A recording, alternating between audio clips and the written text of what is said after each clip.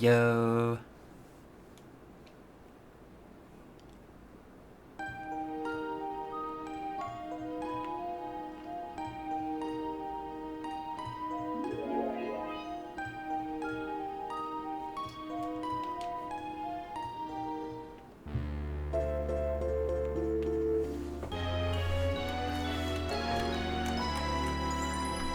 Howdy.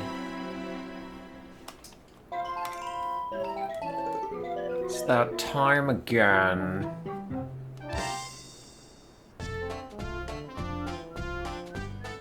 God, it's such a jaunty little bit of music that you only ever hear on the title auto demo. It's so cute.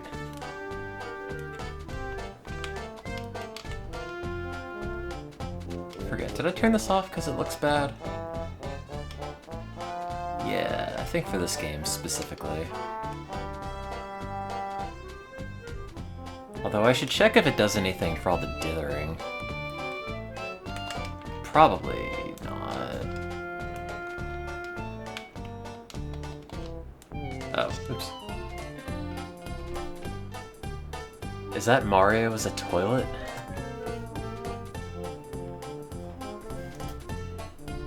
Also, I love how the demo music just keeps playing on the title screen even after you cancel out of the demo. Have I not seen that video? No? Is this like Karjitsu?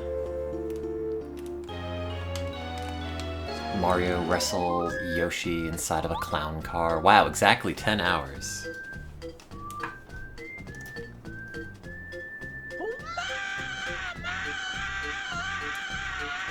I don't think I've actually seen this. Great. Good. Now to never click that again.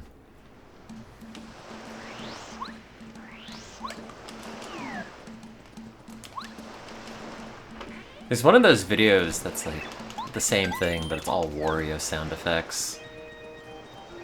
And it goes on for like 1:50, and it is the longest 2 minutes of your life to just sit there and listen to Wario scream. Everyone's like, oh, we gotta come up with some biological way to prevent aging. But let me tell you, you just play that video on loop forever and your life will feel like it is taking 3 times as long. Oh wait, I have to go to the mayor.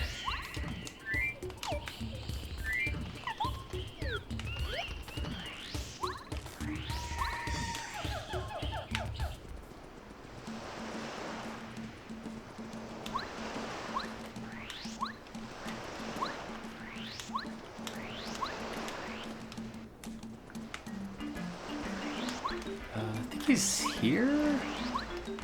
Unless he moved, which he might. Oh, he did.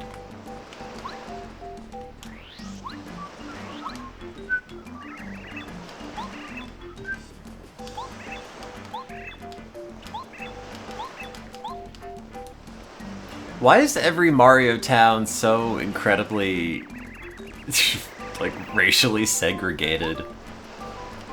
Why do you never see a Yoshi other than here?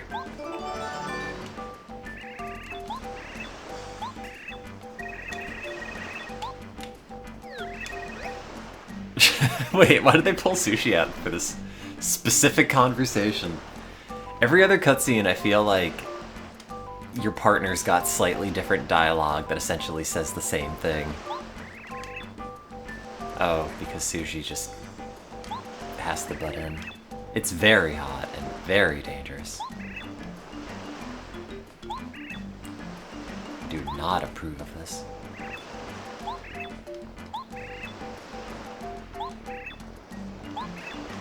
Well, it didn't take much convincing. I like the music in this area, but this is maybe my least favorite chapter. Well, I don't know. The first chapter's kind of uninteresting. Like, it's fine, but it is kind of an extended tutorial. Oh wait, that goes in here. Over there.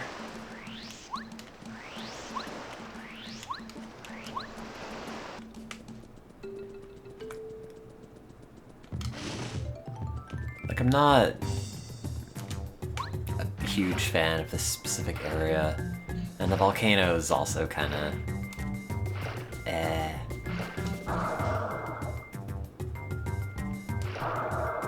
I forget what's after this one. Is it Flower Fields?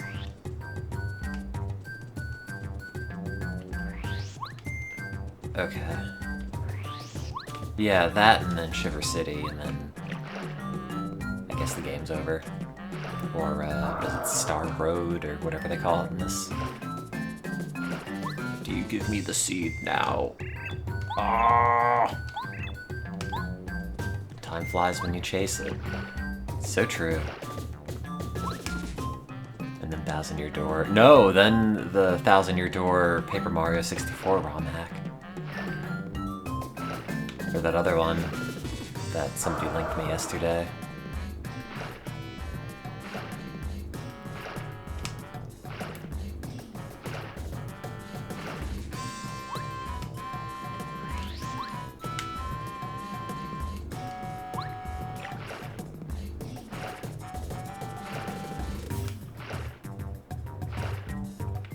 They never remade this game on anything, did they?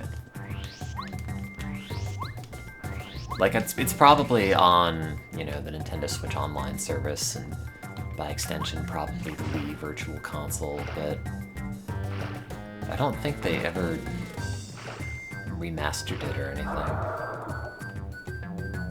As much as I like 1000-Year Door, I feel like they probably should have remade this one first. Because, like, it seems sort of strange in retrospect that they did the Super Mario RPG remaster and then skipped over this and then did the 1000-Year Door one.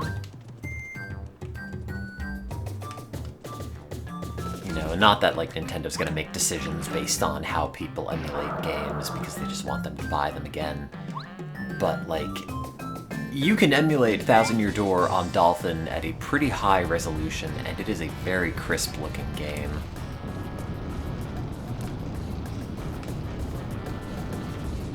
Whereas, not so much with this one.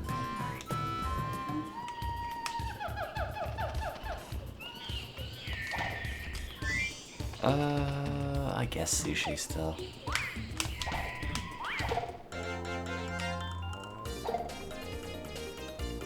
Your Door is more popular. Yeah, but like, they remade Super Mario RPG.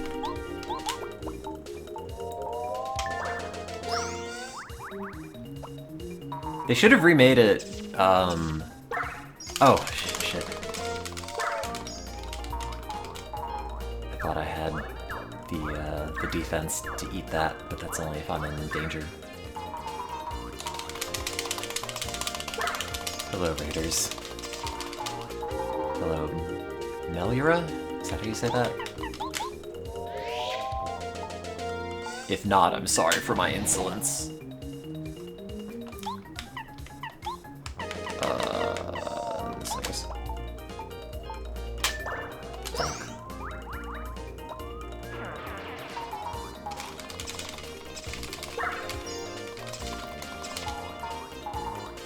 Bye. Oh.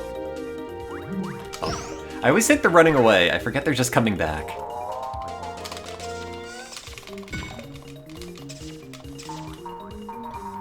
I like that once they throw the spear, though, they just take off all the jungle clothing and just turn into normal Shy Guys again.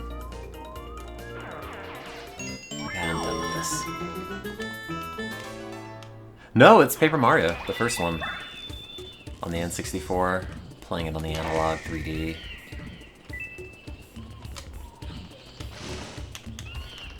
Which is such a good bit of hardware. Not to shill for it. Oh, this is kind of a funny segment. God, Paper Mario's so good. Even the bits that I'm kind of like, on. There's nothing wrong with them, it's just, when you replay a game like 6 times or however many it is, there are some bits you're kind of like, less enthused to replay. Actually, probably save that one. But there's so many dumb little goofs in this game, just for like interstitial jokes, that, you know, I know Nintendo is all about like self-referential and irreverent Mario stuff today, but, you know, in like, what, 2000 when this game came out, 2001, it still seemed kind of novel, you know, for a video game to be actively funny.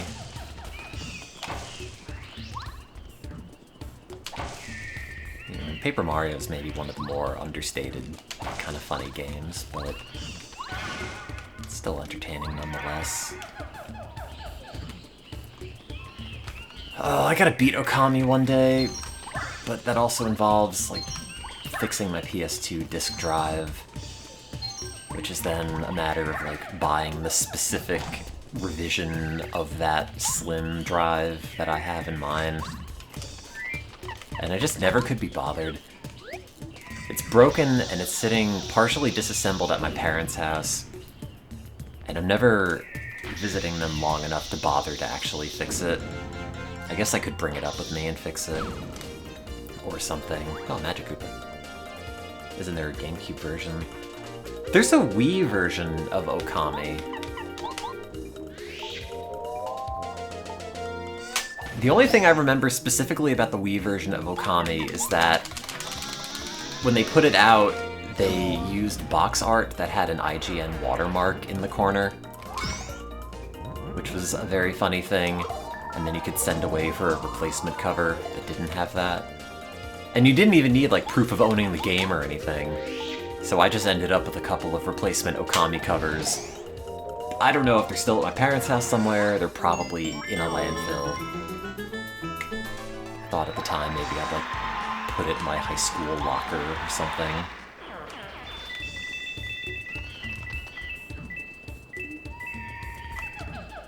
Same with, like, sending away to Nintendo to get a free Nintendo Wii controller grip? Case? Whatever you call them. Little silicone doodads.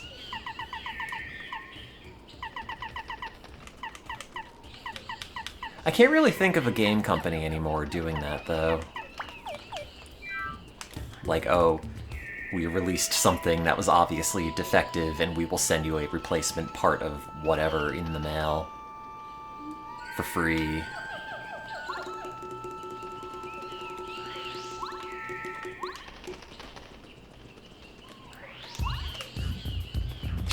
Gotta do the 1,000-year door, like, spin Mario in a circle and a roll underneath this. No, every time I would play Okami, I would burn out. I thought, oh, it's like a PlayStation 2 Zelda.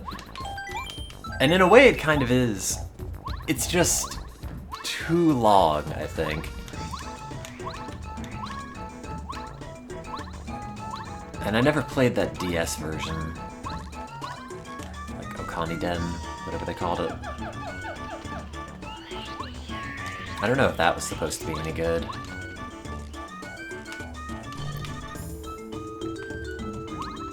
I think there's something up here. Yeah, and like 40 hours isn't even like a massive amount of time to be playing a video game. There's just something about Okami and the way that they structure the plot where it feels like, okay, I've beaten the game. Oh, it's still going. Like 2 or 3 times. And now it's become one of those games where I've got a save on it that's 20 years old, and if I decided to look at it, I would have absolutely no idea where to start.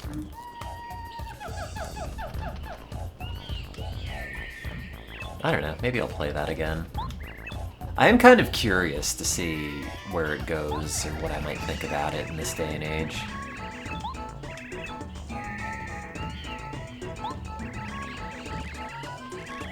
God, look at this dude! He's so good. It's like an eggplant with eyes and a big beak. A little tuft of hair. It's prime character design. Just a little chubby bubby.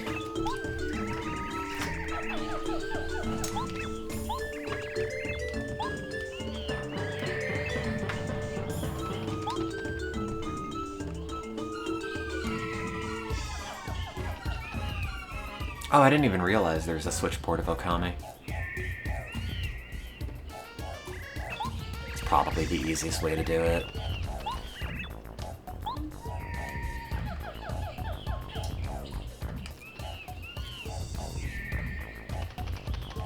Or the PC version, which I also didn't know existed.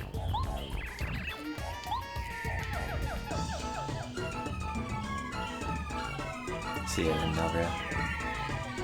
Still probably mispronouncing. Is the PC version played via the arrow keys like every other lazy Japanese PC game port?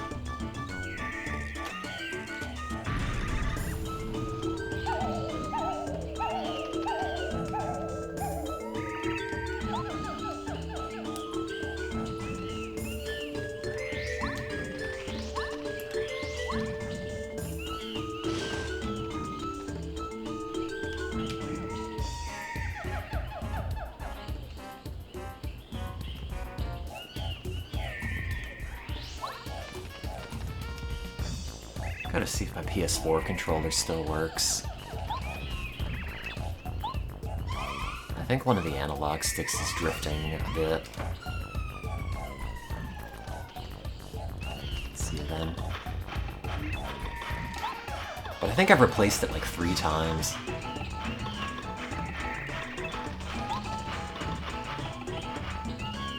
I wonder if there are any good mappings for GameCube controllers. Like modern video games. I guess it doesn't have enough buttons. Like it has an R2 and an R1 in the Z button, but like only one L button. Just map the entire D-pad to the L button. See the new Steam controller. Yeah! Isn't it like incredibly out of stock at the moment?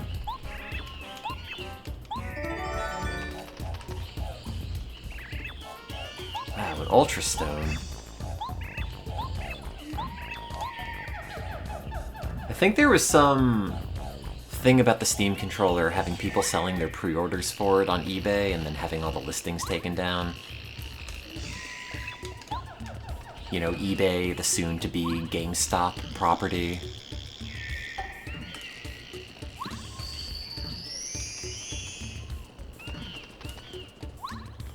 I never liked the original Steam controller. I don't think anybody did, really, though. I only ended up with one because they were massively marked down when they were trying to get rid of them. The original one just feels really cheap. And the touchpad, D-pad thing is weird. You know, I get that it's trying to kind of facilitate all genres of game that aren't even really designed for a controller. And, like, in that regard, I'm sure it did an okay enough job. But, like... I used it maybe twice and then realized I don't want this. Funk.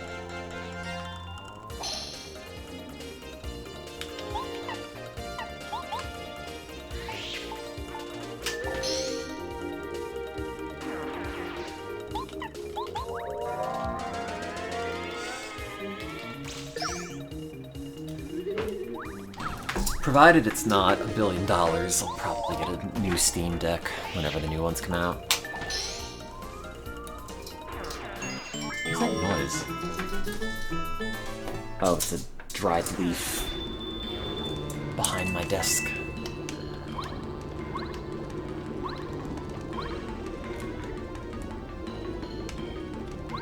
Dude, I have no idea how I have pantry mobs in the apartment that are not in the pantry or anywhere where there's food. They're just in, like, the soil of 2 of my plants. I don't know where they came from. I haven't gotten new plants or anything. They just showed up and started crawling out of the soil. Plants that I've had here for years.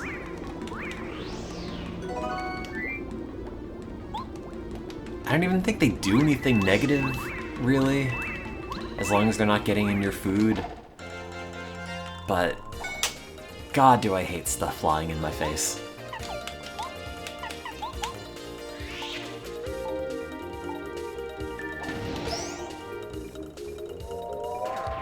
Paranoid they're gonna get into everything in the kitchen, though they mostly seem to be ignoring it.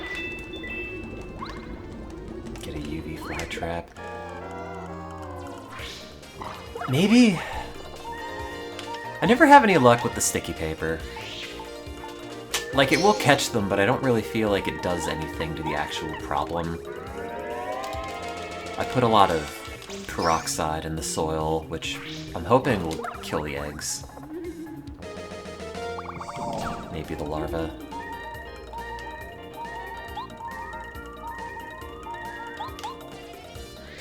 And then watered a lot with mosquito bits. Which I think they're vulnerable to. Oops. Sorry for missing that.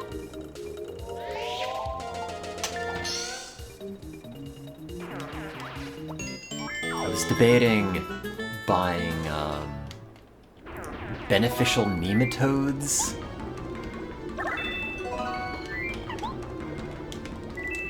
Which apparently will work and kill the larvae. But, like, I think they have to be shipped on ice. Or something.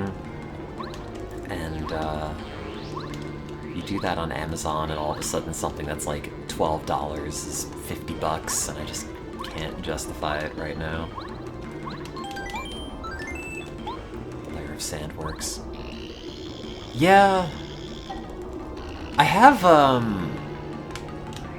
diatomaceous earth. Which maybe I'll try once the soil dries out a little bit.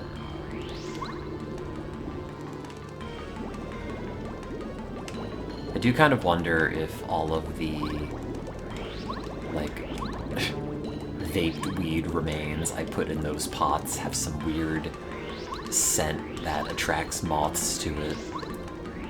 I have no idea. But one of the pots they're in is very full of that. I don't have mothballs. I don't know if they would work.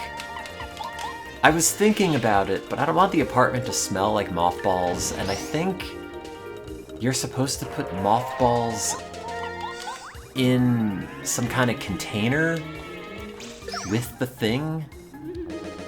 So when they sublimate, the gas doesn't really escape into the main room, it just kind of concentrates in that local area.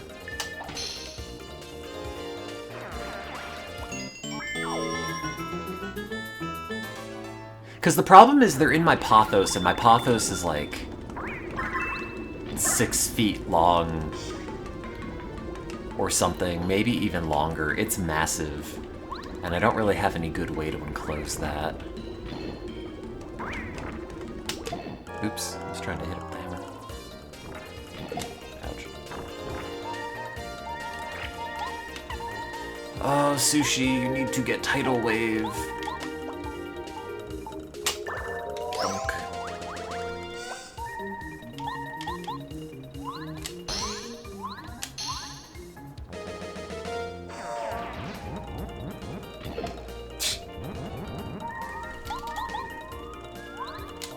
I remember being better at these action commands.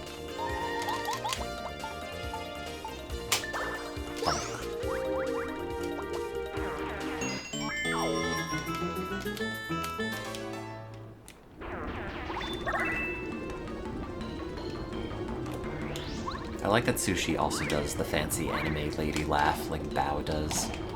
Bo. Whatever her name is.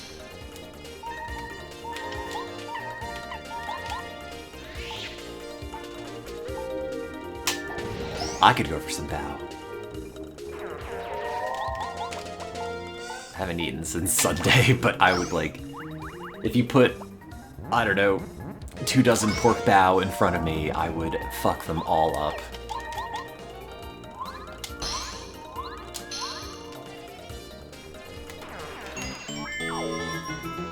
When I was in San Francisco as a kid, we went to Chinatown and got the best pork bao that was like life-changingly good, and I haven't stopped thinking about it.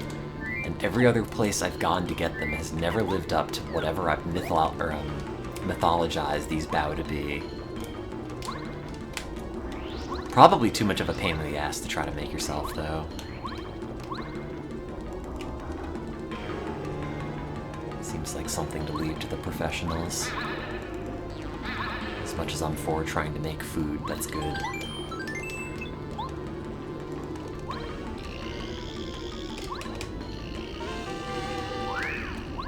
That was super easy. I could try, I don't know. I mean, as someone who finally started to cook, you know, like a year or two ago, you know, and I got off of HelloFresh, so I'm actually just making food from scratch. It is kind of liberating to think, oh, I like this food. Let's just make that.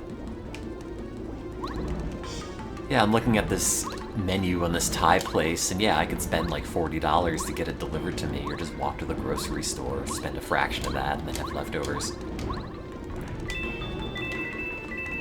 And then I know how to make it for the rest of my life.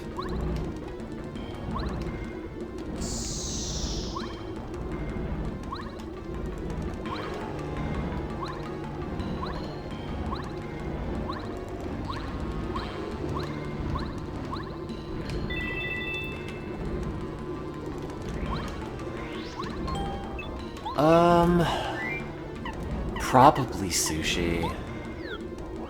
Just for tidal wave. Yeah, no, you're right about the walk angle. And the problem I have is that my apartment's very tiny. It's like 500 square feet. So when something smokes in the kitchen, even if I have the vent range or the vent hood on, it ends up setting off one of the smoke detectors. It's kind of hard to just isolate that out.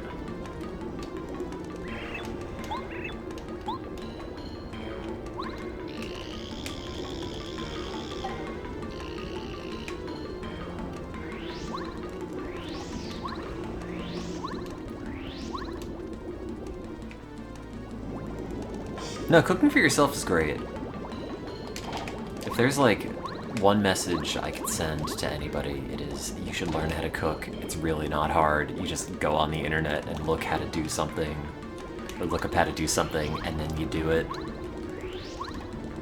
You might mess up 1 or 2 times in the beginning, but it's mostly brain dead easy.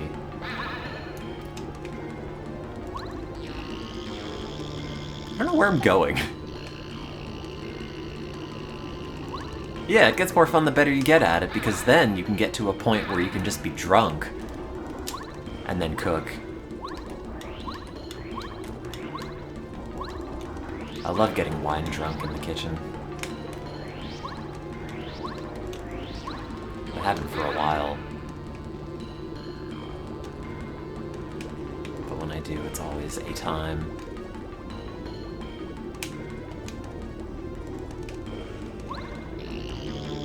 Do I have to drop down here midway? No.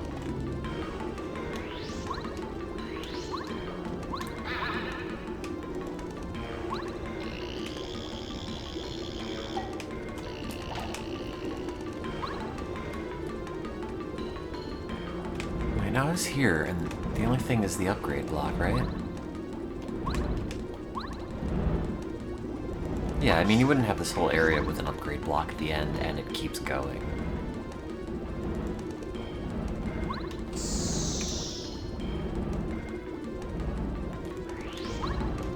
As useful as HelloFresh was in the beginning when I didn't know how to cook and thought it was hard and I would undercook chicken and then kill myself, they've been sending the most predatory advertisements ever since I canceled. You get all these things that look like essentially IRS tax notifications without the IRS on them, but it looks identical otherwise. And you open it up and it's like, hey! Get 3 weeks of HelloFresh for free! And it's such a drag. So much of the Postal Service is just totally funded by junk mail anymore.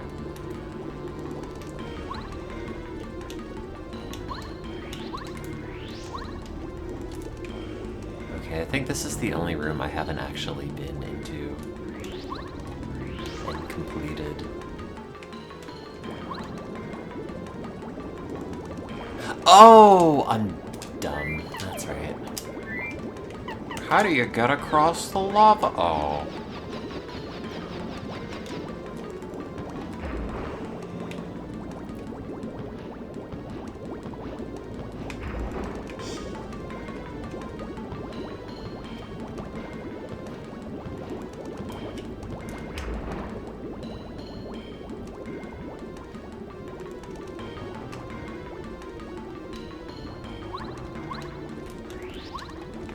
I think the meal kit services are a pretty good way to start cooking from scratch, but you don't want to be on them forever. It was getting really depressing toward the end of my HelloFresh career, where you would just get the smallest pork chops or whatever else in the bag.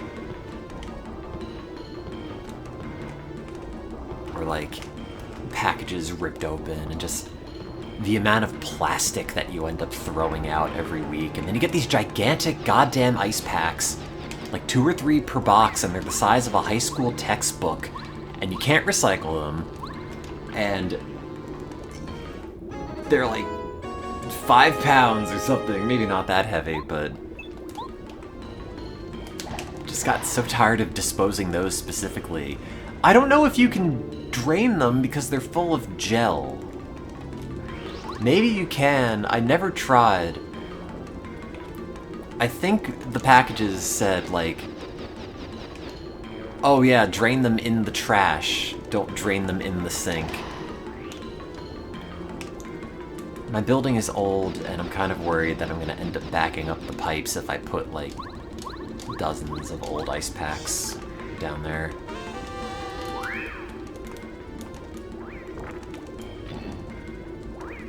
You know, if it were just water, that would be one thing, but it's water and chemical.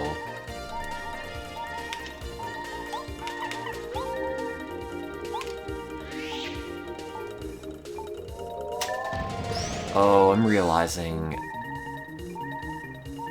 I don't want to have 3 HP fighting these guys right now. Oh. Okay. Okay. Okay, never mind. We're fine.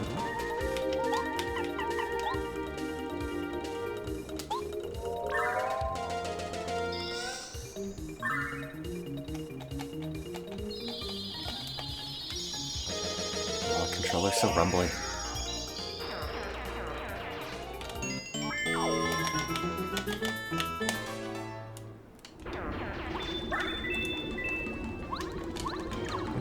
Oh, I already got that. That's right.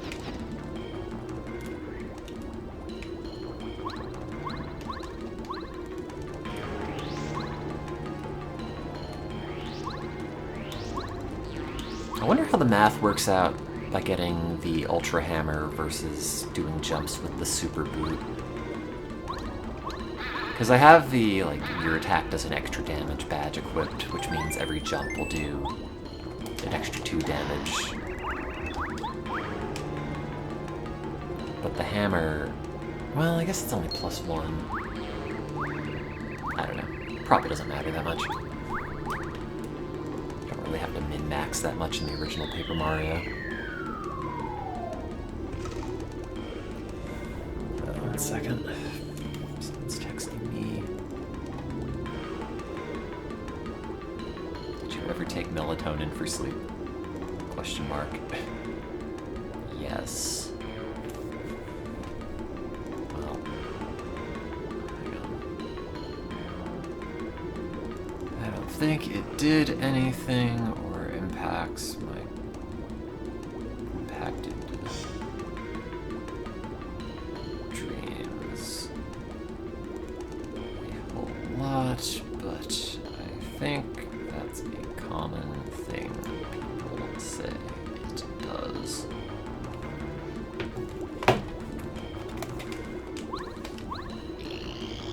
I just get dried pineal glands and just shave them down with the cheese grater over my meals instead of taking melatonin. Oh wait, can you do this? Never thought about this. Good. Normally I just outrun it. I never feel like melatonin does anything, but I generally feel like a lot of drugs don't do anything for me. Unless it's like a prescription sedative that I've taken a lot of. I never really have any confidence that anything I've done or anything I've taken, especially over the counter, is like really active. Which is why it's over the counter. Because it doesn't work.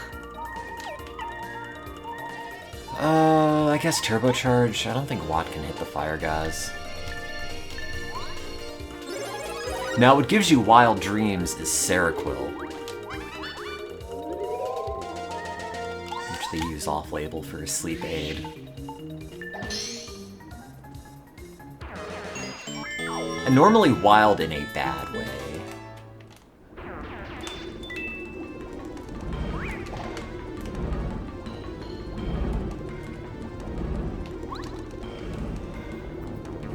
I don't think anybody knows how antipsychotics work. You got the people who think it's all, like, dopamine for schizophrenia. Or, like, I don't know. A lot of antipsychotics are also 5-HT2A antagonists. And I could kind of buy that hypothesis, right? As, like, the psychedelic serotonin receptor. Maybe that's a little too overexpressed in people with psychosis. Or it's too active or overly sensitive or something.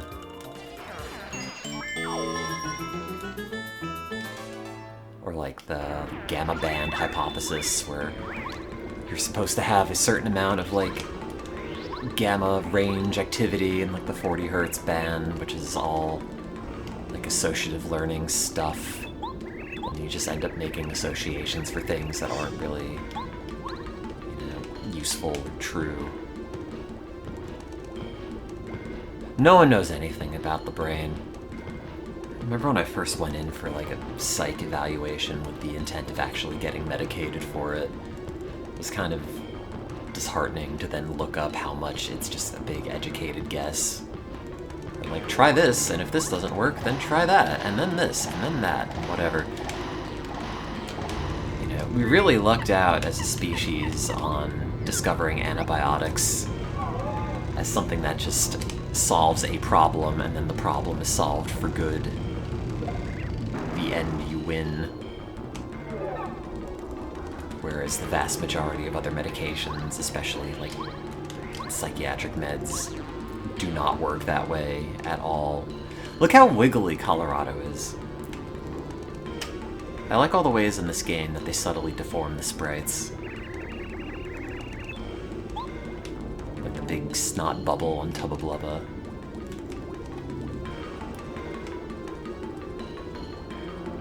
A lot of the ways they discover psych meds work in those through like off-target effects. Like that's how the initial quote-unquote evidence for the serotonin hypothesis came about.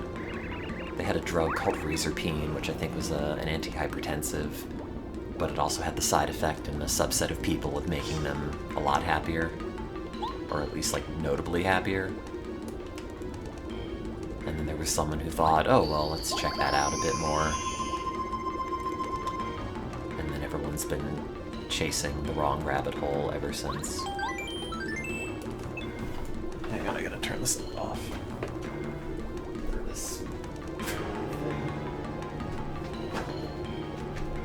Oh, I stood up too fast and everything has gone black. Hang on.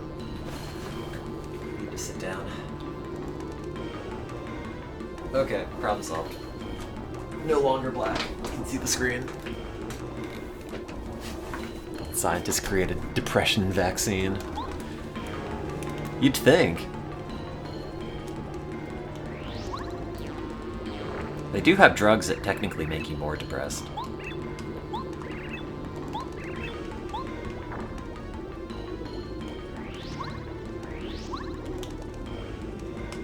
Or like, I don't know, seem to. It's one of these things that like you read about and oh, this is the mechanism, oh it does this, oh it does that, and then you look in some meta-analysis in Nature where they looked at 1,000 clinical cases or something and found there's no association between anything.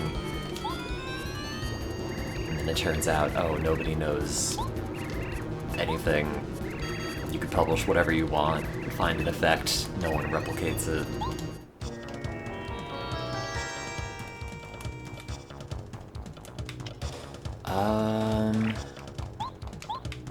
I think you can just hit this.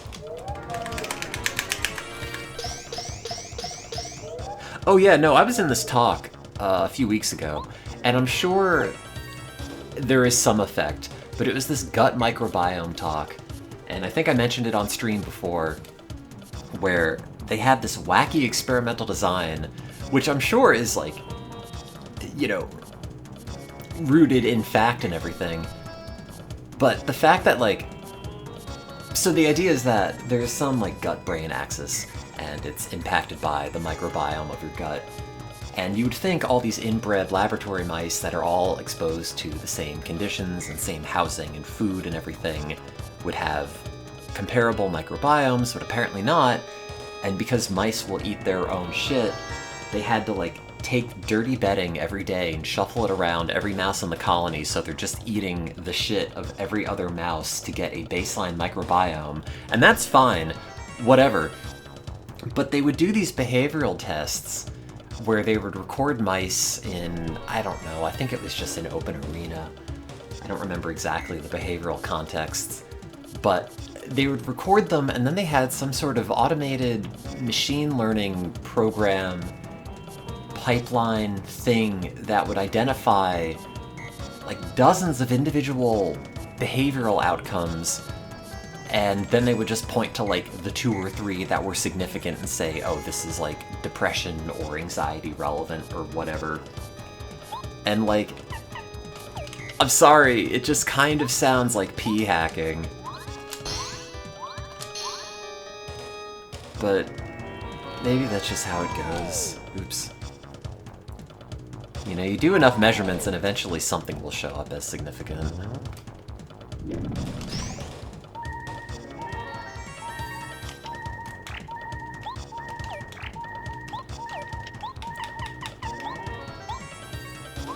Yeah, pee hacking. They stick a flash drive up your urethra. Yeah, when you have to fake a drug test.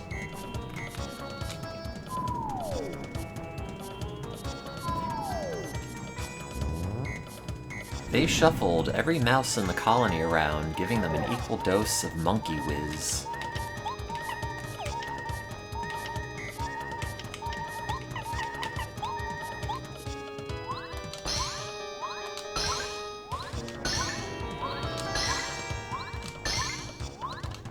I think when you kill this, it doesn't attack you next turn.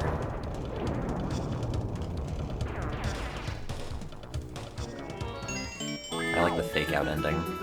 Yay! Oh. They should have had Mario give the thumbs up to the camera before that happens. Oh,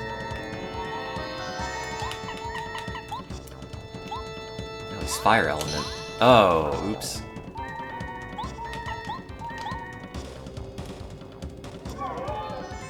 Worked at a monkey science lab, and it was something. Yeah, in grad school, I never worked with them, and I never saw them, but I think we had a small primate colony, and the only thing that I ever saw were the gigantic cages in the dirty cage room. I couldn't do it. Both from, like, the ethical angle and the oh, this is a 100-pound thing that's going to rip my face off if I do it incorrectly angle. Oh, it's not fire anymore. Oh, I might actually be dead. I'm actually dead. Da-da-da-da-da. Please miss. Please miss. Don't hit me. Okay, we're good. Oh, this is gonna be a lot. Bunk.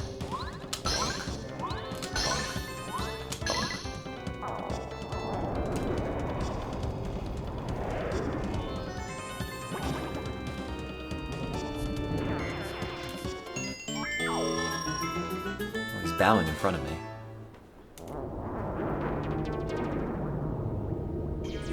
I thought this dungeon was a lot longer.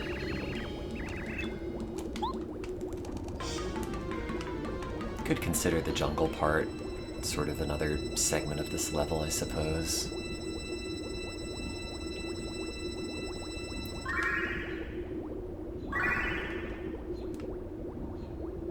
Wow, another star spirit I'll actually use. Well, it does recover 20 HP, and I only have 10. Maybe I won't actually ever use it for anything.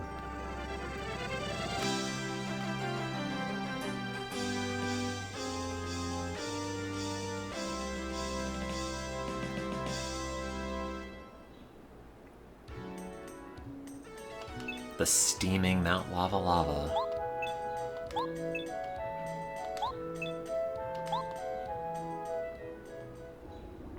I forget what the treasure is. I know it shoots a treasure chest somewhere across the map you have to get.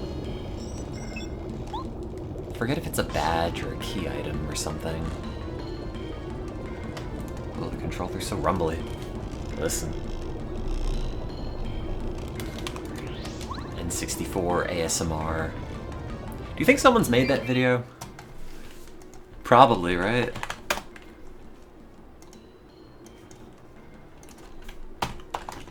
Someone just blowing into the cartridge really seductively. Best unintentional ASMR gaming. Yeah, there you go. Even Mario can't stay awake.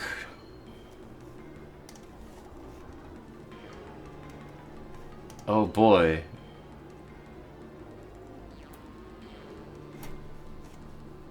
Oh, it's too quiet. It does not go over the Mario sounds.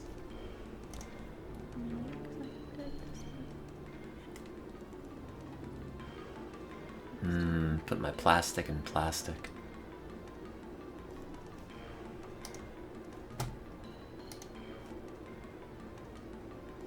I didn't get any tingles, I'm sorry. ASMR N64 collection. Hey everyone, welcome to my Nintendo 64. 64. I hate that. Sleeping Cerberus ASMR. South Park.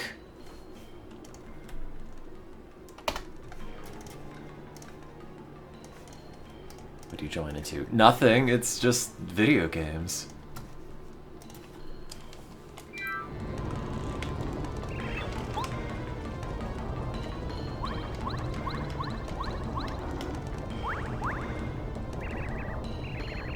I've never used an ASMR video for sleep. Only when I'm pathetic and lonely. Now, 2-hour-long video essays. That's the stuff. Oh, it's so rumbly. So rumbly. It's rumbling. Oh, wait, no, it's not anymore. We thought you would have advanced the text by now. It ran out of rumbles. See the folding ideas, Mr. Beast one. I sure did.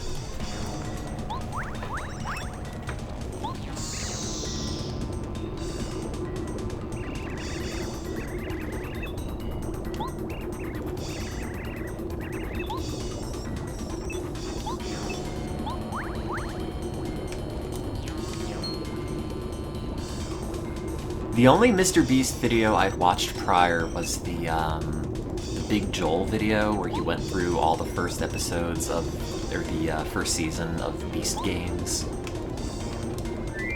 And boy, does that seem like a bad show.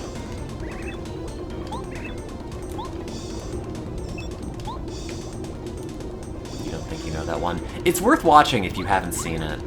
It is like an hour and a half long. And maybe it means I'm effectively just watching Mr. Beast content through someone else's channel. Look at that mouth when she talks and screams at you. I hope it animates like that again, because that is an unpleasant looking sprite. Do you think the lava actually fills up in this? Probably not. It is a Mario game. Does this hurt me? Oh, it doesn't.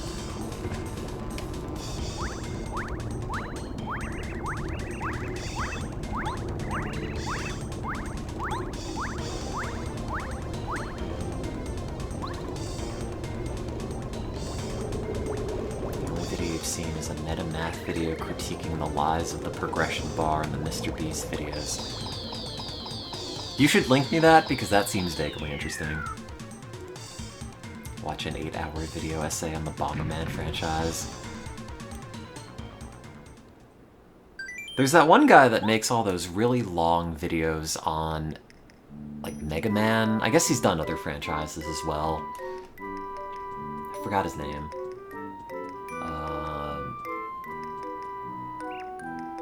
Shit.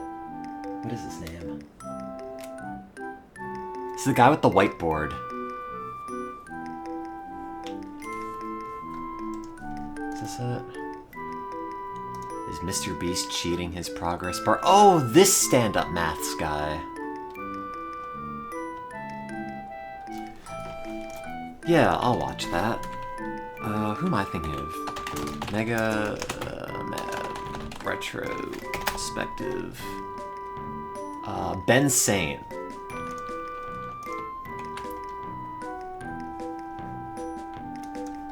If you've ever cared about Mega Man and just want something to fall asleep to, this guy has a pretty good video or two, and he has a separate video for Battle Network as well, which is also like 8 hours or something.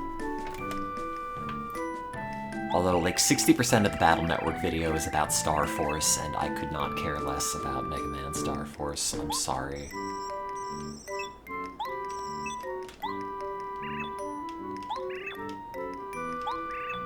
I love to be delicate. So true.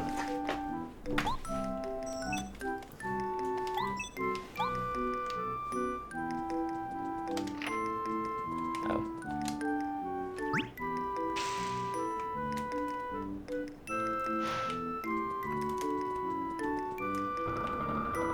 I do like that despite Bowser and Cammy and everybody else seeing me come through this thing, they never bother to close it off.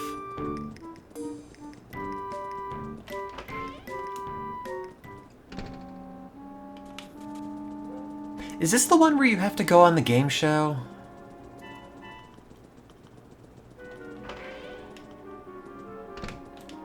Or is this the one where you... No, it's not the one where you transform into the Koopa Trolls. That's probably the next one. They should let me bake another cake. I want to do more cooking mini-games.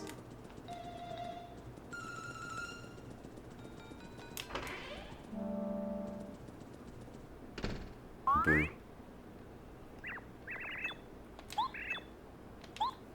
Bowser's gonna flip his wig. Everyone's still saying that. Yeah, really, I mean, if we're in space, and they've lifted the castle way into the air, why do I have to be in captivity? Just, like, let me wander around. It's my castle. Have I ever baked a cake IRL? Not... So I did 2 cheesecakes over the past few weeks that I brought into work. One of them had all the oranges that I grew, and the other one was covered in strawberries for my, research tech who was leaving to go back to... Or no, I guess she wasn't going back to college. She was graduating and maybe going into grad school or taking a gap year. I don't remember. Anyway, it was a really good cake. And I'm going to show you the picture of it again because I thought it was pretty good looking. And it's pretty good looking on the inside as well. But I didn't take any pictures of that. But, you know, it is a cheesecake. I liked it. It's brain dead easy to make.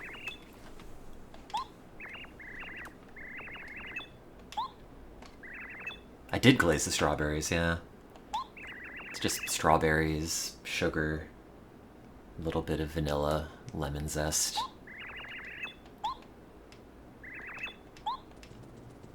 Stick them in the fridge, liquid comes out. Throw it over the stove a little bit to thicken it up. I think strawberries have a decent amount of pectin anyway. I made a jam with them at some point. Maybe it's the seeds that have pectin, I don't remember. I like how everything in Paper Mario is also the 64th. I think half the reason that the Nintendo 64 is just held so much in public consciousness and like esteem among a certain generation of people is specifically because of the name. There's no other console with a number in it that's not the 360, and that's just like a made-up number. 64 is a cool number. Well, I guess also the Xbox One. And PlayStation 2. Actually, no, they mostly have numbers in them, don't they? There are probably more consoles now with numbers in the name than there are without. Yeah, the X68, or the X68000, 86,000, I mean, I'm numerically dyslexic. 3DS, 2DS, the Saturn, that's the 8th planet, 6th planet, 5th. My very excellent mother just made us 9 pizzas. Wait.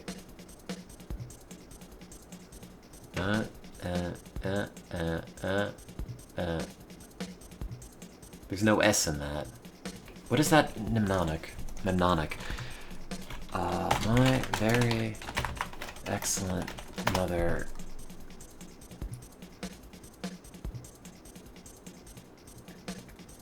The most common modern version, according to Google, is my very educated mother just served us noodles. Wikipedia says, my very educated mother just served us nachos. Wait, my very excellent mother just served us 9 pizzas. Oh, it's the served Saturn. That's right. Sorry, I had a brain fart.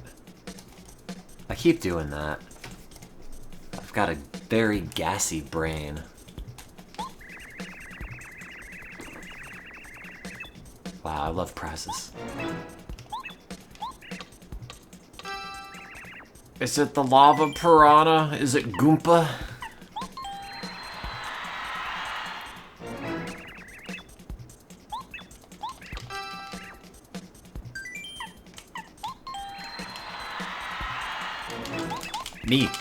Me.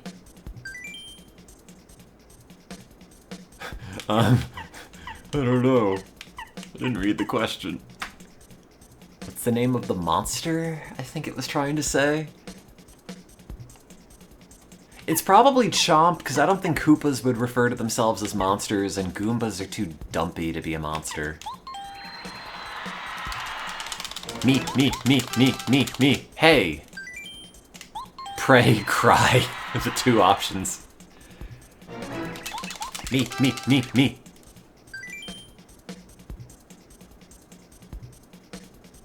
Who was Bowser's true something? Me. Me. Flower. Fuck it. I don't know.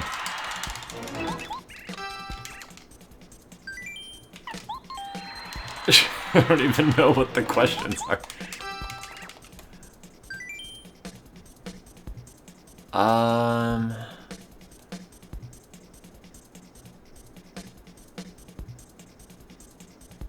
Something about flower fields. I don't think it's Tepableva. It might be Boo? They don't really have boos in flower fields, but maybe I misread the question in the half second it was visible. Sure.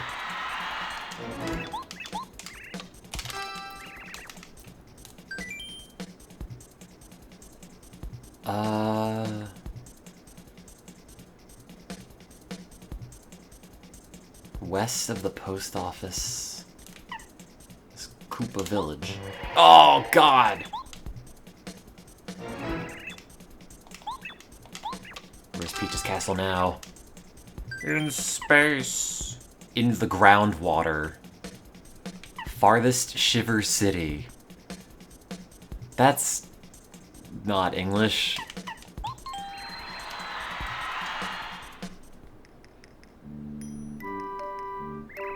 Eat shit, other Koopas. I'm the best. Me and my fart heist. Oh man, jam and jelly. I can't wait to forget to give that to Mario.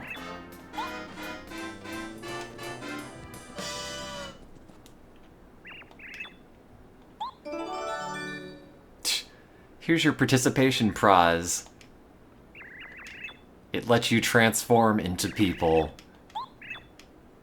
You know.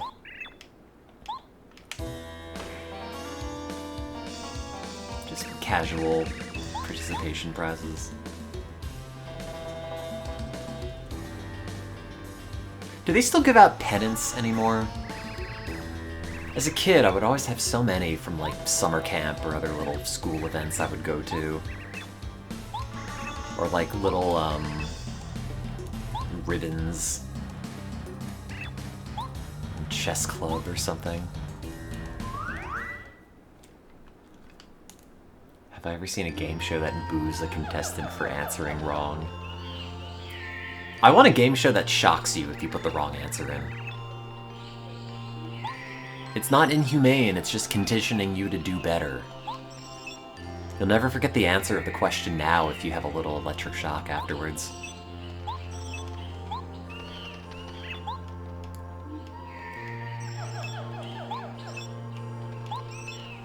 My name is Miss Star. My endearing character trait is that I'm a girl. That's it.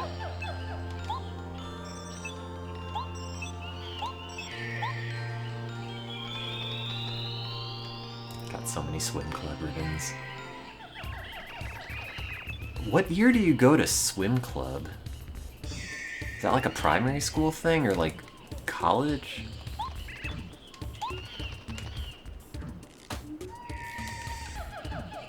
Elementary and middle. Did your school have a pool, or is it just a local thing?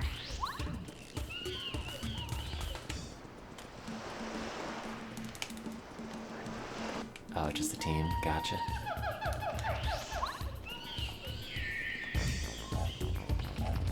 I gotta go swimming again. It's been like a decade. I assume you never forget how to swim.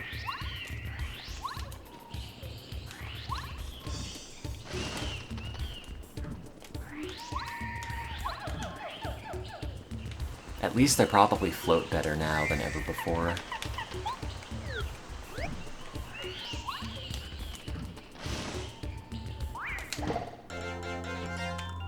Bonk.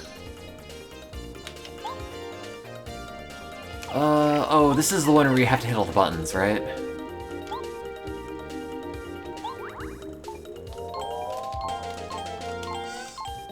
Embarrassing.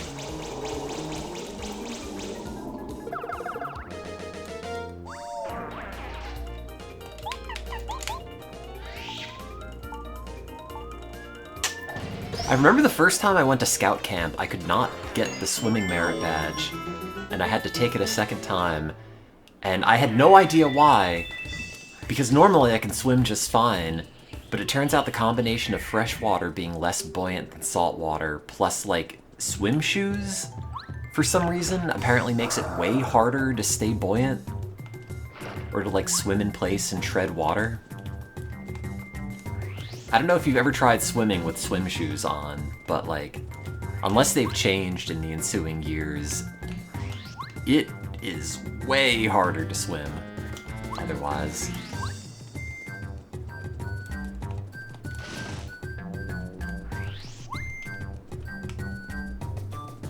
Gotta get the seed. What is this again? Oh, volcano vase. Do you just give that to Colorado?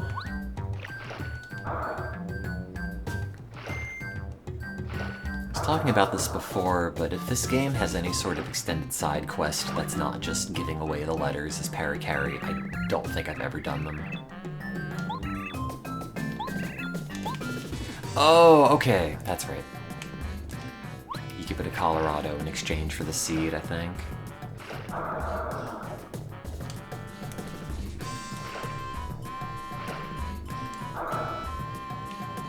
Drown Mario.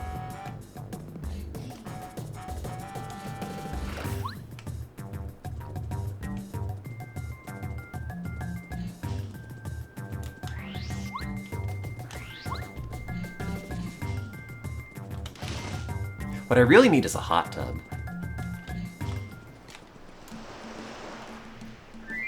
A hot tub and a pizza and YouTube. It's like that video of the guy with the VR headset and the IV drip of heroin and wine and the auto masturbator. That's my version of it.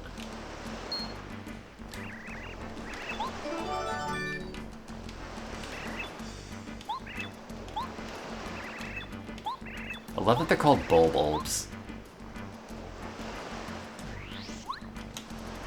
Such a good name. All the little sing-song Mario names for things. Yoshi's Village. Oh.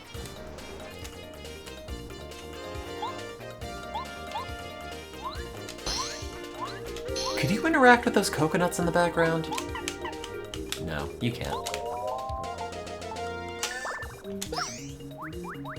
I sort of wish the backgrounds were more interactable. Because when you first play this game, the very first boss you encounter, you end up having to hit that tree to drop the nut, which ends up doing damage to them. And it kind of sets you up for the expectation that that's going to be more of a gameplay feature than it actually is. Not that it's like a negative of the game, per se, but could have made the battles a little bit more varied. Which, again, I guess is only really a problem if you're replaying the game for the umpteenth time. And truthfully, that's kind of on me just for picking, like, you know, the low HP, high damage output at danger level Mario build, using power bounce all the time. But I don't really know any other archetype to spec Mario into. Like, yeah, I could put a lot of points into HP, but if anything, that just makes it less interesting. The stakes are lower.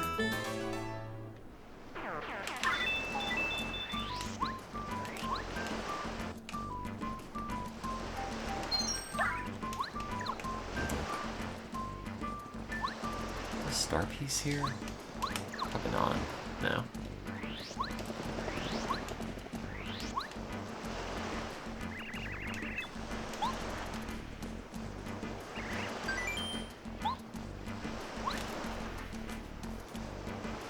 Is that whale blushing, or is that like a scratch on its head? I can't see the other side of it, so I don't know. Oh yeah, it's Junior Troopa. That's right. And then he just shows up, and then he ends up having to swim across. Again.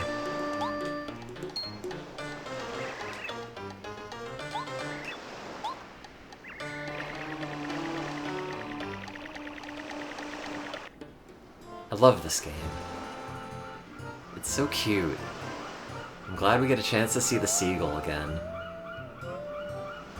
It's God's most perfect creation. A basketball with wings, tiny little beady eyes, and a big mouth.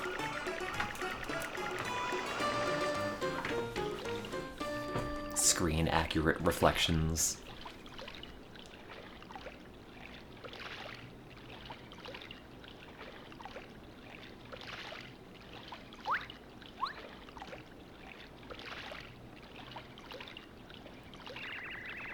Sorry, 1 second.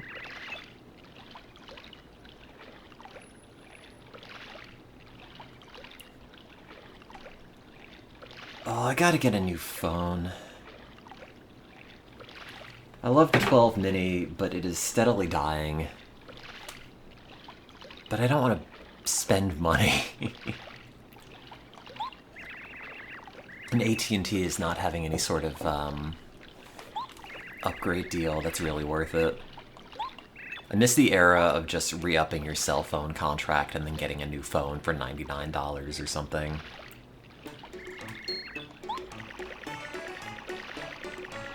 Like, oh, the new iPhone's like $800 or something. But they were like totally artificial prices because you never ended up paying that much when you went to the cell carrier.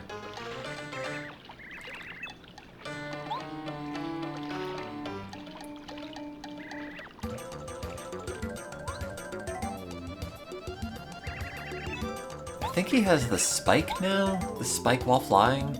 Oh yeah, that's right, he also loses HP. Which I guess is how they offset the spike form being bullshit.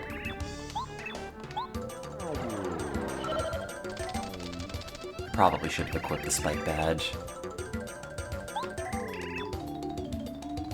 I'm the smartest fighter alive. God, this game is so good. Like, the battle background and everything you see here isn't used for anything else in the game. It's gotta have at least 100 unique backgrounds for all the fights you get into during the game. Just so much effort is in this. I'm telling you, it is the most feature-complete, fully realized N64 game there is, and I don't even think it's close.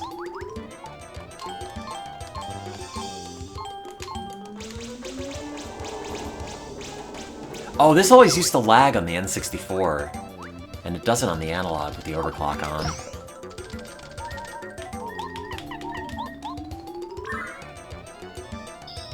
I love it so much, why don't I marry it? Because if I took it out of the analog to propose to it, it would crash the game.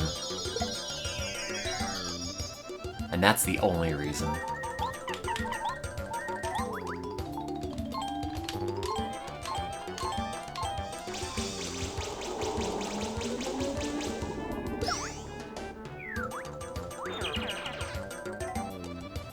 Have to get a really long extension cable to walk it up the aisle. More BP!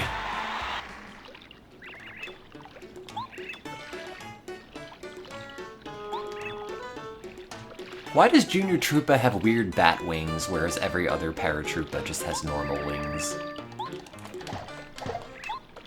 Ah! Ah, bonk. Gotta let all my party members take a shot at Junior Troopa. Do you want one too, Cooper? Bonk. My least favorite party member. What do you say, Goombario? That's Junior Troopa. He used to boot us out of the forest. He thinks he's pretty tough. Oh, that's right. His hobbies are working out and ordering stuff by mail. It's just like me, for real. Except I don't work out. I don't know if it's worth getting Happy Heart. I use it a lot of the time in these playthroughs, but if I'm trying to keep Mario at low HP, that's maybe not the way to do it. I don't need Ice Power. I probably should keep Refund, because it is very useful. Dizzy Stomp. Maybe. Let me go see what they have for sale. It is funny though, when I loaded up my old save on this when I was first going through my N64 carts on the analog, it crashed like 15 minutes into playing, and it has never crashed again. And I didn't realize this game is notoriously crash happy, but apparently it is. You're so obnoxious, Goombaria. How dare you wish me well.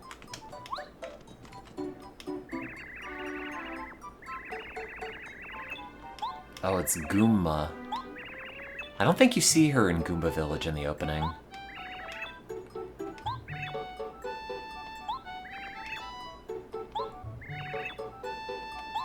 Mom, you're embarrassing me. Pumpkin. I just love you, that's all. Can't a mother be proud of her children?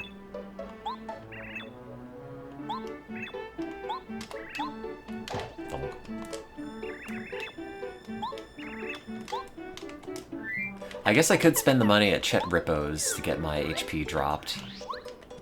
It's maybe not worth it. Do I still have enough if I have 39? Oh, I have exactly 139.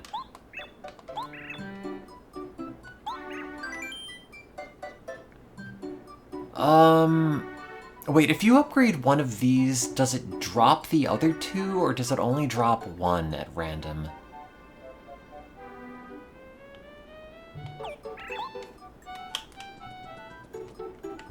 Wait, you pick the one that it drops?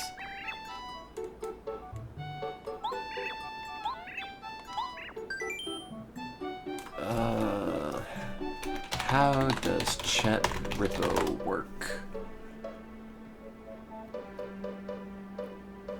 Upgrades one of Mario's stats by 2 levels while downgrading the other 2 stats by 1 level each.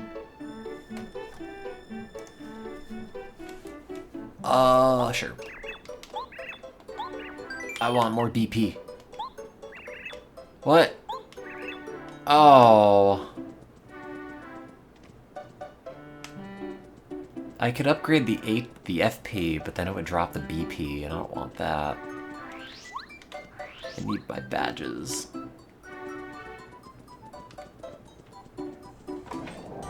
Speaking of, wow, it's junk. Oh, Mega Quake. Wait, I have Mega Quake.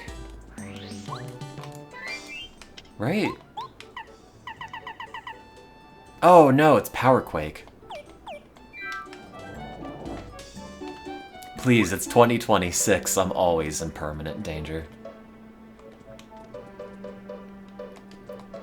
Do I have anything to sell that would maybe get me over that line? I'm not using all the BP. Oh yeah, I'm not currently. Well, I wanted to go to Rolf's and maybe buy something. What am I gonna need in Flower Fields? Dizzy Attack's kinda good.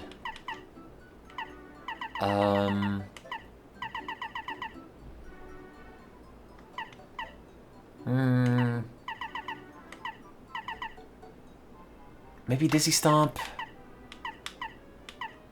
Hammer Throws, Garbo, Group Focus, I don't know, maybe. I just like having my party members having another attack command more than anything else.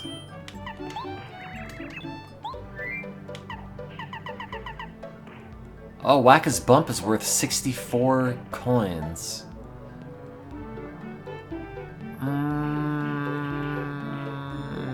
Yeah, okay.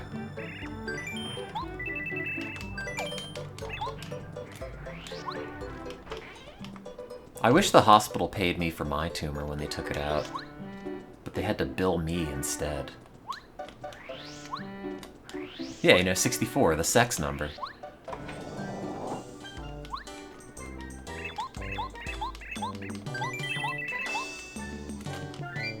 you can hunt Waka for money.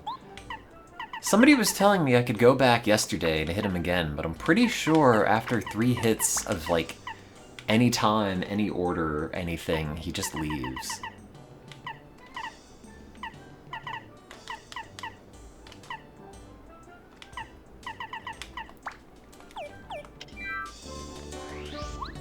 And I've already hit him twice, and I'm afraid if I go back... No, I didn't kill him, he's still there. I guess I could save and try it, just to see.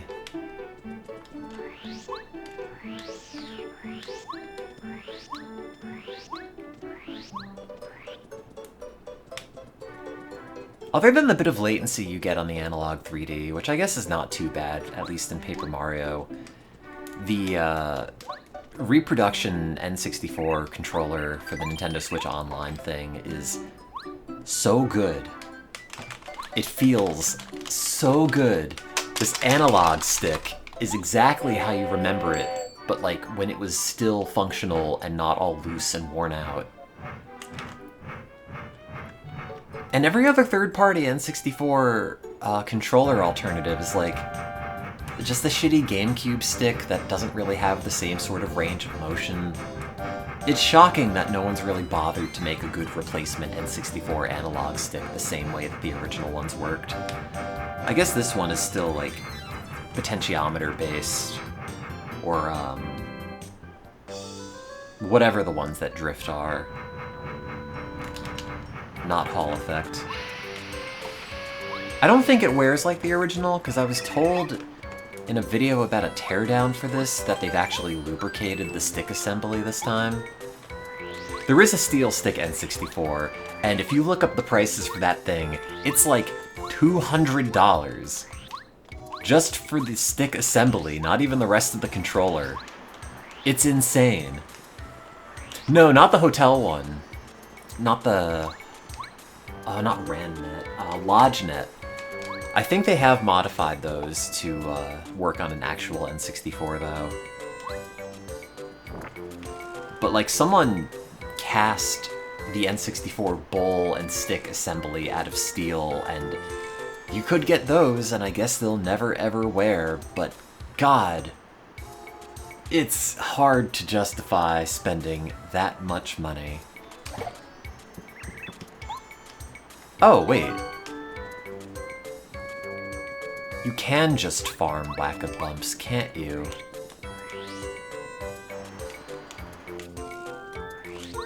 I thought you only got 3 hits on this thing, and that was it.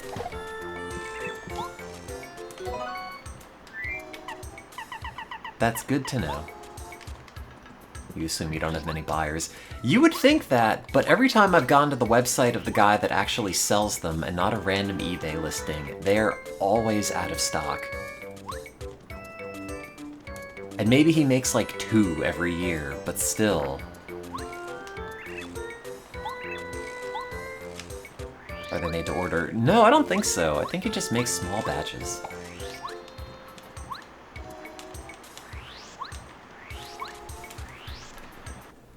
Oh, I've got a bunch of texts on my phone.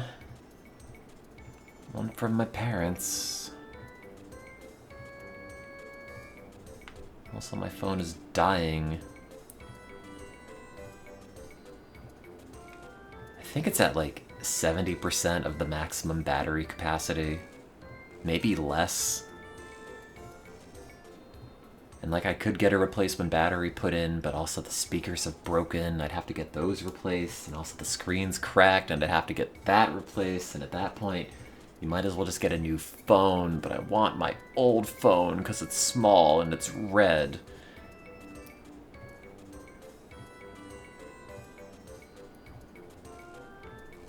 Sorry, one moment.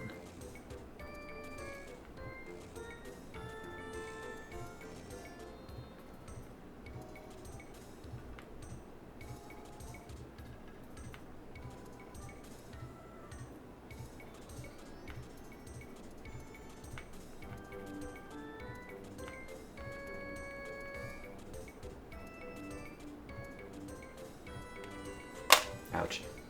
How'd it get so beat up? It's 5 years old. The battery just degrades. I don't know why the speakers stopped working. They just did, like, 3 weeks ago.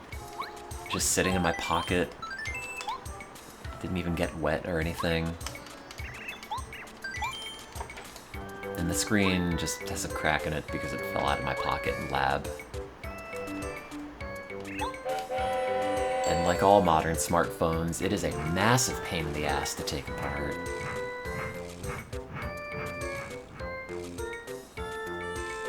And generally, like, I'll take a crack at fixing tech things like that, but when your first step is, oh, heat up the screen with a heat gun and then break through the adhesive, I just can't be bothered. Or you get, like, the special suction cup that you need to pull the screen away from the rest of the assembly. It's just too much. Whereas I bet, like, there's some little back alley shop in Shenzhen that'll fix it for you for, like, $10.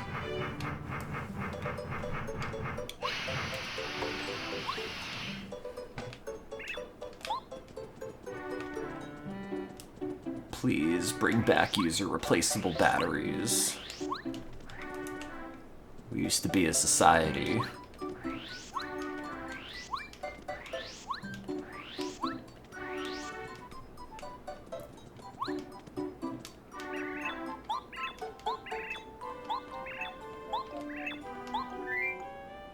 Oh, you do have 4. I thought you only had 3 and the first one was already there. The E's making that happen. Let's hope so. I have no idea if those regulations are gonna hit here. I guess they did kind of strong-arm USB-C into iPhones. But I can't even think of the last tech thing that I bought that has replaceable batteries in it. That's not like a remote.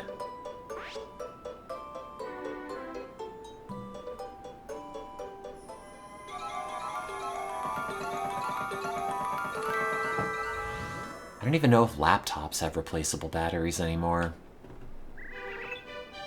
Kya.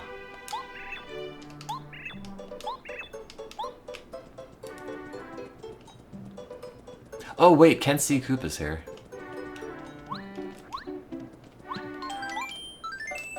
Yeah, I guess the Switch Pro controller?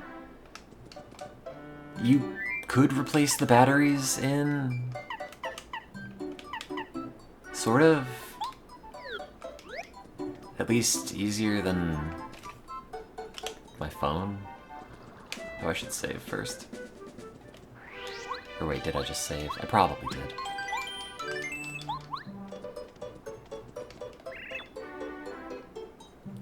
Kent C. I like how they all know Kent C. Koopa. I guess Colorado lives in Koopa Village. Also, that's the second time he's said something's a sticky wicket, which is how you know he's British. They're always saying that. Talks about eating beans on toast. Vegemite. I'll cream you. No, please do.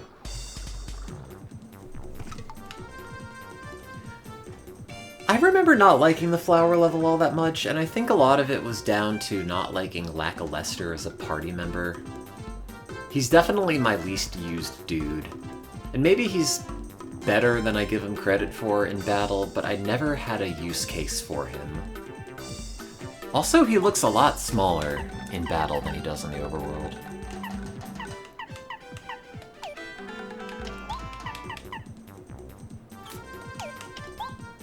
Jumping flips him over, right? Bonk. I don't know if this works. Oh, it does.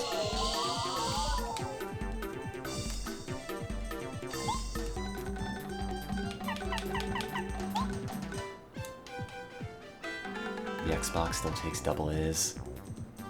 Well, that's good at least. Oh. Oh.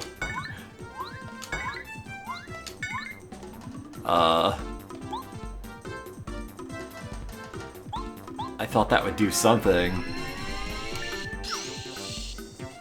I thought he had a soft underbelly.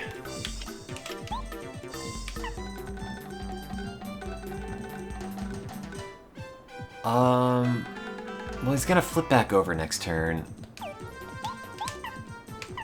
Oh, that's right. Wait, he has a second thing to target.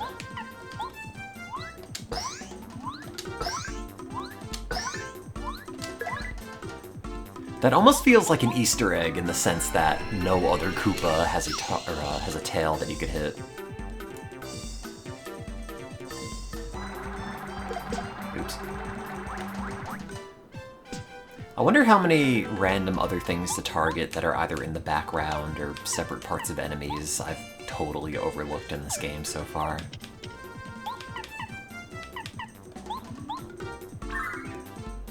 Because when I first played this game, I don't think I knew about the slot machine in Shy Guy's Toy Box.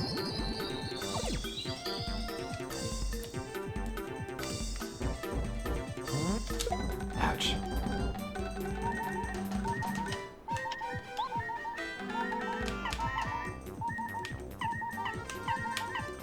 Sometimes this controller... I guess it's okay now. Every now and then, though, it feels like it eats analog stick inputs.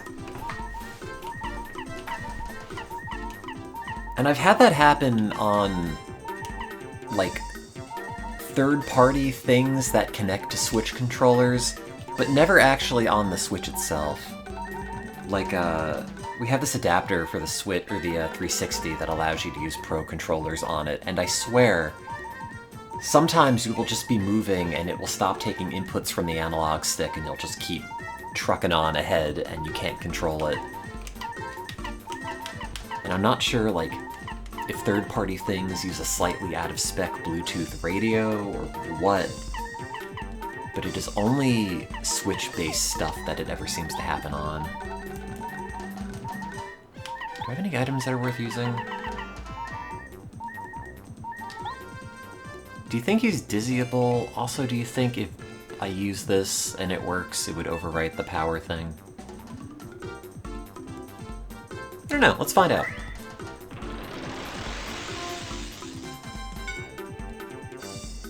Okay, well, let's do another one. Okay. I like it, the swirly eyes and his glasses are also swirling around. His little kicky leggies. Very cute.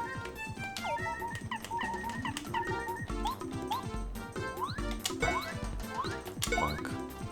Maybe I knew about the tail, actually. Doing this fight again.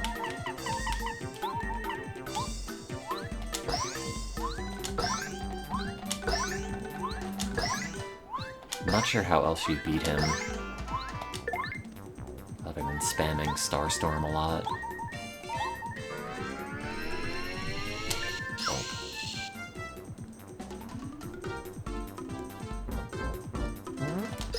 Oh. See, some enemies get up and then attack you the same turn, and other ones don't.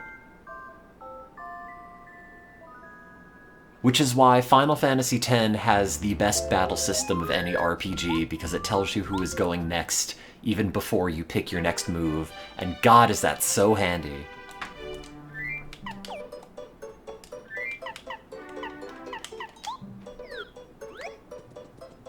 Maybe I'll go level up Bow.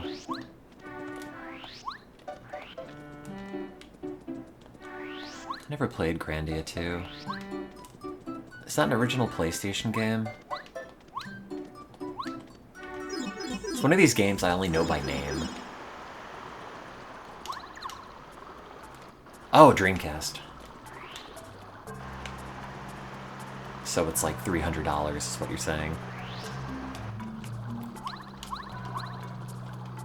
However much Skies of Arcadia goes for these days.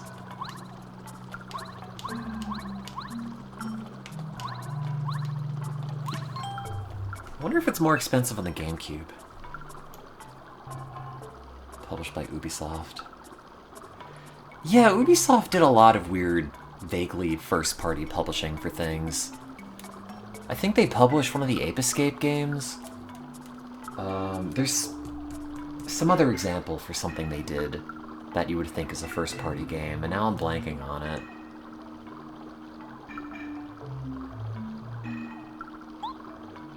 Or maybe it was Capcom that did one of the Ape Escapes.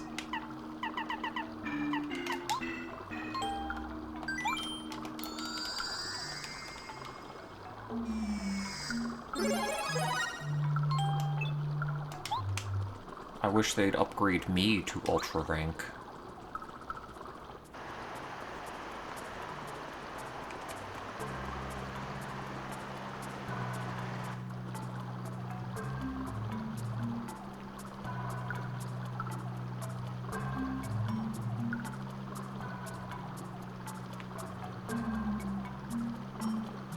Sorry, I've got more text messages.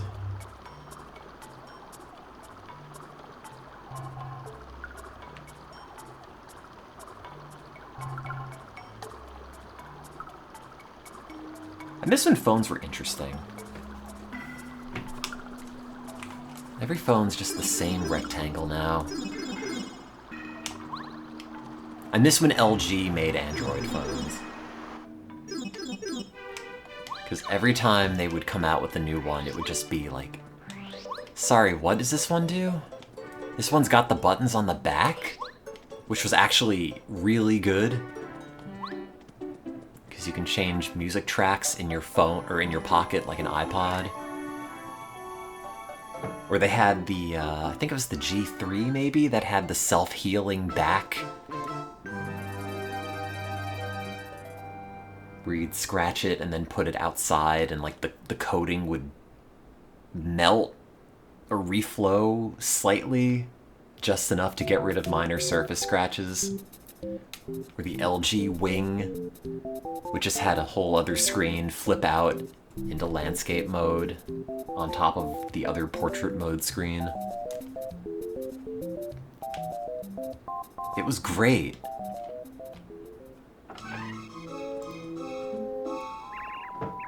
What ho?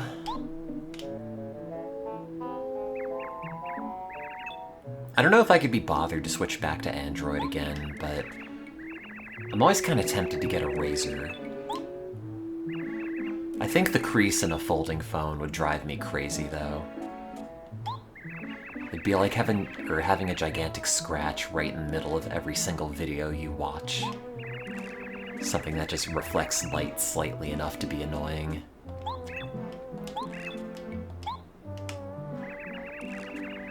He's got one big eye like Sonic the Hedgehog.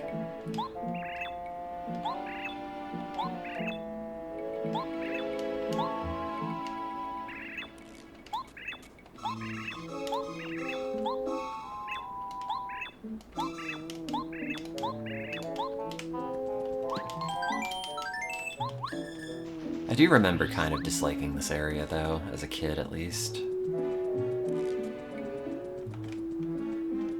Other than using it to, like, farm for amazy daisies.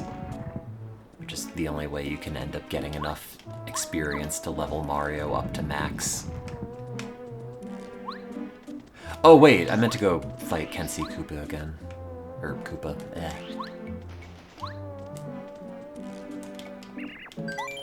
Oops, no, I don't want to talk to you. Talk to trees enough during my normal day-to-day.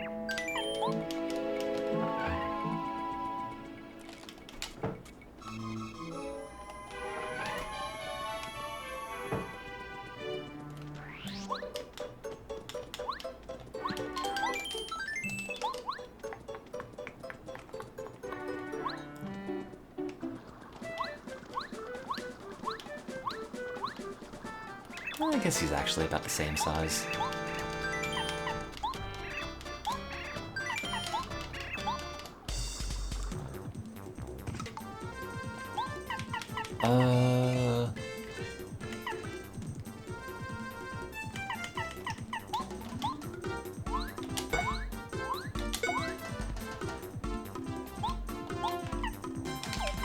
Fan smack.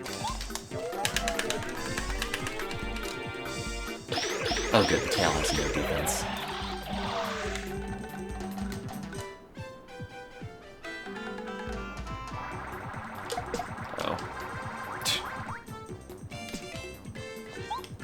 block that with the action command, it doesn't hit your partner, but I'm not doing a very good job.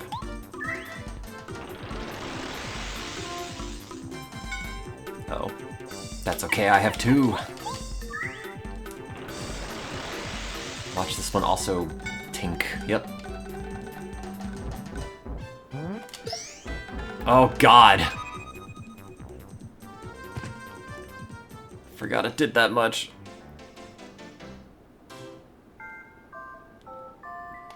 Okay, new strategy. Don't spend 2 dizzy dials on nothing.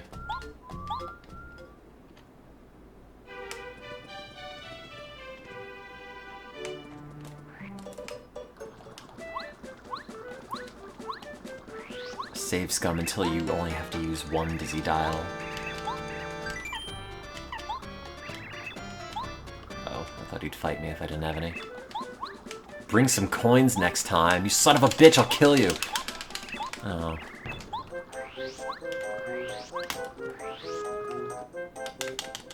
Okay, I guess I'll leave and come back. Very video game thing to do.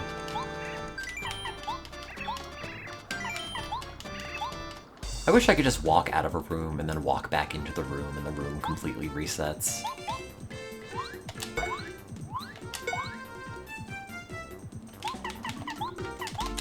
It's gotta be a real-life mechanic. The premise of a Mr. Beast video.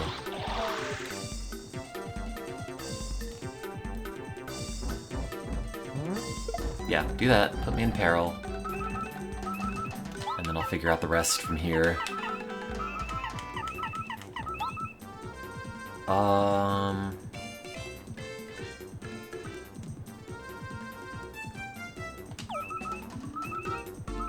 Actually, what do I do here?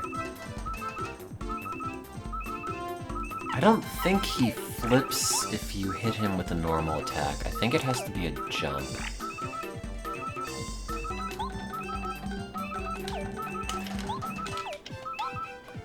He does have swirly glasses. Do you think that means he's vulnerable to being dizzied?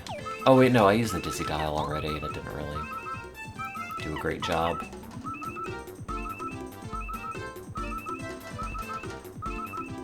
It did work once.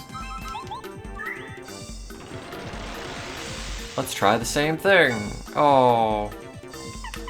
Well, what about this one?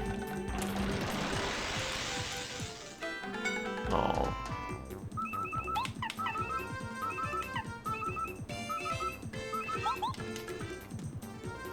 I don't have a plan.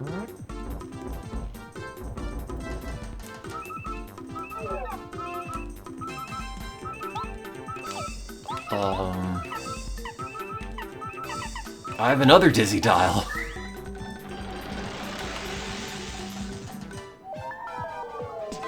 Okay.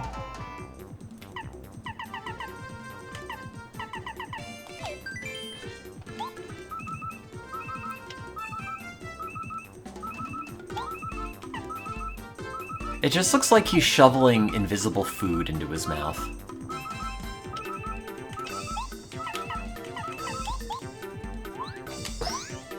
Oh, he takes damage now.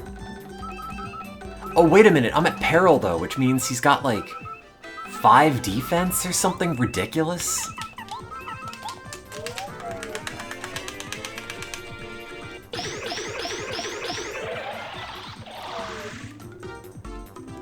Don't flip, don't flip, don't flip. I have to do my thing.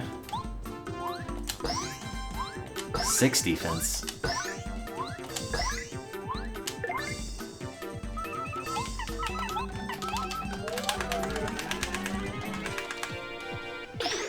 Now, if he gets up and attacks me, I don't know what I'll do other than just die. Huh? Huh? No, no, no, no. No, no, no. Oh. If I got the action command, I wouldn't have taken any damage.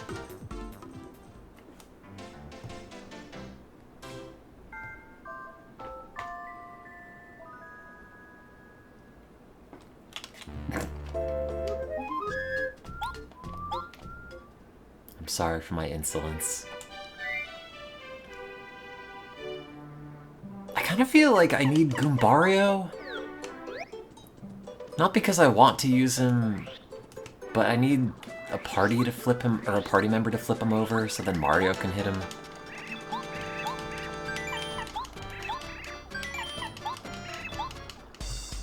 I don't know if any other attack flips it. Maybe Sushi would.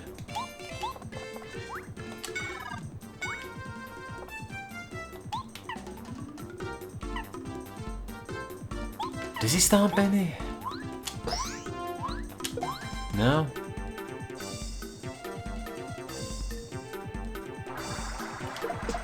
Oh, I hit the A button. 3 turns, dude. Do you think he sleeps? Goombario's just flopped over in the background. A K-hole. Oh wow, he really does. I should have tried that before.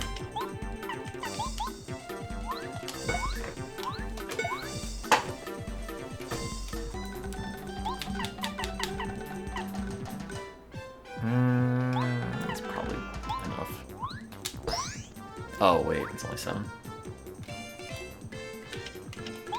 I keep thinking that power jump has like 2 components to it, like a normal jump.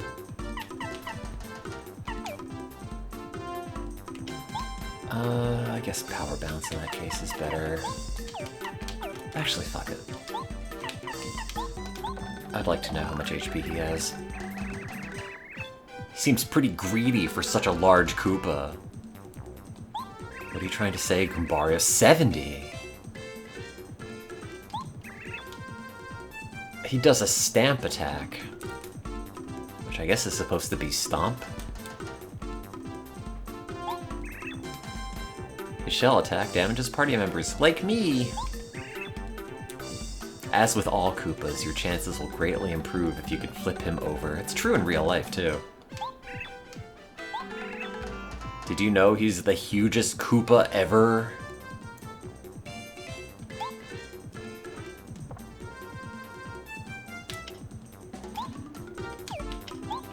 The dialogue in this game is so charming.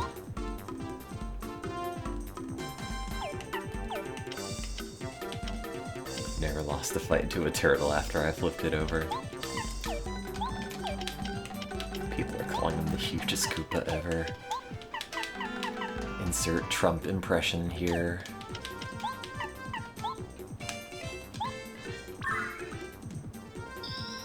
I always wished I could be good at impressions, and I realize it's something you kind of have to practice. But I think it'd be a fun thing to add to your repertoire. Instead, I'm probably just gonna spend $10 on a soundboard that laughs and applauds and whatever else, whatever the other 14 buttons on it do.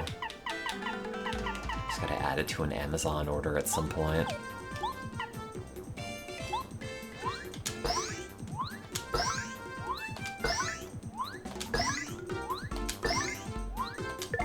Let's circle back to this. Let's circle back to that. Yeah. I thought I'd have more use for the corporate jargon sound effect board, but I don't, really. I wish they had corporate jargon laughing, but I guess there's no laughing in the corporate world.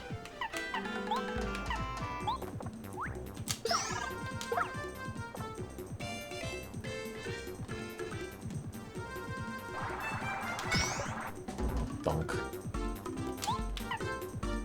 I'm in the haha business. We call it streaming.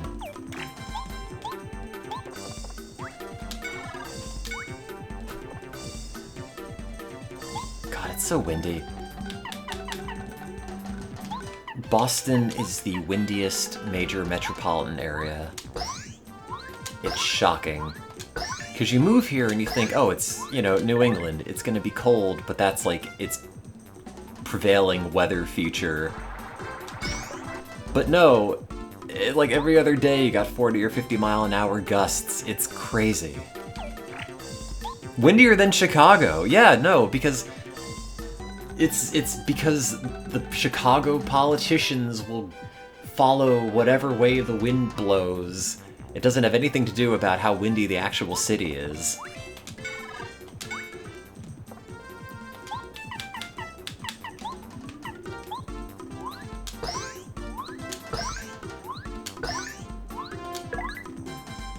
Boston is like windier than Chicago and rains more than it does in Portland. And then it's either like frigid in the winter or like 95 in the summers, and it's inhospitable any time of year. I just want to wear a coat everywhere. How far north in Canada do I have to move to make that a reality?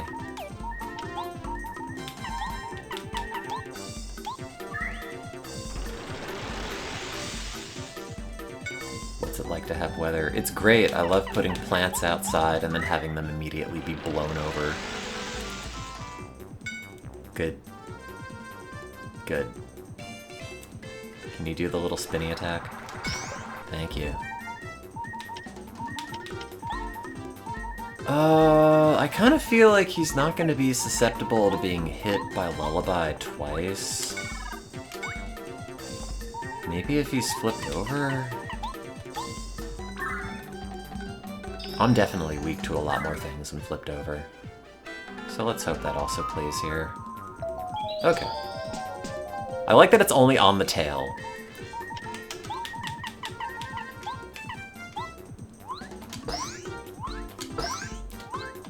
It's like when your foot falls asleep, but the rest of you's awake.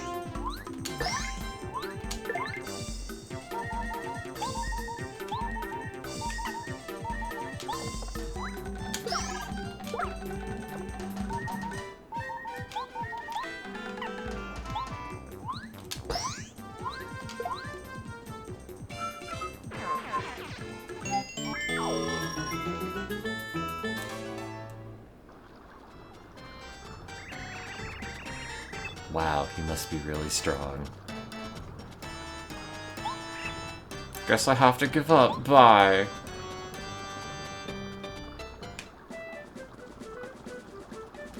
Does he have a house in Koopa Village? I don't remember. I guess I can go check.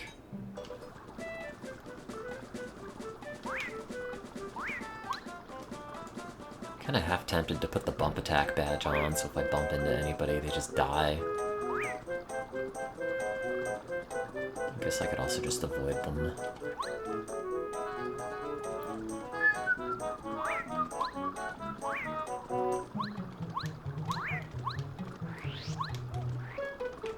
Oh yeah, there's this down here, right?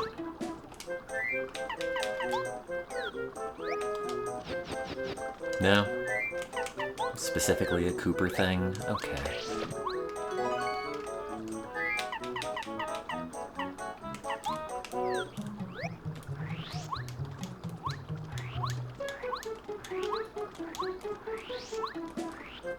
I gotta use the spin attack badge more. I have it equipped, but I always forget. I always just want to go for a first strike instead.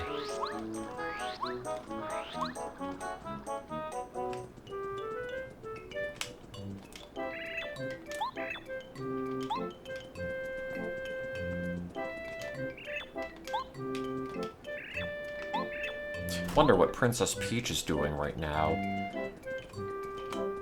I wonder what Obama's up to.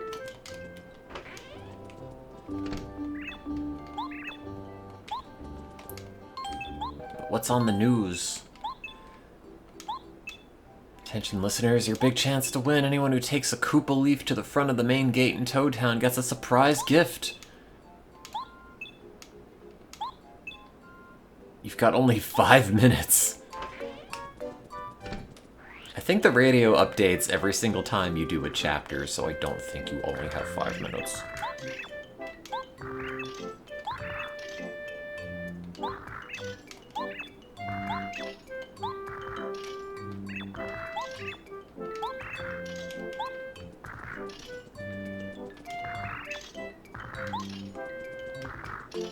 Why do the Bob-Ombs live in Koopa Village?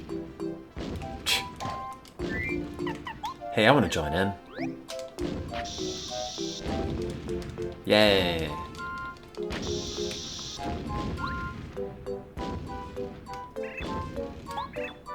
He never stops talking about you, Butta-Bomb. It's not an ethno-state. No, I was talking about that when I first started playing this today. Every single Mario area is totally segregated by species. Here's Yoshi's Island, it's where the Yoshis live. Here's Koopa Village, it's where the Koopas live. Except these, you know, Bob-Moms that are moving in. Here's Flower Fields, it's where the flowers live. I'm putting my whole heart into this next explosion. Bit bomb.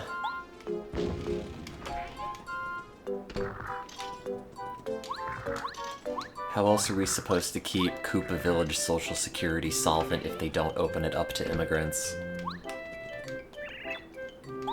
Oh, Koopa Koot. Side quest. Koopa Legends. That's fine, I've got a great relationship with Colorado's wife. I know you're talking about something else, but can you do me a favor? Quote-unquote, Koopa Legends.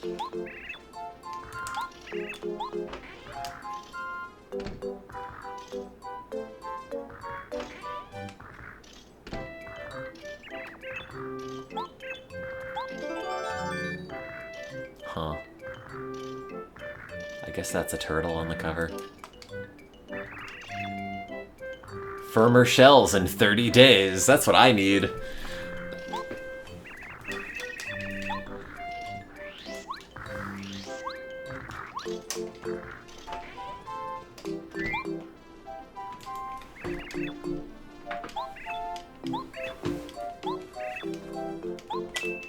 Wow.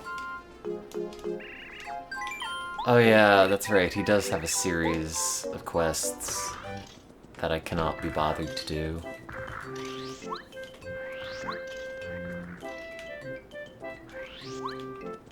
Minigame! Chet Rippo, Chuck Quizmo.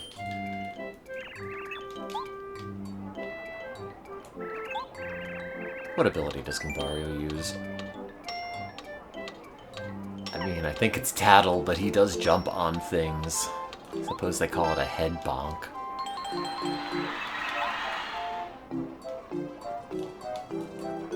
If I do enough stuff for him, I unlock gambling. Oh, is that what gives you the member card?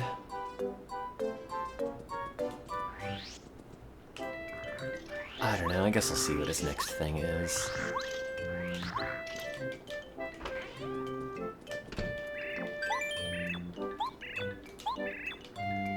Sleepy Sheep. I think I have one. Here you go.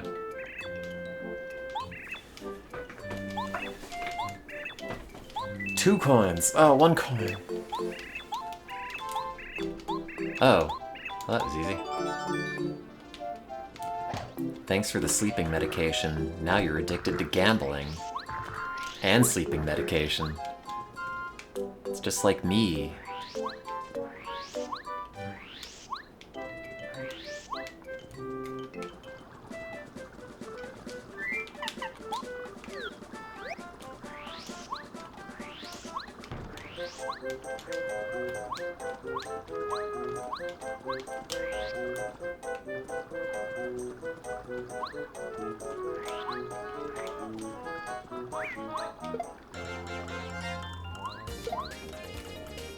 Totally unrelated thought, but like, I was arbitrarily reminded of that one phone app that that the guy who was running the clinical trial that gave me psilocybin was recommending me, which is this app that controls your phone's flashlight and strobes it in certain patterns, and you're supposed to hold it right up to your face with your eyes closed to quote-unquote replicate the psychedelic experience. I don't even know if it's still on the App Store. I think it was called like Lumen something. It just flashes lights in your eyes and has a voice talking to you, telling you to meditate. Only the first level is free, the other ones cost money. If you really want a trip, I guess.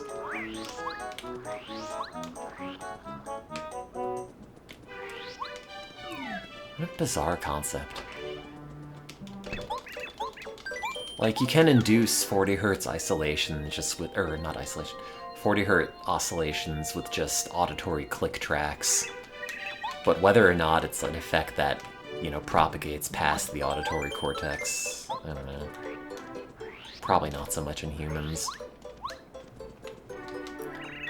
And like in a similar way, I guess maybe you could have like audio-visual stimulation that can promote, you know, neuronal firing. But just give me the drugs.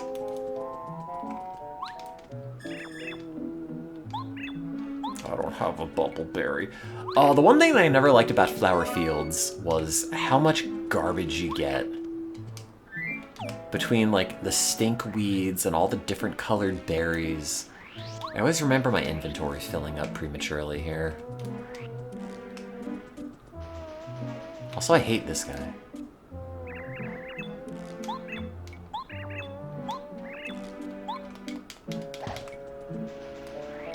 Like a horse with buck teeth. No, not this way. I think Flower Fields is a different dimension. Oh look, it's the 4 guys we planted.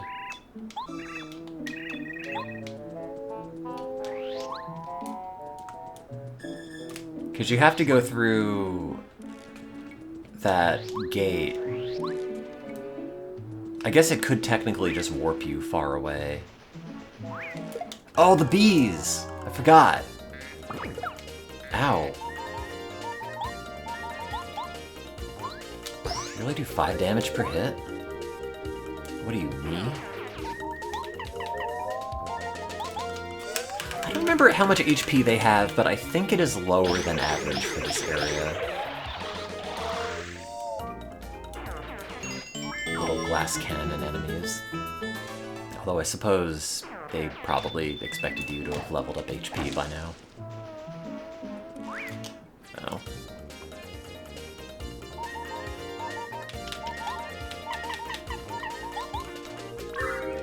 I think Starstorm will kill them.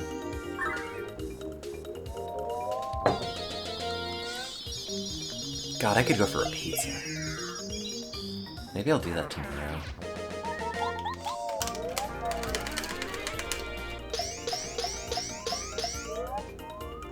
Kinda want that falafel pizza. No! Come back. I need your star points. Oh.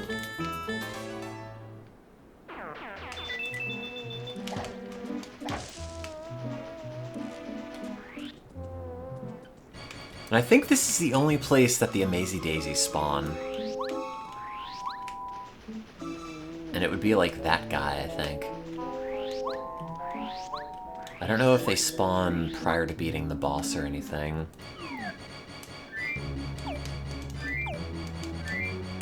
Good old MIDI orchestra hit sounds.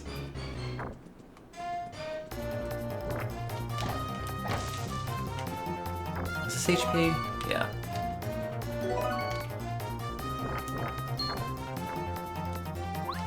Let me butt stomp you. Oh. Hello.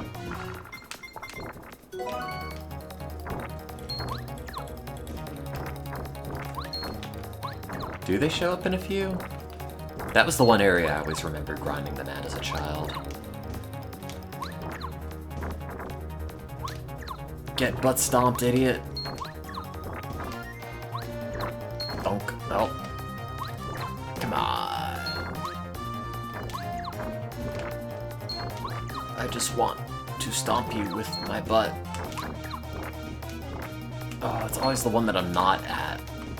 Oh, wait, I just did that. Oh, come on. No?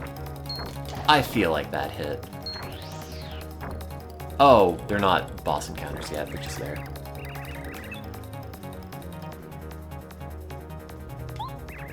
No, I never played Bug Fables. I heard it's supposed to be okay.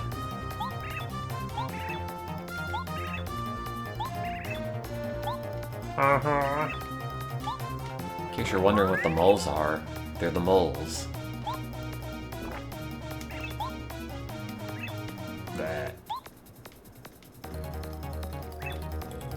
wicked creature. He's just hanging out. This guy is... it's probably unrelated. Must kill unrelated enemy. Must contribute to carnage. Hey, get back here. You need to die.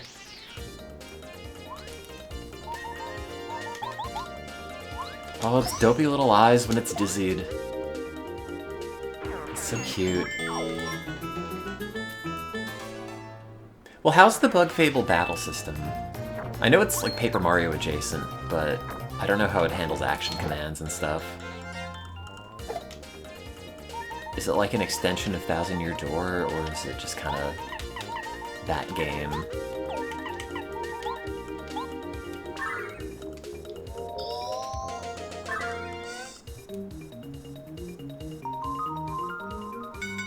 Oh.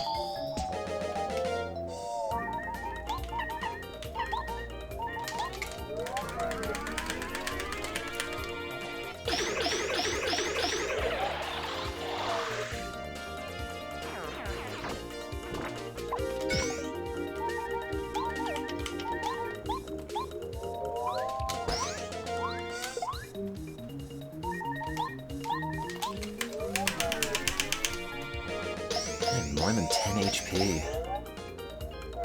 Ew. I guess it is turning into the late game.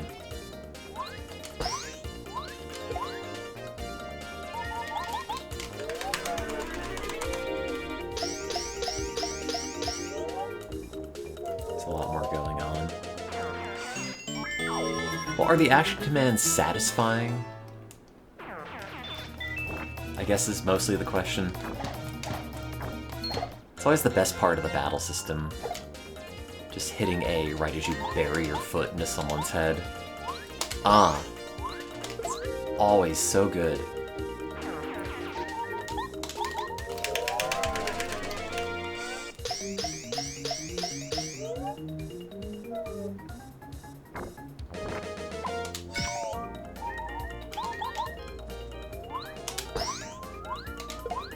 No, I never played Lost Odyssey. Wasn't that 360 game? In the Snow? The Capcom game? I'm roughly aware of it. Oh, Lost Planet. Wait, what is Lost Odyssey then? Oh, the vaguely Asian-looking one.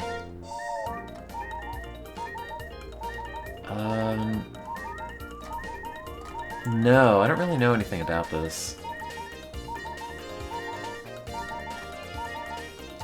I recognize the title screen, or the cover art.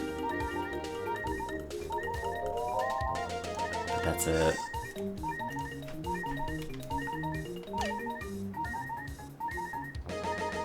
Oh, it has active combat like this.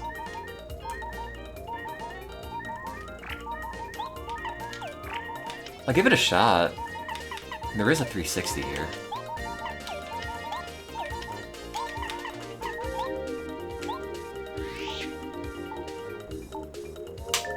Did they port it to anything else?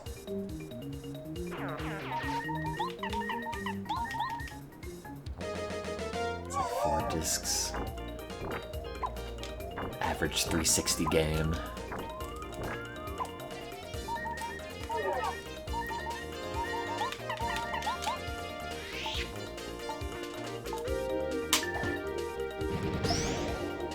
Do they have a PS3 port?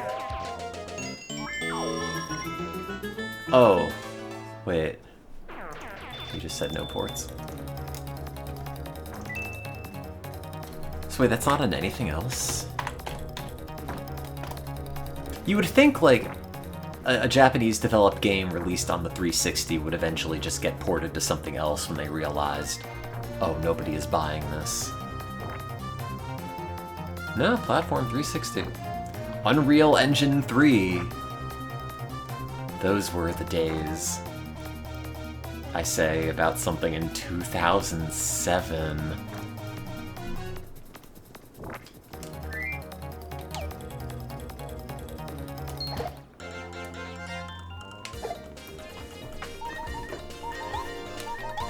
Well, I think the last time I replayed Paper Mario, I did it with 10 HP as well.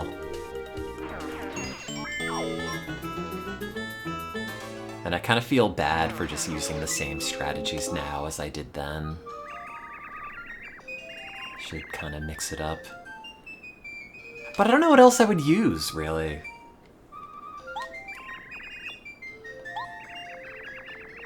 I just wish they had more badges and mechanics in this.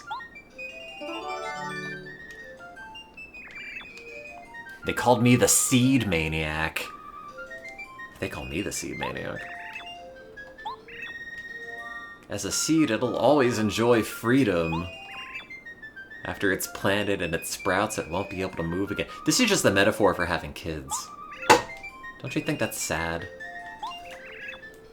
Please don't plant it with, oh, for instance, fertile soil and miracle water. I don't want to think about a sprout growing out of my cute little seed. No! Also, sorry for my chair making noises. I don't know if this come across really loudly over the stream. I don't know why I did that. It's also dying. Could also try Master Quests and game over on every trash fight. No, I want to. I am curious about these Paper Mario ROM hacks. Especially considering I've played this one a bunch. Oh, I still have red berries. Good. I thought I ate them.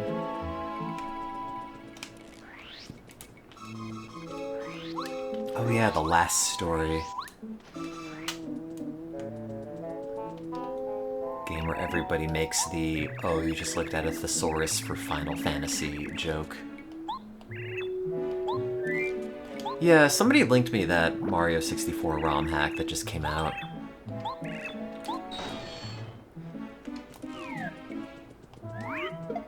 Oops, I was not paying attention. Okay, good. I thought that was gonna kill me. Bazap! Can you legally change your name to have an exclamation point in it?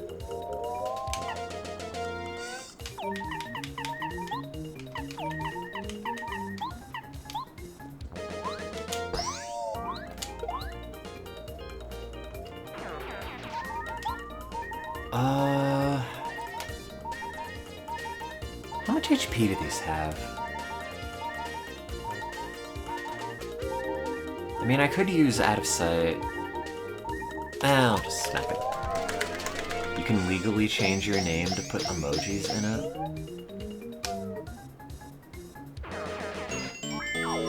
Are emojis Unicode characters at this point? Or are they a whole separate thing? Yes, okay. Yeah, well, in that case, it's like any other letter, I guess.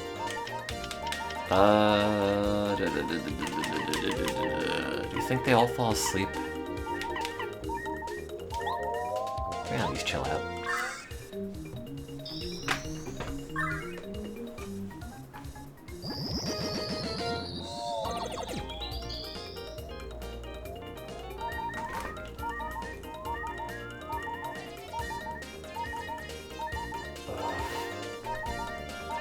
Someone I have to text about getting a job.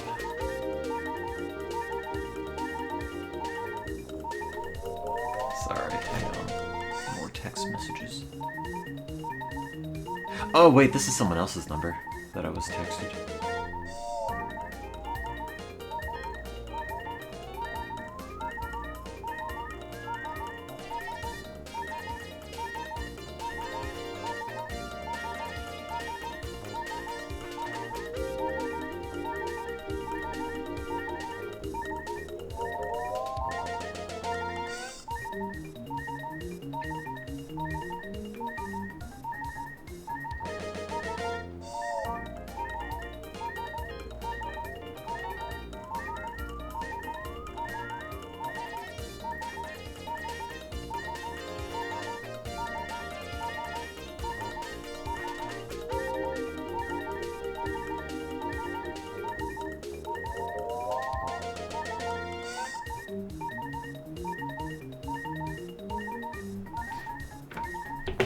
I met some random person at a house show that when I was like, oh yeah, I have a PhD and do research here, I think they're now trying to tap me for some sort of connections that I don't have, but I guess I could at least ask.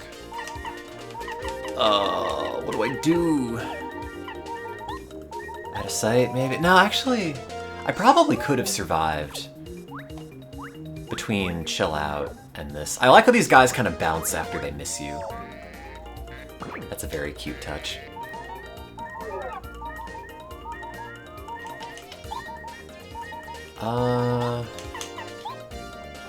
You probably do the most amount of damage.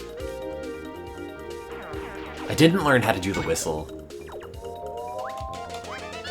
I still can't whistle with fingers. No.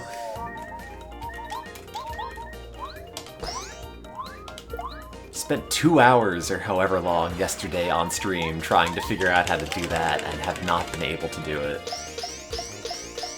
And my cheeks still residually hurt from blowing so hard.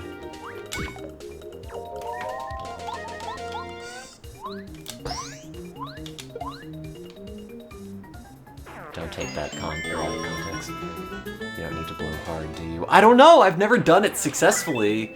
I thought maybe the problem is that you just have to blow harder.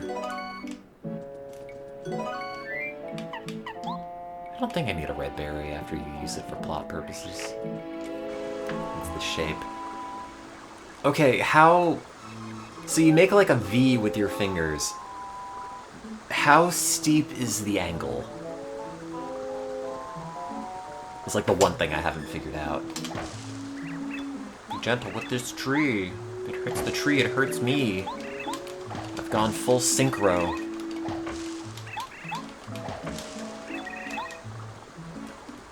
Yeah, how many pi are we talking?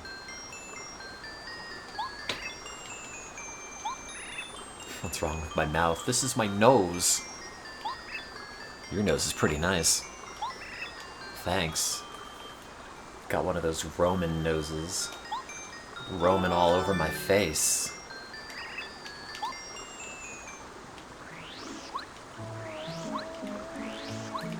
Just enough to vibrate. No offense, but asking, you know, what is the angle of the V, and the answer is enough to make it vibrate, is maybe the least helpful tip you could have possibly given me.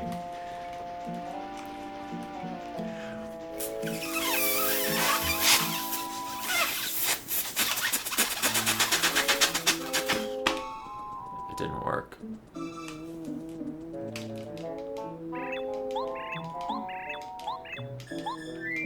Here you go. I only eat food in my color, which is to say, I'm a Mayotarian. Oh yeah, you're right. Amazy daisies do spawn here as well. Oh. Yeah, if I have an aneurysm on stream because I blow too hard trying to learn how to whistle with 2 fingers, I will... Well, I guess I won't be mad. It would be a very funny way to die.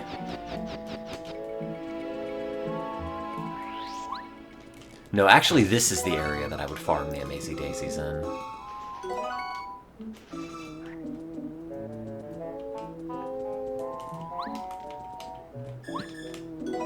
Dizzy Dial? Bye, Stinky Herb.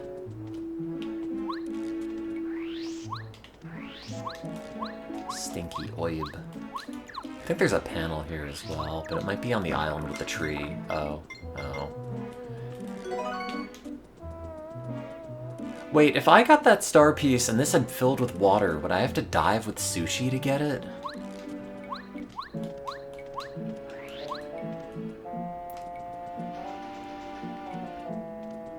Yeah, no, if I get an aneurysm by trying to whistle too hard, please make sure my grave is in the shape of 2 fingers whistling.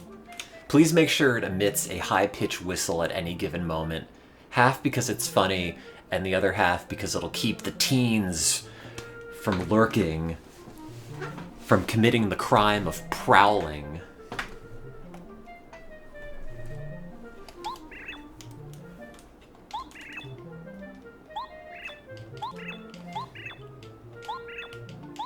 which I learned the other day is actually the name of a crime.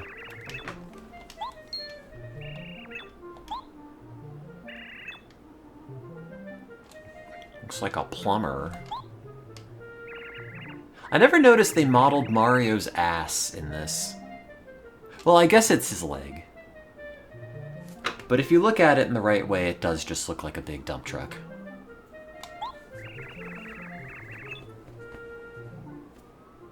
God, how hot is it in here? 78. That's why I'm sweating through my shirt.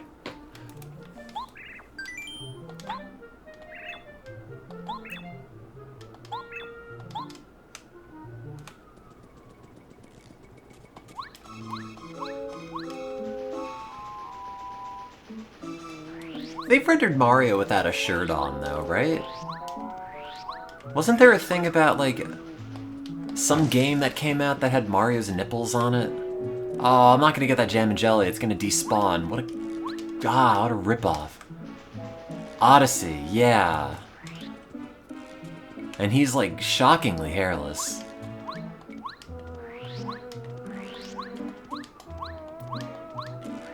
I mostly just kept Mario and Odyssey in the wedding dress once I've unlocked that, because I thought it was funny, and no other reason. I should probably save that upgrade block for lackluster. Ouch. Unless they have another one here, I don't remember.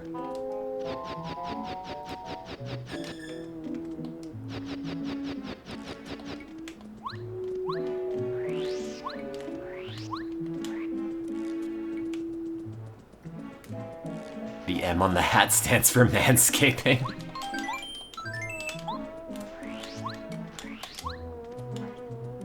Put in code Mario for 10% off your Manscaped order. Featuring our new mushroom-scented butt shaving cream. This doesn't work yet, does it?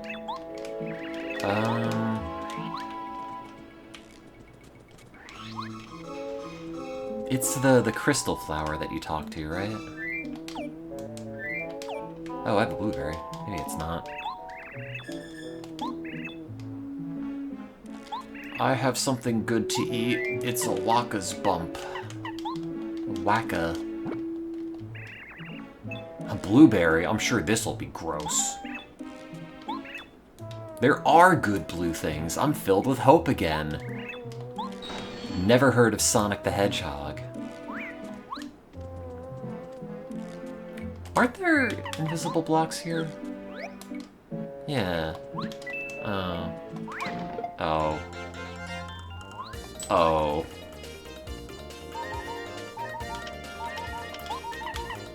Oh.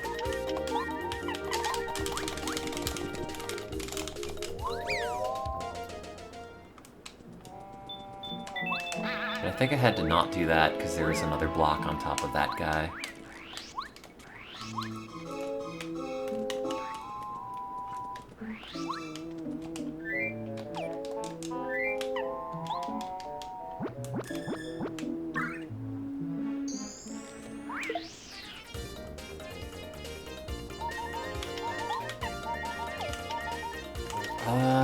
Oh, I thought I had enough HP or FP for Mega Quake. I didn't realize it's 7. Do you think these spikes hurt Watt? No. Okay.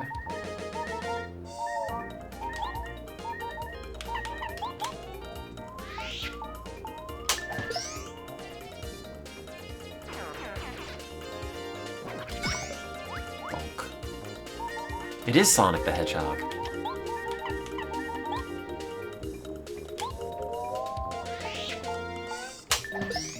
Are there any redeeming qualities to that Sonic RPG? Whose name I forget. I think it's Sonic Chronicles, the BioWare one on the DS, with the horrendous MIDI soundtrack.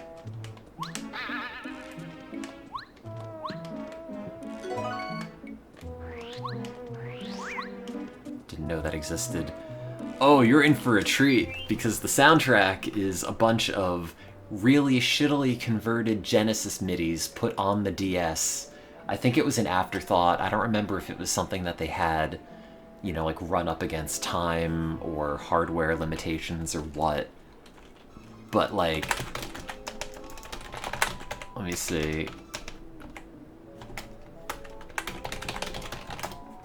It's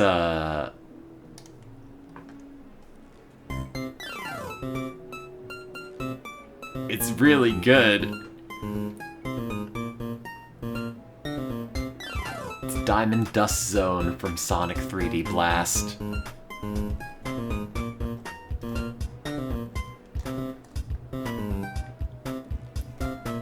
This is always the go-to example. I don't know if the rest of the soundtrack is equally bad, but it probably is.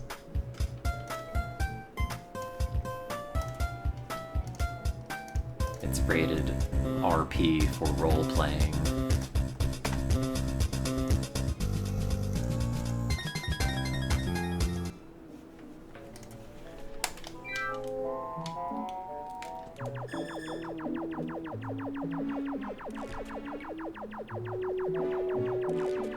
I've never played it. I'm kind of curious though, because it's got mini games for the battles. I think they're mostly touchscreen based, but like the attacks have little mini game things you do to deal more damage. Also, I really like how that hedge maze in the battle background looks.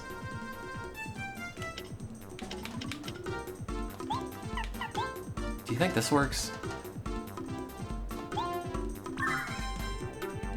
At least one or two have got to fall asleep, right? Okay.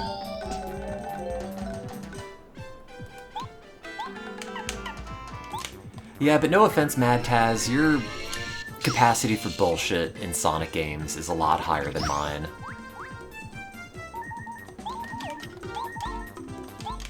I remember you being a staunch Shadow the Hedgehog defender, and I'm not. Do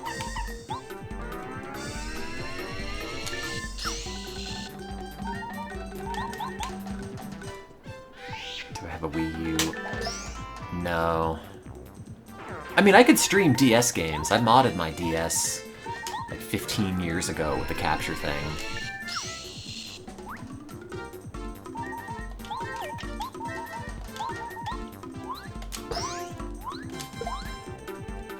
I don't have a flash card or anything, but I can't imagine that's got a price tag. Oh, my phone's almost dead. Hang on. Plug this dude back in. Oh, how did I unplug the charger from the wall? Probably when I was vacuuming. I love all the random chargers that I keep around from phones that I no longer have. I have a USB charger for a Galaxy S2, and then this one's currently plugged into my old charger for my OnePlus. The one that had the motorized selfie camera that would pop up out of the housing, and then they never did that again.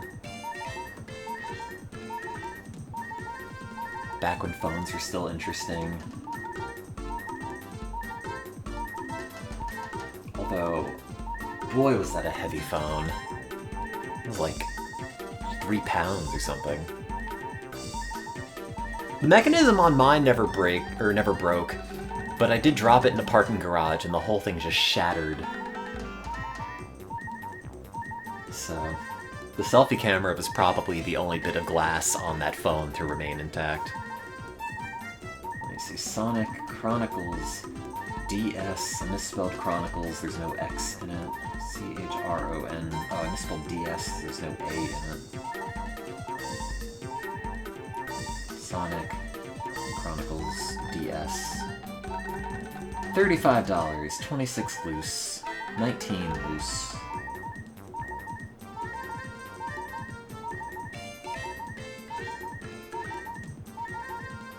I don't know. Maybe. I am curious about it. I'm sure it's pretty mediocre.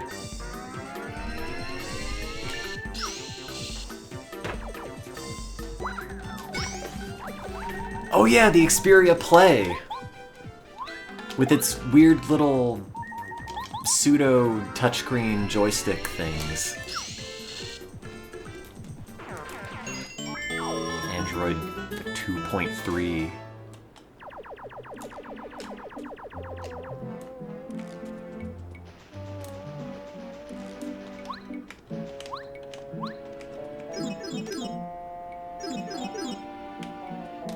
Why didn't they call it Sonicals?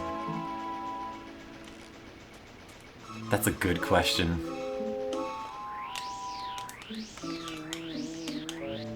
You should work for BioWare.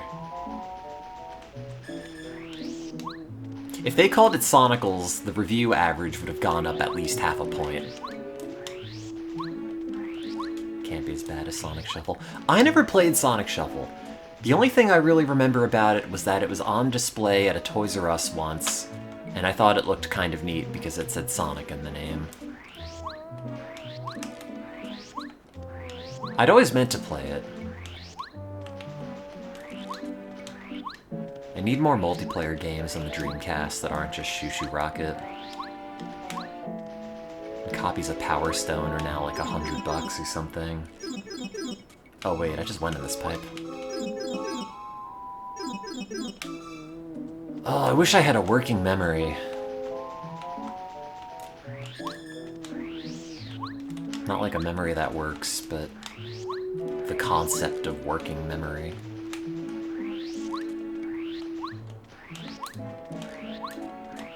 Let's see, I went in that pipe, I went in that pipe. I think this pipe just takes you to the other pipe.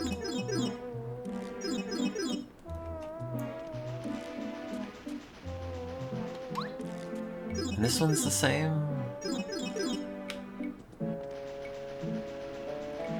The one thing that I think I was told about Sonic Shuffle, though, is that you get, like, cards, and you're able to see what your cards are on the VMU, so none of the other players can see them. And that always seemed like a neat feature. I think the VMU is great, but there really aren't that many games that uniquely use it for anything. I guess, like, Resident Evil, Virtua Tennis, you could probably play the whole game on the VMU. I do like the ones for Sonic Adventure where it just shows a picture of Sonic all the time. Or like shuffles between the other characters. Here I am in full bloom and there's nobody to look at me. Yeah, I remember being 25. No.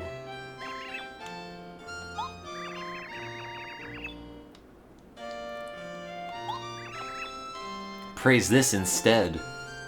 Yoink.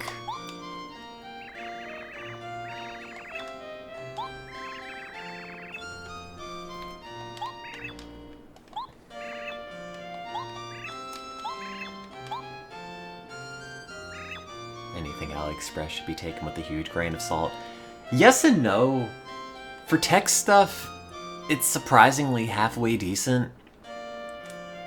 I think every single summer cart on the planet has come from AliExpress, and they're all pretty good.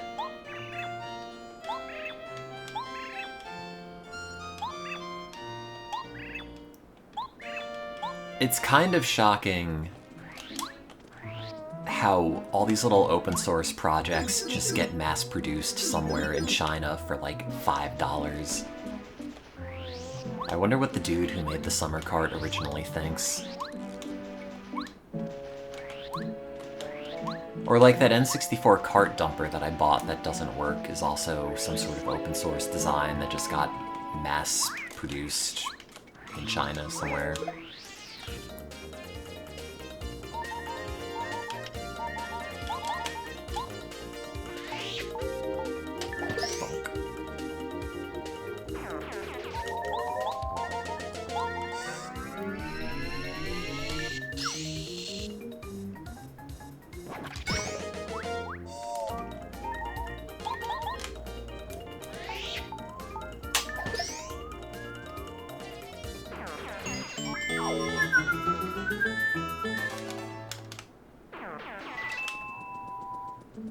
Block!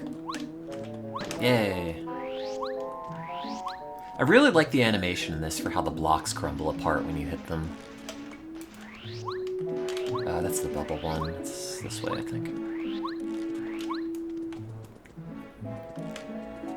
Oh yeah, the Amiibo NFC cloners.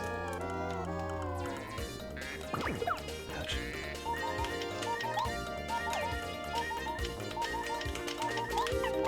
No, for most little, like, one-off tech doohickeys you need, AliExpress kinda has a surprising amount. Or if you ever need a Dreamcast modded to be portable, they've got a billion of them.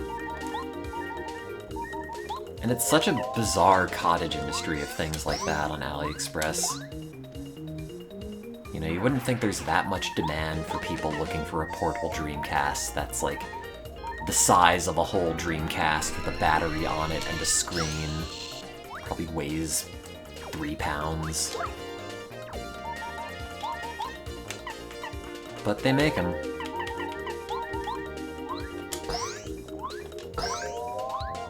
Multiple vendors sell them.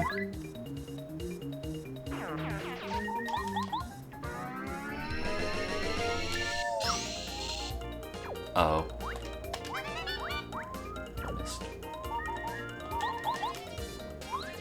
Oh, I gotta recover some FP.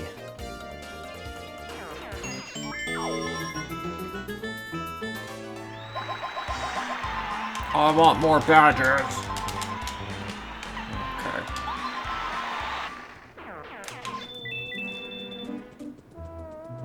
Item? No.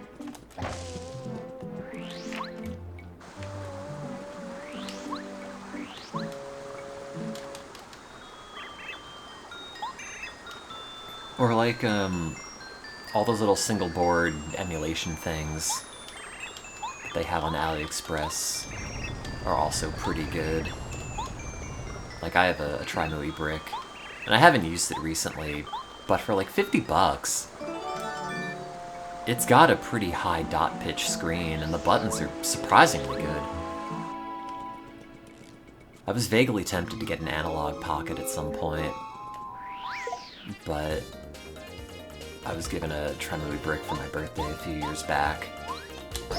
And I'm pretty happy with it. The screen's pretty good, the buttons are good. I heard the buttons on the analog pocket, especially for diagonals, are a little bit iffy. And considering I'd just be playing a lot of Puyo on it, that's sort of a problem. Do you ever think about the sheer amount of things being made in factories? I wonder about what the people in overseas factories think about the stuff they're making. Especially, like, all of the miscellaneous bits of plastic on AliExpress that are, like, sex toys or sex toy adjacent. You know, if they ever make any assumptions about the other countries that are buying these things. Like, oh, this is what Americans like. Or what have you. Can't imagine they give it much thought. I don't know! Like, if that's your whole day, just making weird stamped plastic crap, like, surely you wonder a little bit about it. Crystal Berry? It's a ring pop.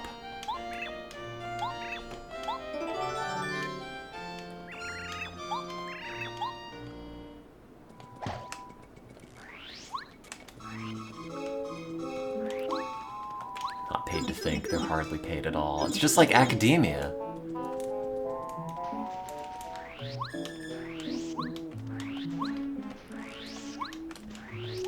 But, like, what does the factory that's pumping out all those giant decals of Asia Old Man think?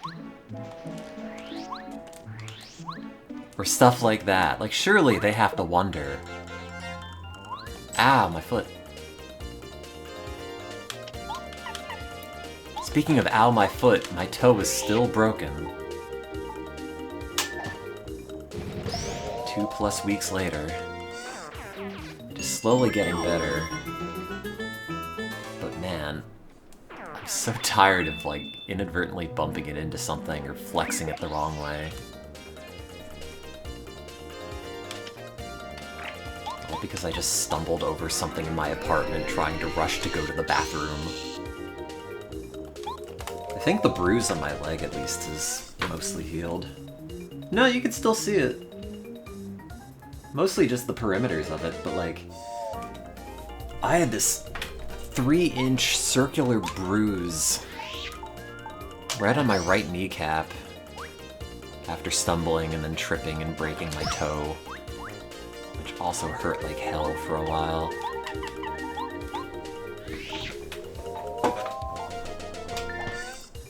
I tried unbreaking my toe. No. This is the 3rd time I've broken a toe.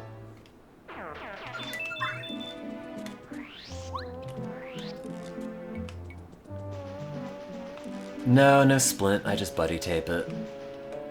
Oh wait, it's this way. Like, the first time was when I was doing my grad school applications, which probably should have been a sign. And I bumped it into a table really hard, right before I was due to go off to the UK for my last semester of college. I think that was my pinky toe. I don't remember which foot. Then when I moved here, I tripped on a carpet and broke my big toe. Oh, I have no idea what the timing for this is. Yeah. And then now I broke my middle toe, so I've averaged them. Am I normally clumsy? Oh yeah, I'm uncoordinated as anything. And my vision also goes dark a lot of the time when I stand up, which is a problem.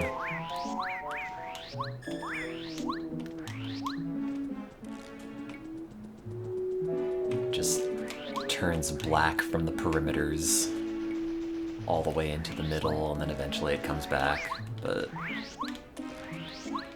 I don't know, I guess it's just blood pressure. But every time they've measured mine, it's been fine. It's not like it's crazy low or anything.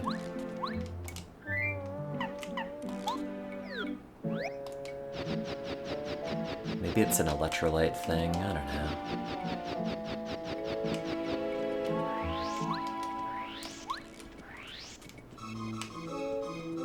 It just is. There's nothing really to do about it.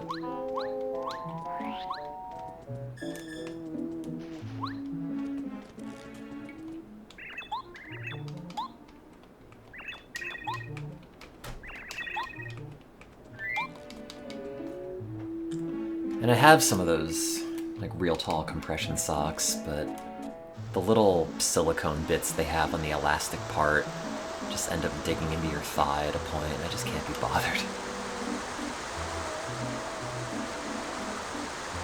I will simply cover the walls in pillows, so if I fall on my face, it'll be fine.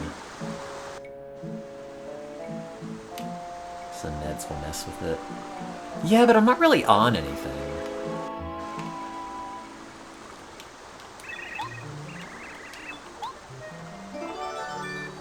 Very cold water. You know, what plants want.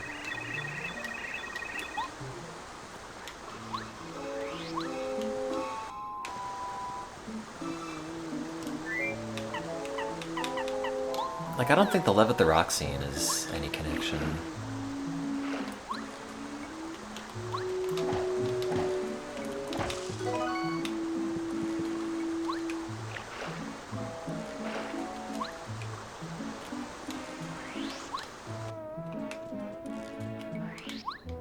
Maisie Daisy!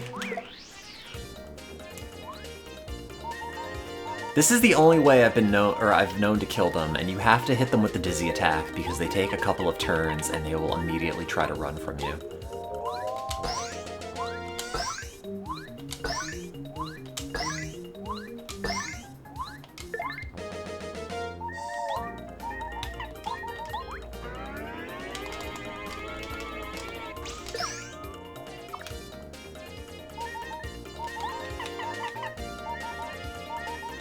Maybe Dizzy Stomp would hit them?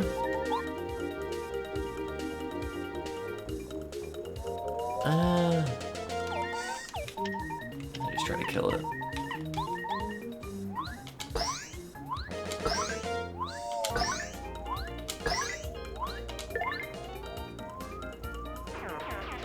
Yay. They give out so much experience. Like, by the end game, when you're at Mario's penultimate level, the only way you end up getting enough experience to actually count without it being rounded down to 0 is just by killing the Mazy Daisies. At least as a kid, that was the only way I found out how to do it. I'm not sure maybe if some of the really late game enemies will still give you 1 star point. I think at a certain point, though, you just exhaust it. And you either, like, kill those things or some of the other bosses, like can't see Koopa, or you don't get any more experience. Here you go. Get a load of this. I need that on a soundboard.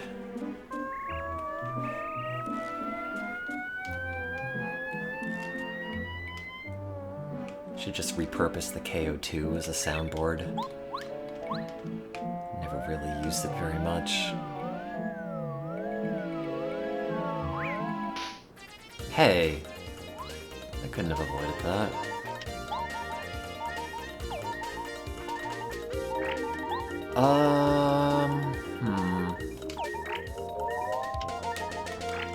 Will this kill one enemy?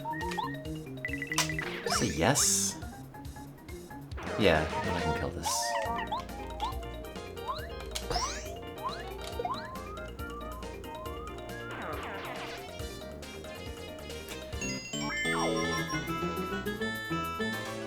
But calling the bees Bazap kind of implies that they're lightning element in some way. Oops. I thought I went in there. Oh, that's very cute. How that opens up. So many good touches in this game.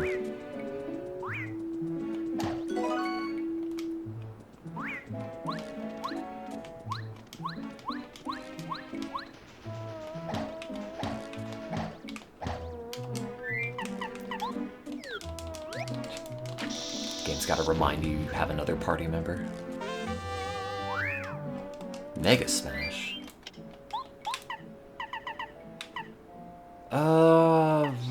I mean, I don't think I've ever used Power Smash, but I don't know if I'm gonna use Mega Smash for anything.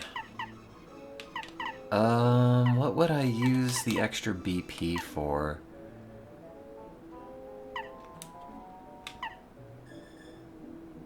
I don't think I use Smash Charge either. Group Focus?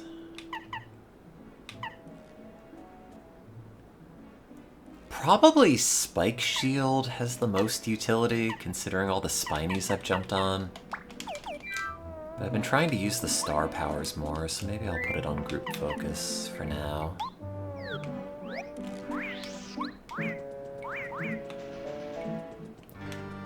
Oh yeah, this little Spanish piano thing.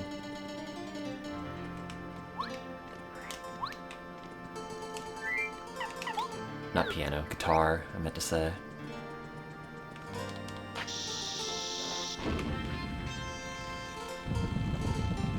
Little flamenco action.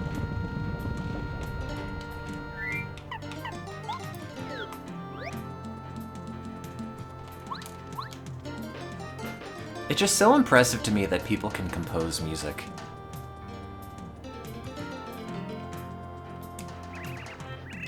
Like, I can't think of a single song just off the top of my head, and yet this game's probably full of 100 unique musical tracks, and they just put it out like it's no big thing. If I composed literally a single one of these songs, I would consider it a triumph. Also, this sun looks like it belongs in the Sonic universe. I was the sun.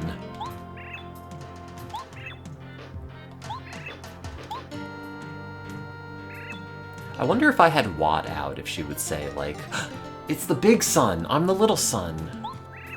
I'm baby sun. The Puff Puff machine. That's what they call me at parties.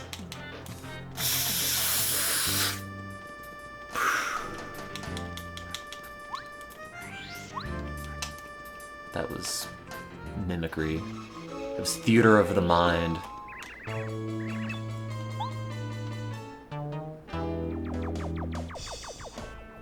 See, Lackluster's got his own theme and his own little plot and everything, but he's just such a dweeb, and not even like an endearing dweeb.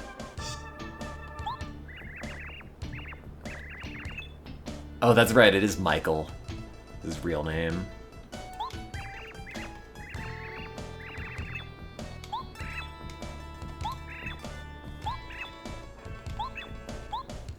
I like that you get to fight him, at least.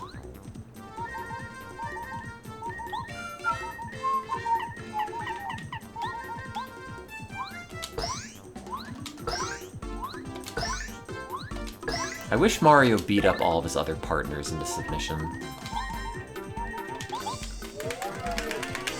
Show them who's boss if they get out of line.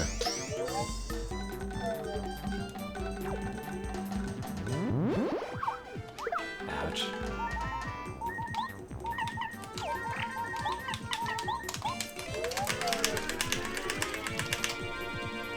Do you think if Bo kills Lackluster, they just have bad blood in the party for the rest of the game?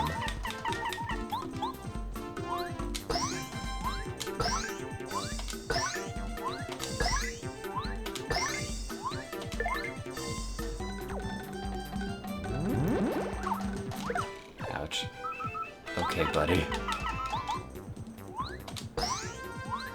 He's a lot more HP than I remembered. Which is weird, because when he joins my party, he has 0.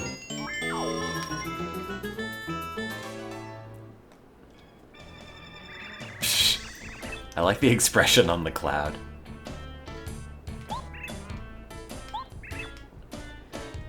Do whatever you do to guys you've defeated. Fire flower in the eye, pal block. Lightning rage up the butt. Oh, Lackalulu. How do I get her in the party? Would a PAL block even affect him? No, I don't think so. I don't think he's hit by Quake either. I changed my name last month, it's Spike. Mom. Went to the court and everything. Don't forgive. Ow.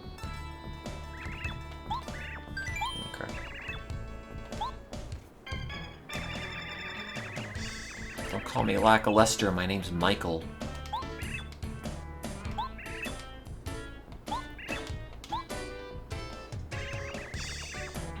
What am I fighting for?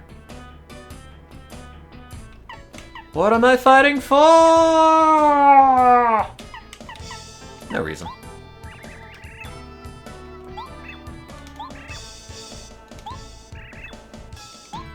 I was sort of worried it would do damage. It didn't.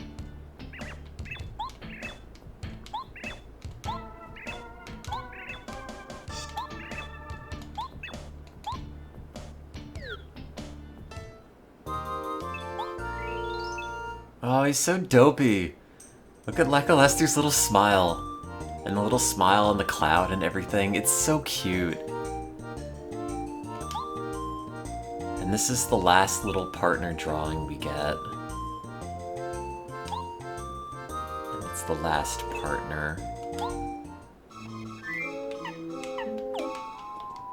We...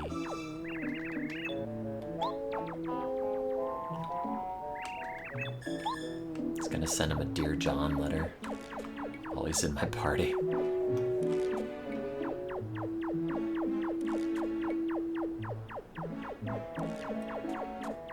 Is this faster than walking? Yeah, I think so.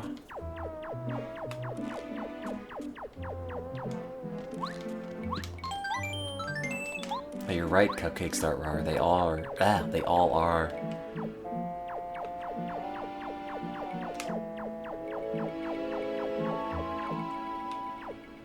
Koopy Koo.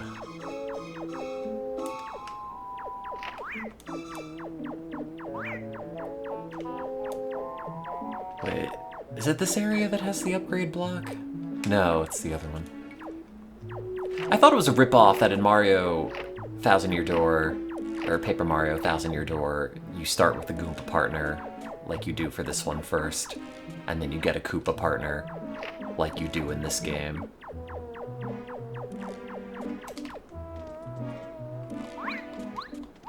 They slightly redeem it by giving you,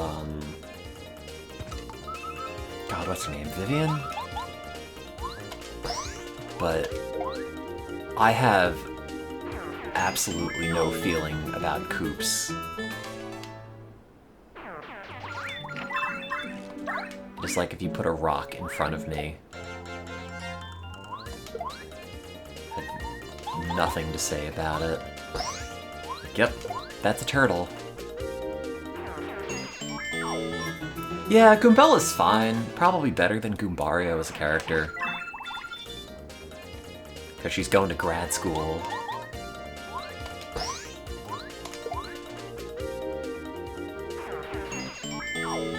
But I think the party members in this game are overall a lot more endearing. Like, I don't have any feelings about Bobbery either. I guess he at least has a personality, whereas Bombette's personality is, haha, I'm a girl.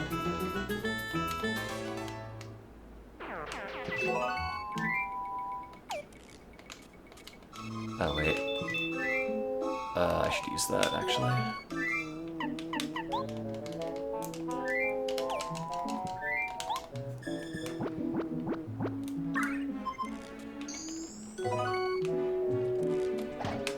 But I like Bo, I like Watt, Sushi's okay. I kinda like Parry Carry, even if I don't use them all that much.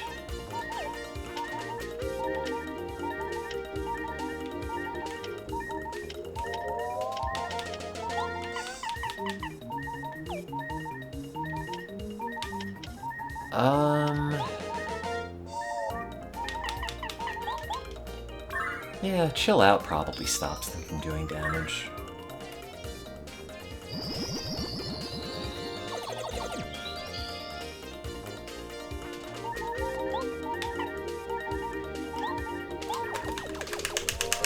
Hey, this is the same command that Bo has.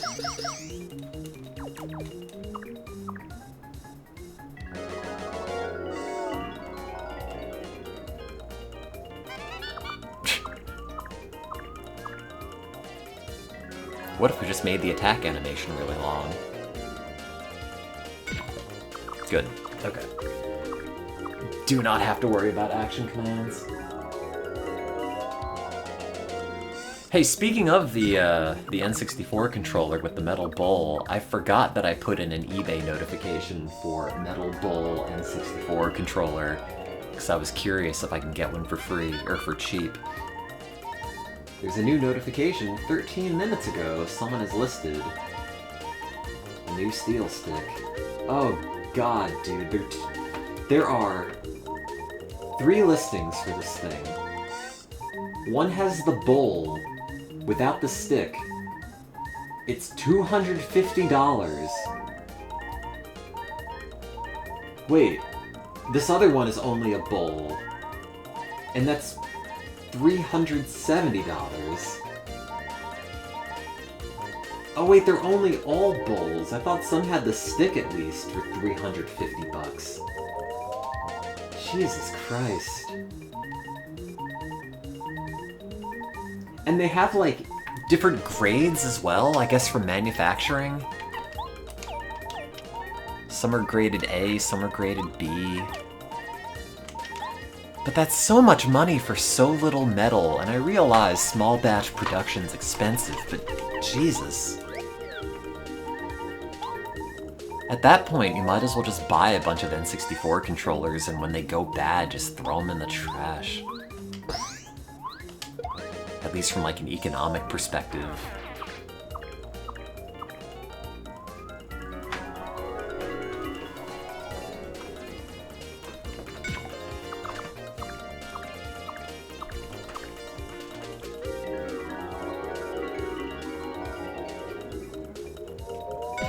It's Still very silly that if you want to buy the Nintendo Switch Online N64 controller, you have to have a Nintendo Switch Online account.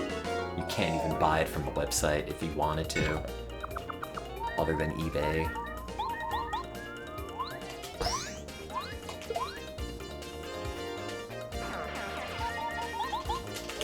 Although you can get some replacement plastic parts for the analog stick for maybe like $7 or something. I think the company, or the manufacturer, or the dude, or whatever, is Kirsch Bent, if you were curious. And they're supposed to be okay, although I think there's maybe a little bit of manufacturing tolerances where you might just kind of get a bad one. So maybe order like 2 or 3 of them.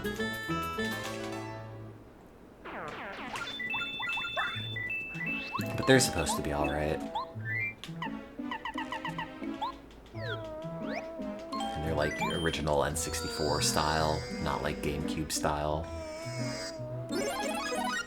Is the 8BitDo one the wireless one? With the Bluetooth module that fits inside the controller body, or are you talking about a different thing?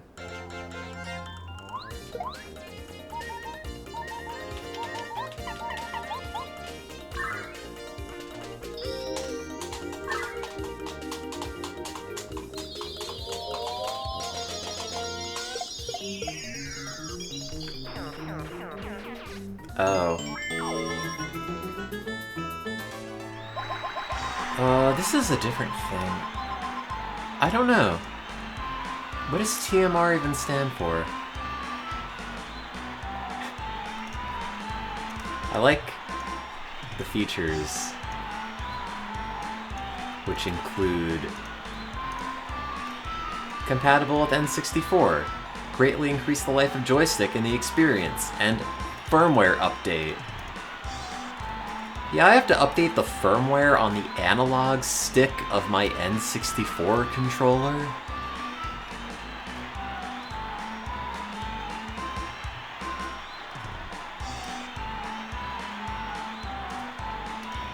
Well, that's interesting. That they finally made...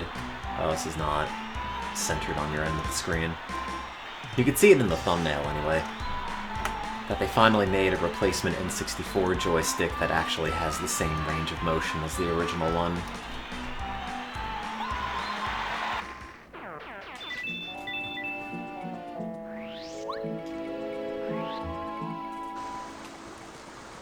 The biggest issue, though, is,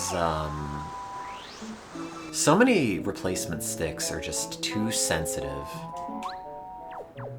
So stuff like the shooting galleries in Zelda are a lot harder. Or just like any first-person aiming in general.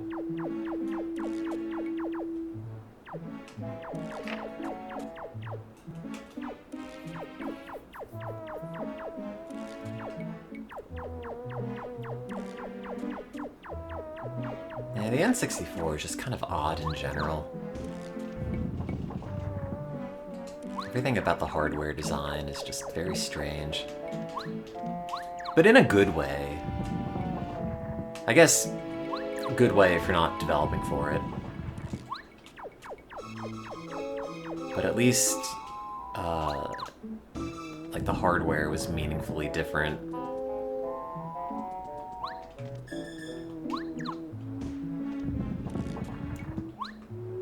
Whereas now everything's just an x64 computer, and it's very uninteresting.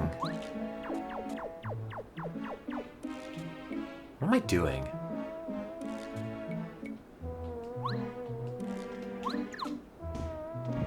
You'll see a Switch the rest of your life. You're probably not wrong. Where does Nintendo go from here?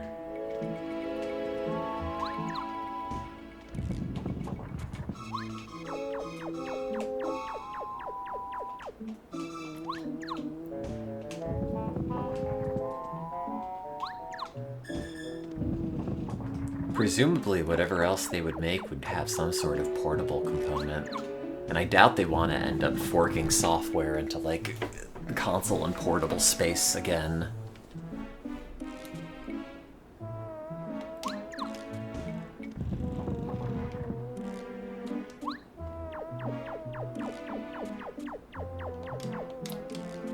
You might be wondering what I'm doing. I don't know. I'm just guessing. And by that I mean I've solved it. Oops. I'm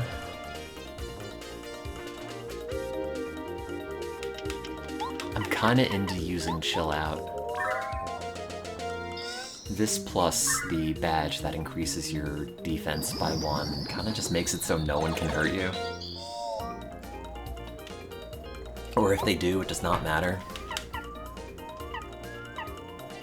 Also, none of Lackluster's abilities are very good.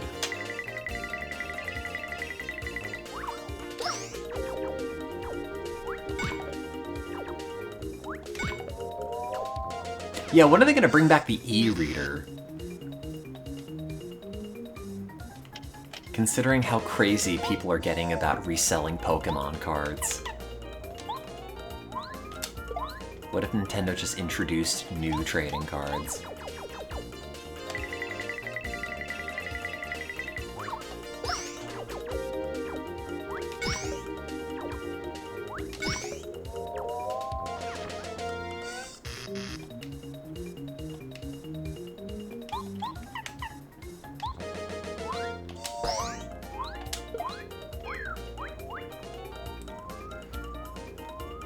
In retrospect, though, it's kind of surprising that, like, Nintendo has not re-released the Game Boy in some capacity.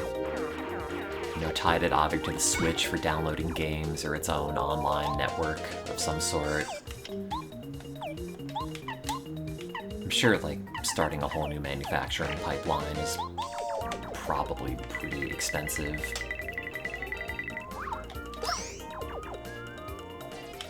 But still, you know, given how well all the NES and Super Nintendo Classic things sold, I'm sure there'd be demand for it. I keep getting suggested all these Reddit posts for people who are, like, getting into the 3DS for the first time, and now 3DSs are hundreds of dollars for some reason. Or people modding old Game Boys with new screens and everything.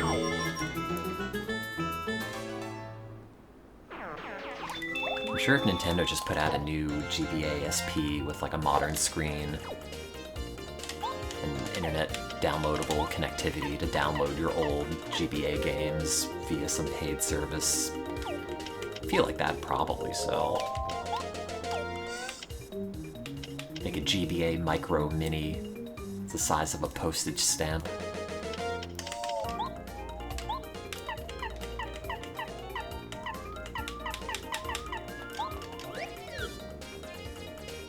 For fingers right out of the womb and no bigger.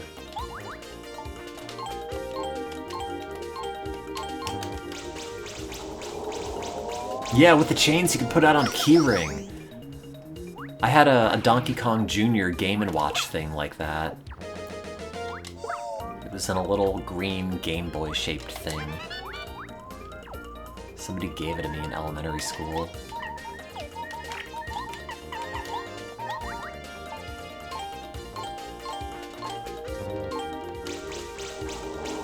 Reinventing hit clips. Oh, hit clips!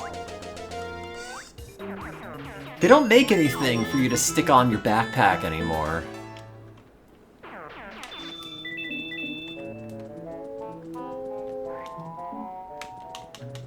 Baby Pink DSi still works with the screen half hanging off. No, the DS was the last system made of Nintendium, and after that they've all just kind of fallen apart.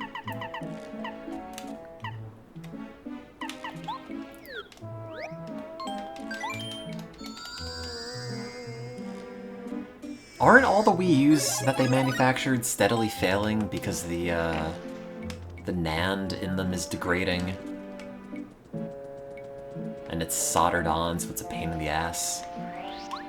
Or is that only, like, the the 32 gig ones.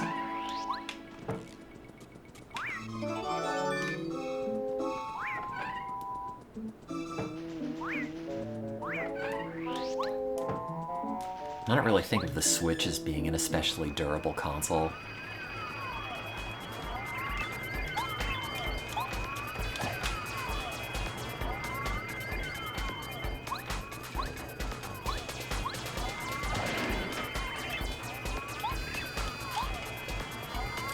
I'm not gonna break it, but Bobette's gonna break it.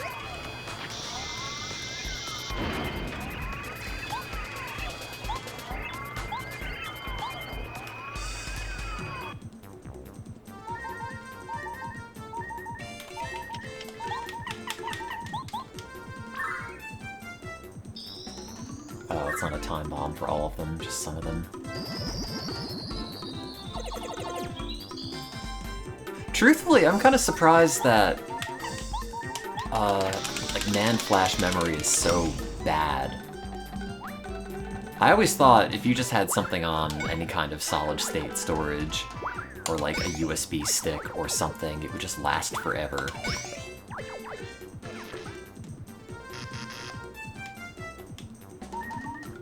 My copy of Sonic 3 and Knuckles still saves.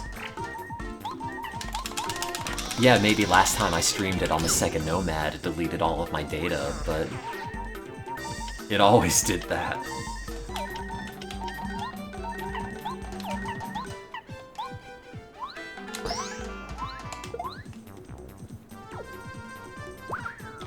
My copy of Ocarina of Time still saves. It still has my old saves from like 1999 on them.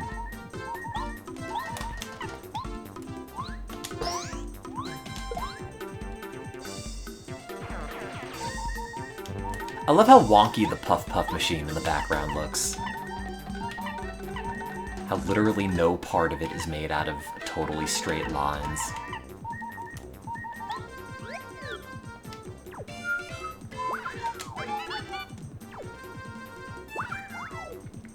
If you went onto eBay and were trying to specify which model you wanted to get based off of the Flash, anybody who actively knows that is probably going to try to get a premium from you.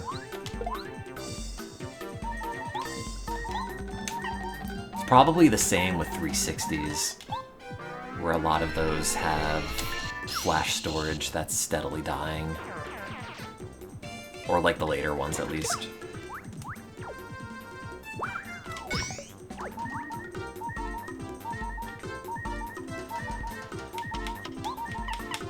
Yeah, whatever. Just end it.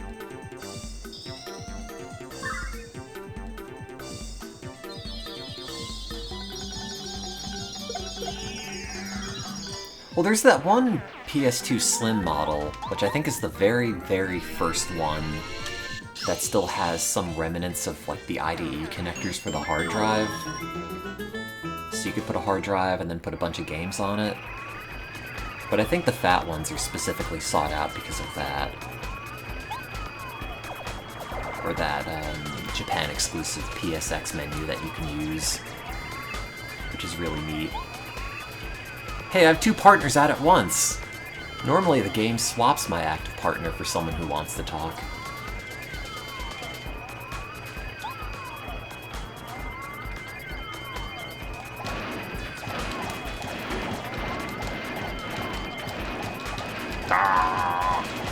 The other side. Beating up Metaton.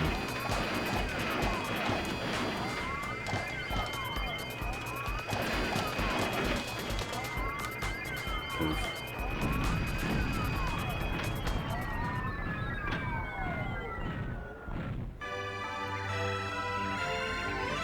Have the early PS2 Slim that still has PS1 hardware inside. Did they do that? I don't think I knew that.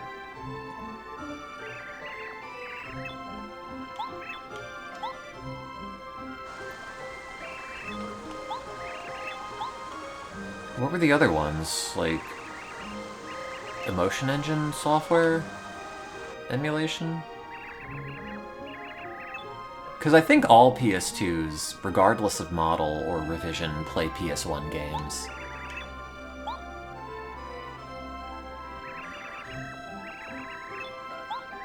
Same with the PS3. And then the PS4 came out and they couldn't be bothered.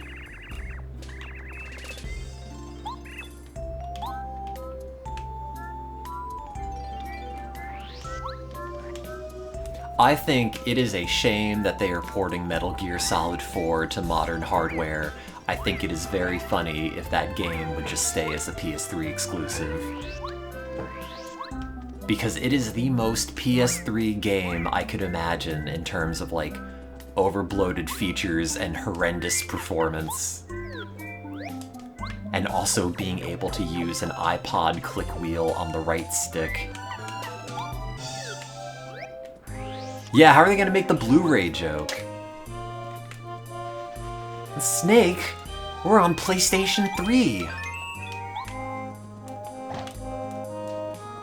Just have like a guy dub it in for that one scene.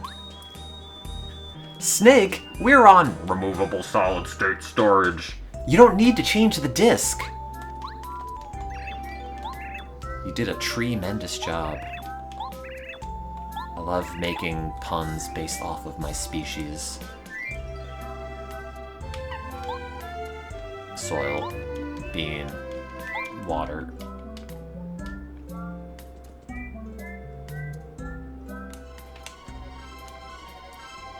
Snake, you're on Nintendo 2 series of, or Nintendo Switch 2 family of consoles. How's my finger whistling going? You want to hear?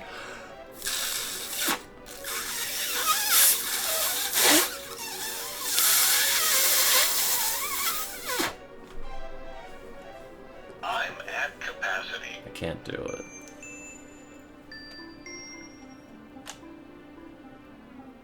Yeah, I'm gonna make an ASMR video of me learning how to whistle with my fingers.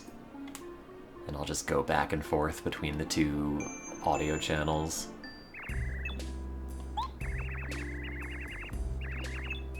Also, Steve Gatz. Every time I see your name, and this has probably been the case for however long you've ever been in the stream, I will always read it as VG Cats.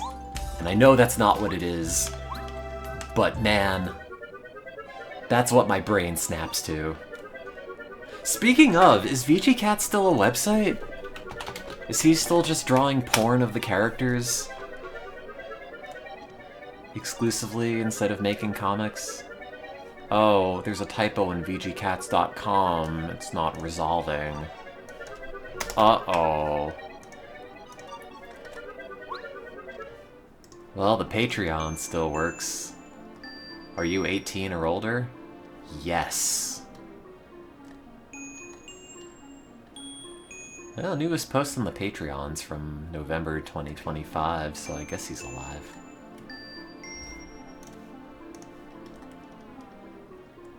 People also search for VG Cats Controversy. I'd love to know. Let's see.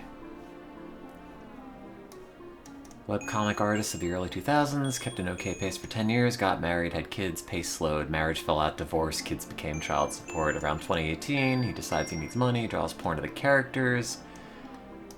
Business booms, furs are rich. Let's see. This post says, and then it turns out he has no artistic talent for pornography whatsoever. Same. In early 2022, Scott decides he's had enough. He doesn't want to draw the cats anymore. He says all the commissions are canceled. He scrapes the Patreon, deletes everything. He shuts down VG Cats. Oh. See, that's always the problem.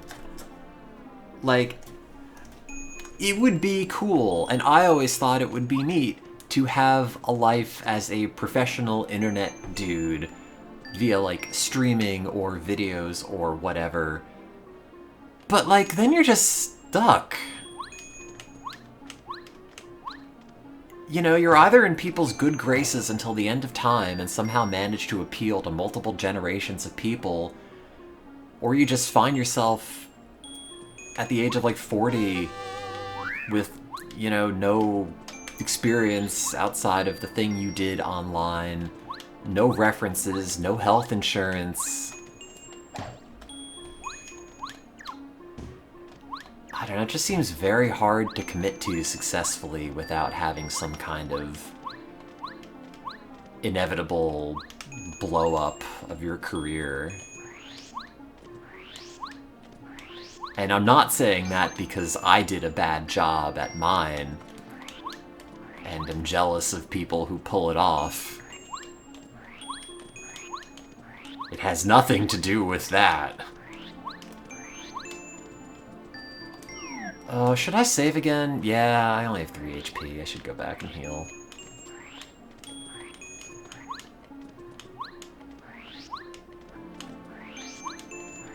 Yeah, people will keep doing more and more esoteric things for attention, like playing Zelda with an ocarina, for example.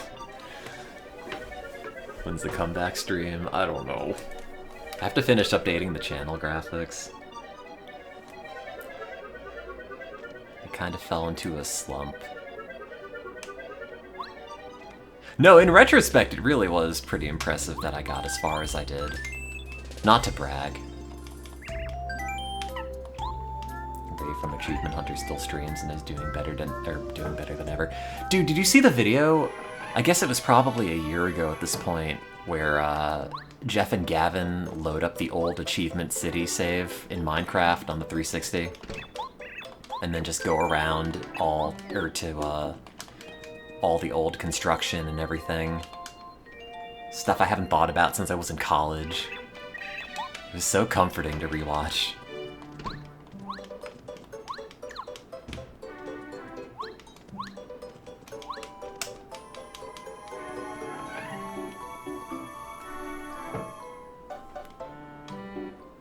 Minecraft archaeology. Honestly.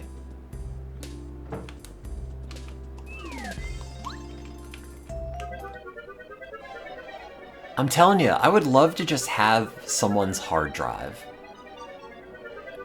You know, before it gets wiped or anything, just to know, like, what can you find out about this person? What kind of deep dive can you do to understand, you know, who this person was, what they were like? I'm sure it's been done, but it would be an interesting premise for a video game.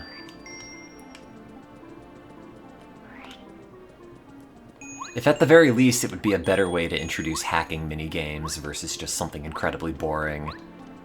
Just navigate around a bit on a folder system to try to figure out what the password might be based on what you glean about this person. Although I guess that would also make every hacking minigame take 25 minutes.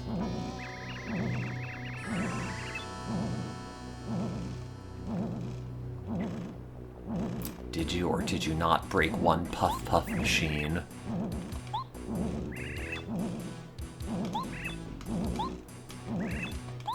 Just trying to smoke out flower fields and you ruined it.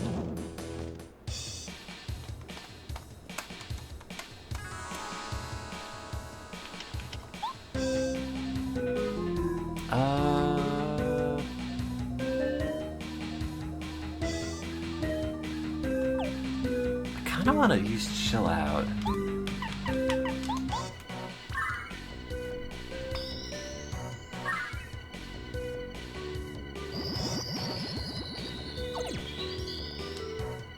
Yeah, why not? Mega Shock. Oh, that's right. Watt only ever gets one attack. And it also does 1 damage less than everybody else. Also, I totally hit the action command on that. I don't know why that didn't count. Wait. Oh, I thought I missed it with Watt. Huh. I don't think I knew that Watt did not actually do damage to it. I guess it's technically lightning elemental.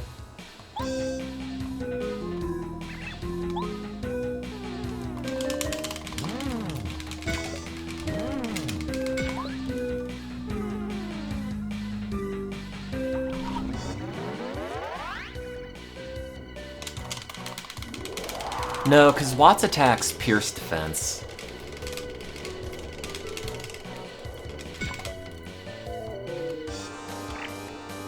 I guess he just resists lightning. Yeah, because that's why Watt does 1 damage less on her attack than everybody else does, because it specifically pierces the defense, and that's how they compensate for it. I can't think of any other games with this sort of battle system. Yeah, Thousand Year Door. Mario RPG. Sonic Chronicles. Bug Fables.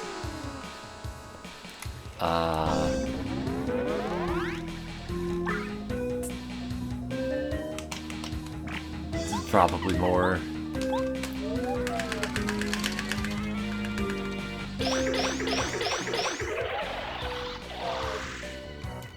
I like that all the little puffs that spawn out also have the nerfed damage output.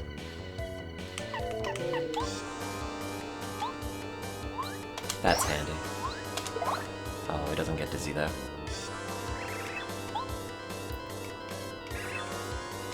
Being attacked by all these meatballs.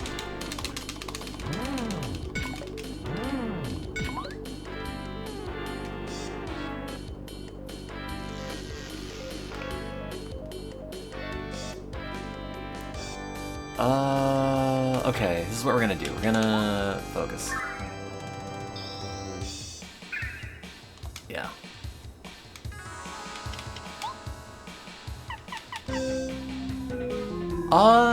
Yeah, fuck it. I like chill out. Oh yeah, Mother 3 as well has a rhythm battle system.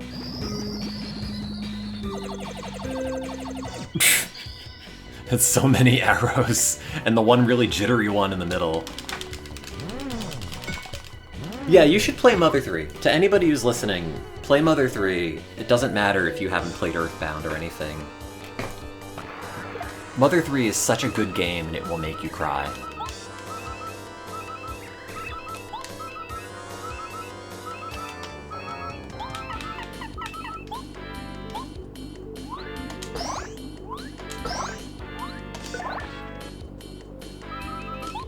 Oh crap, that's not the button I hit. Oh no.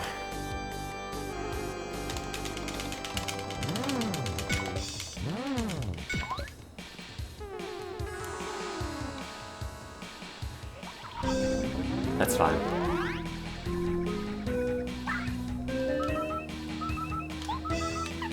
I still have to finish Earthbound.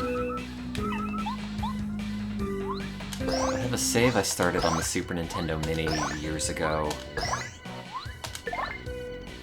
Every, like, 18 months I remember that it exists. And then do a little bit more on it.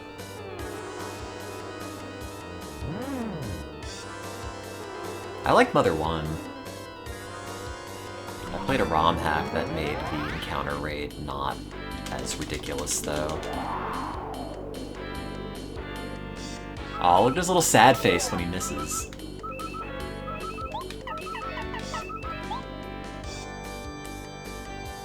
Things you might not understand without playing the other two. Yeah, but like, the pencil eraser is always, or the, yeah, like the pencil and the pencil eraser and the eraser and everything. They're funny regardless.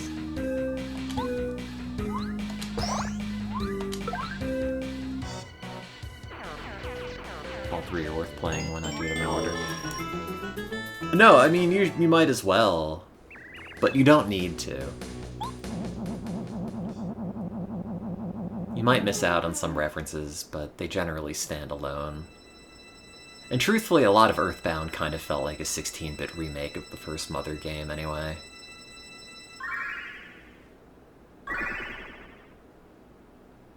Wow, it's the star spirit that I never use.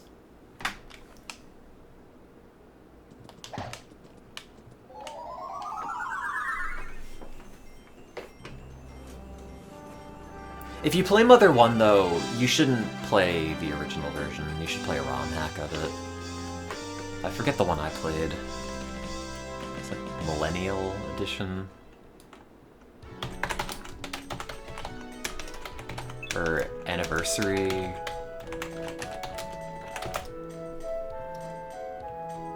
Yeah, Mother 25th Anniversary Edition, I believe it was. Which redoes a lot of the graphics and makes the encounter rate not total dog water.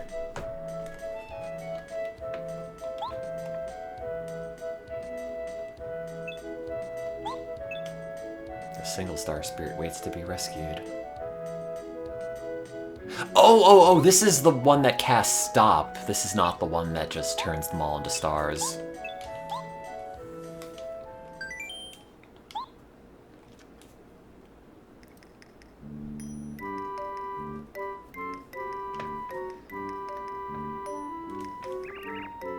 I think the English version that they put on the Virtual Console is just a straight up port, or a straight up,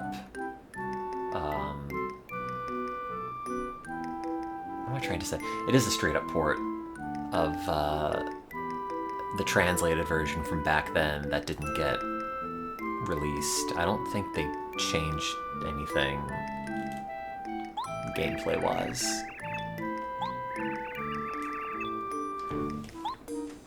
Wow, with this umbrella that allows me to transform into anything, I could even turn into Twink. Oh, I can't.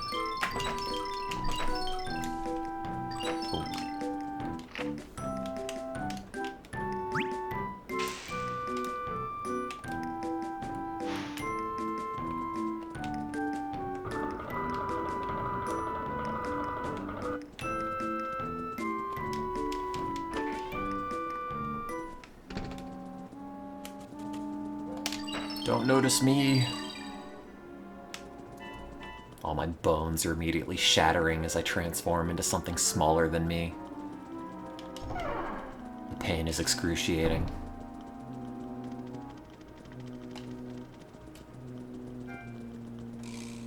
This is something about JRPG design and player base if most people want to play them without battles.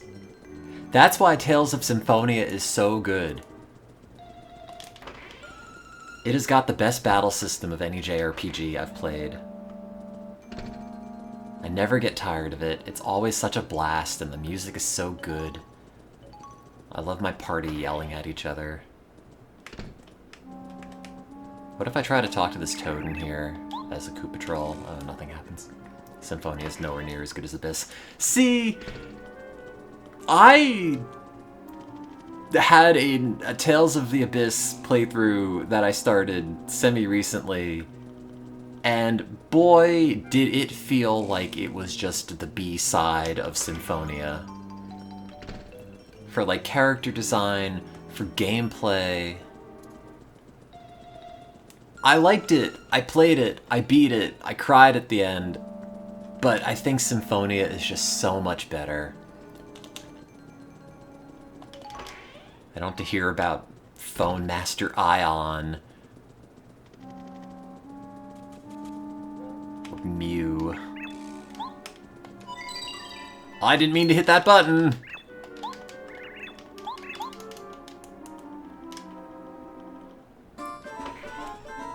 They call me the Phone Master. And a lot of the special attacks in Abyss just don't feel that notable.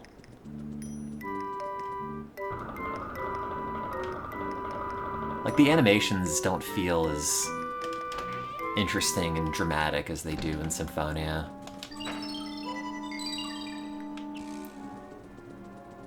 It just feels like they were making another Tales game and they based it off of Symphonia, but then just kind of made it worse a little bit. And then I stopped playing them. I played Abyss co-op last year. See, I tried to, and we just couldn't get into it. I don't know.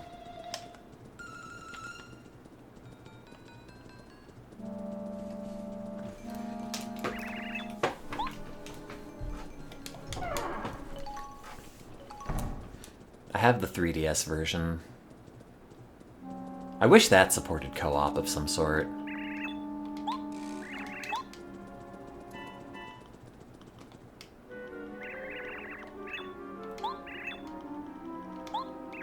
He looks like this. I like that Nintendo was doing this even back in 2001 with the, like, in case you don't know how to read, we're just gonna put images in the text boxes.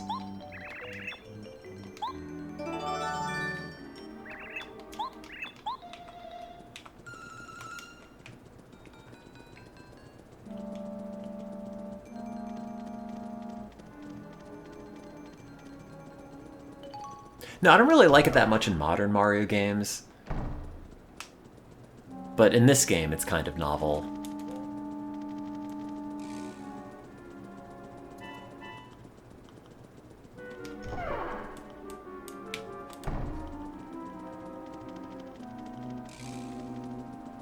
I wonder what they're gonna call the next Mario.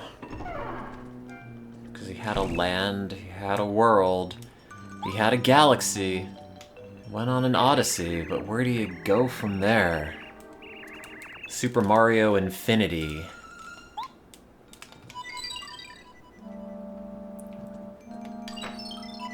Turn Mario into like a beefy dude protagonist looking down dramatically. Super Mario Multiverse. It's just called Mario.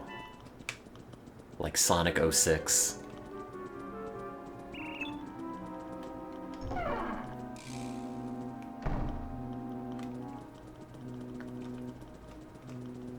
Hi, I'm a clubber.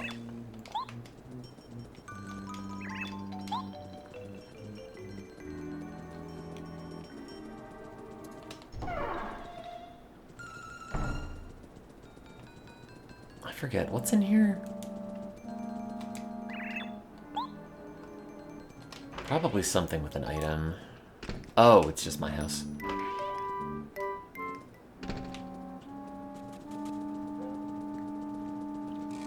It's the only clubba in the whole castle.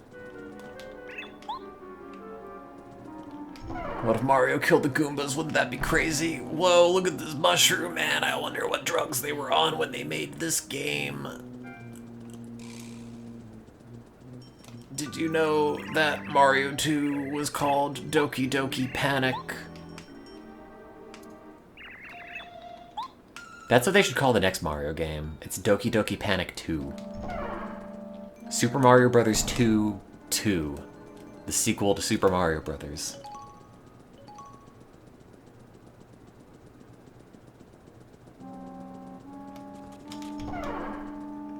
Super Mario Bro and Luigi dies in the intro.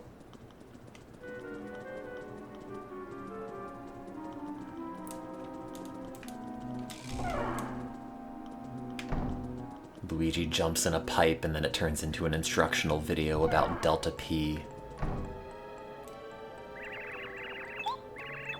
Oh yeah. You smell too good.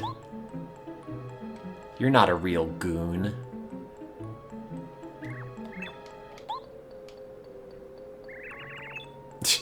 You there.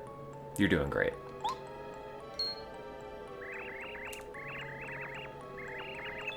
You smell too nice.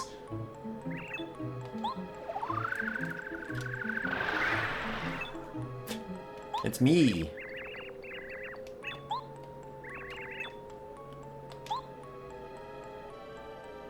No.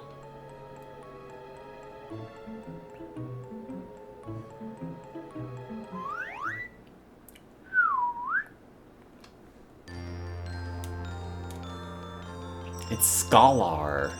Oh no, it's Clevar.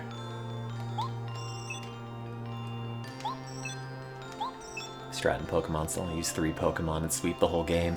Hey, look, you could just have a level 100 Charizard and call it a day. It's the children's guide to beating Pokemon. Only use your starter.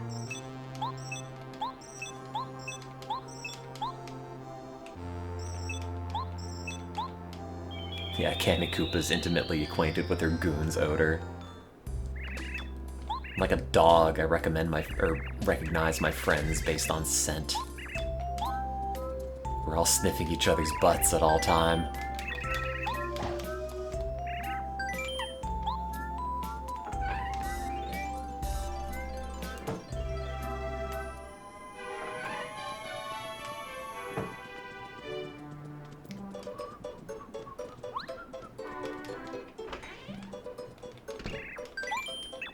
Oh, wait, I'd already recovered.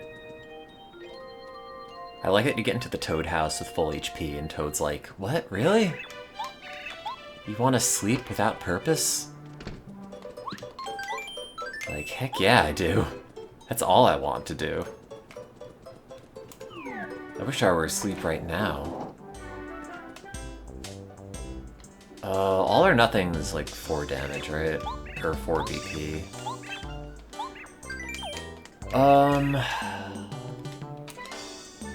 That's maybe worth having, but I would have to get rid of Dizzy Stomp, Shrink Stomp, Jump Charge, Group Folk. Well,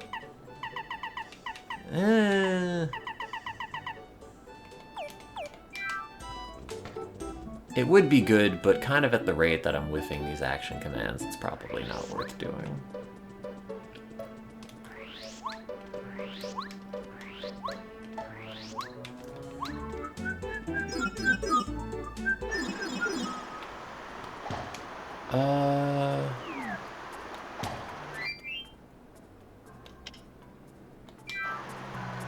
I guess you're just going to Shiver City now.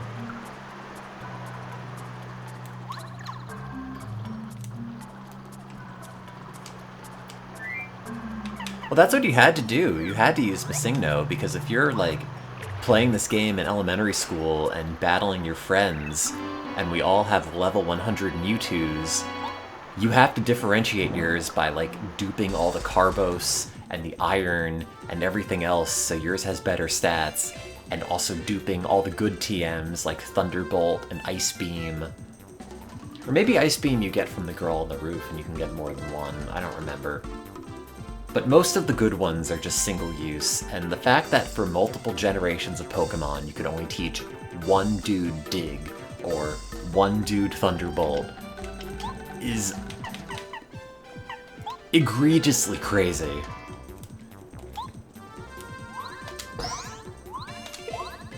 Oh, I didn't get dizzy.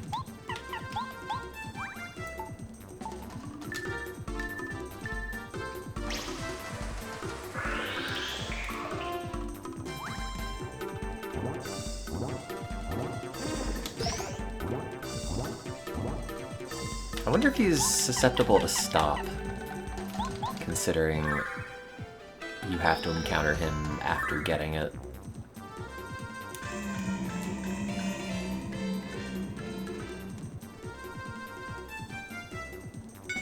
Nope.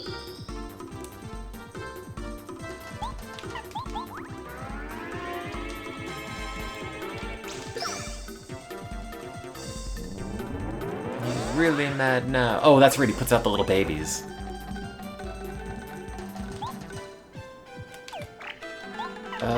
Sure.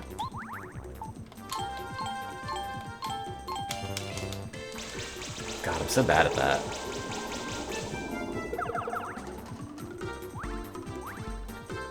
I love whiffing action commands.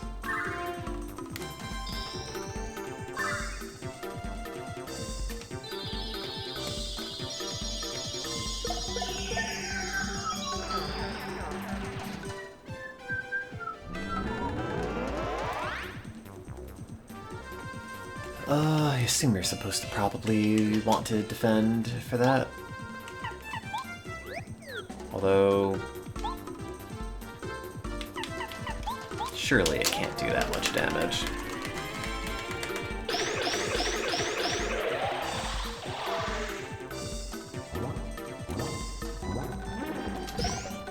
Oh god! I didn't think it hit twice.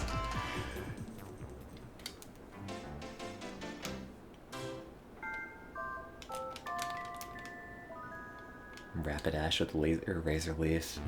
I think Razor Leaf always hits, though, or always crits. I forget if that's programmed in Gen 1 to always crit, or if the math is such that, like, if your speed is any tiny number, it ends up being enough. But I don't think in Gen 1 I've ever used Razor Leaf and had it not crit.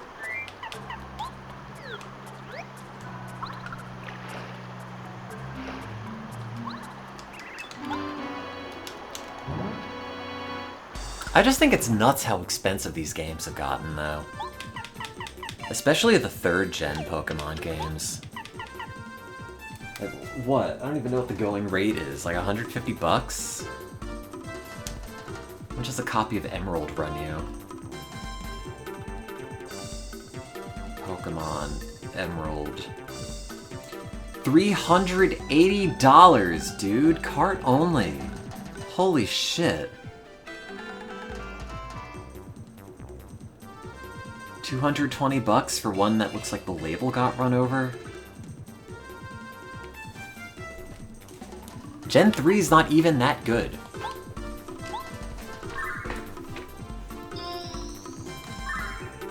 They probably at least sell for 200 bucks original.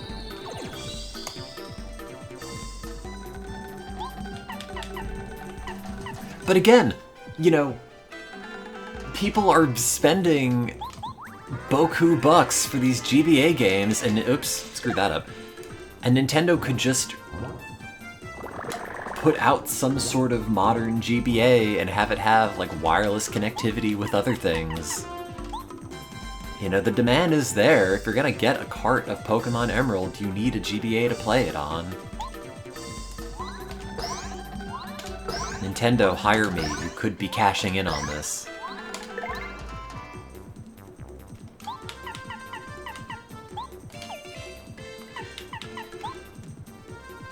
I don't want Donkey Kong Bonanza. I don't want to be Donkey Kong.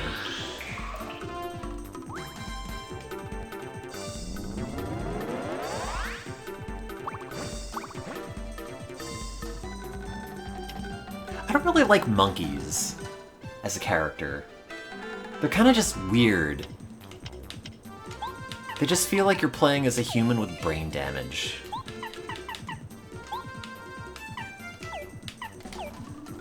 And I don't like how hairy they are, and I don't like... I don't know, they probably smell.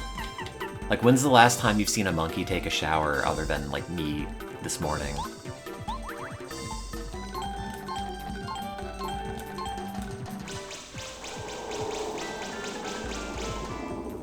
I know people like Bonanza. I'm not saying it's a bad game. I'm just saying, if someone says, do you want to play as Donkey Kong?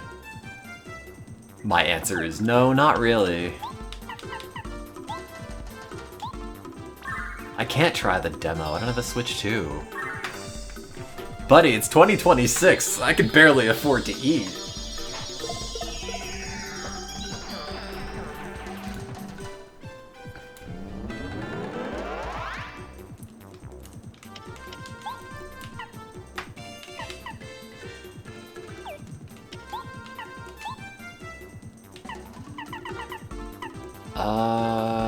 I think if it makes contact with me with this attack, it can only do it once.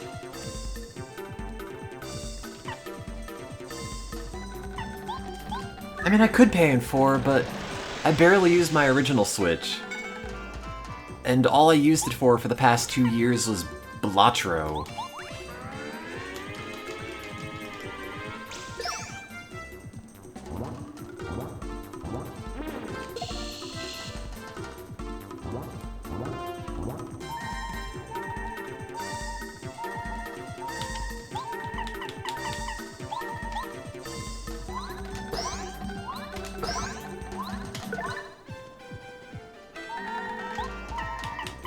I'm sure I'll end up with one eventually.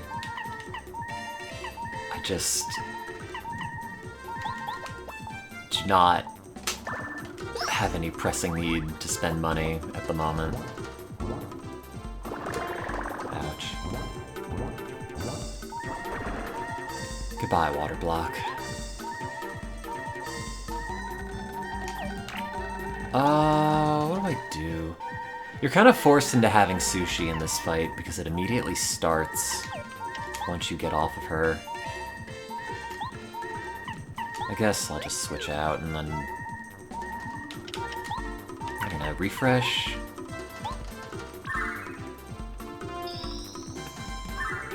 Yeah, but Kirby's always been Nintendo's test bench for weird gameplay ideas.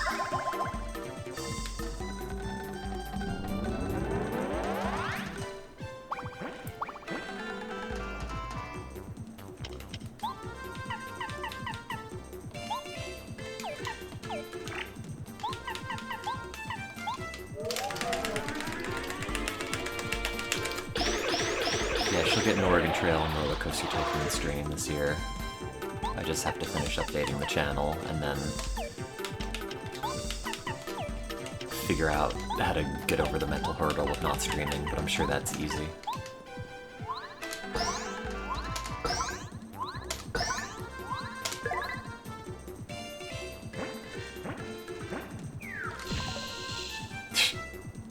It is just momentum. No, once everything is updated, I'll probably just do it. I mean, what's the harm at that point? Oh no, I do a bad job and it's not very funny.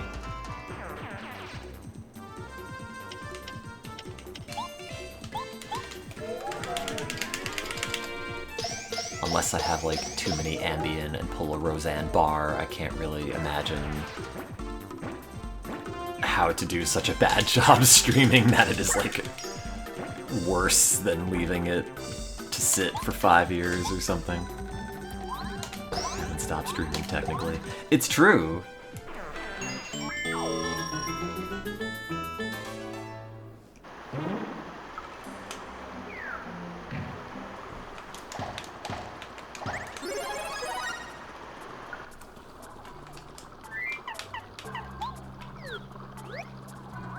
Duh.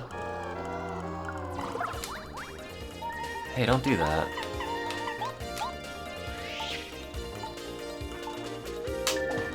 Oh, I should probably run from that. Oh, never mind.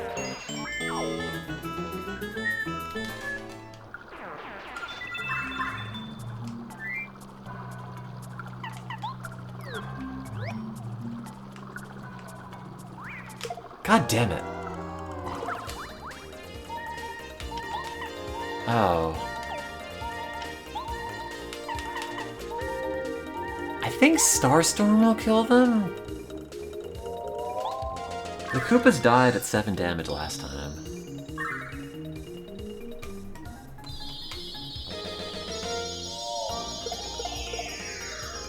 Oh.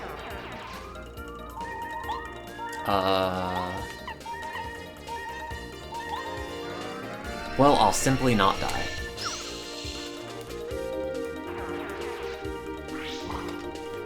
I mean, yeah, there's a lot of abandonware for 90s games, but it's always kind of tricky to find something that... Like, there's a specific overlap between the game being, like, shitty and janky and funny and interesting without it also just being a bad game.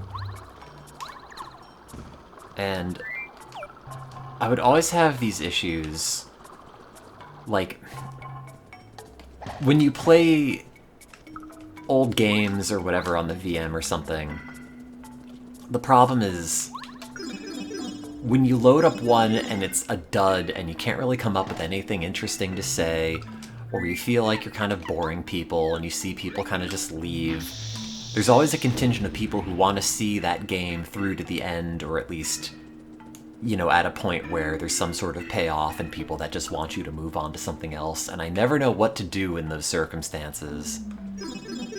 Because it seems like you're just gonna end up disappointing some subset of viewers.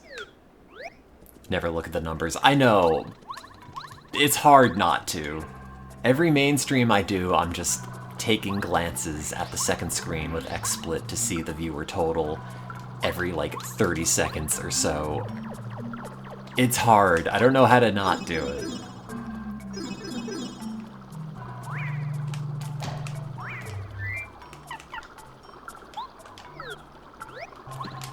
Oh, there's a thing there. I didn't know that. Delicious maple syrup. I love drinking syrup directly from the bottle. Can I hide the view count? Yeah, I think that's an option. I mean, I can cover it with a window. But I've spent too long on the internet, so all of my self-worth is totally decided by numbers. Need number go up.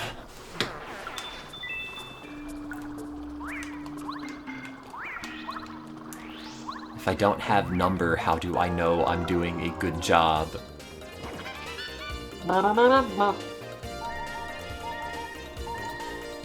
Although, XSplit will always do this thing.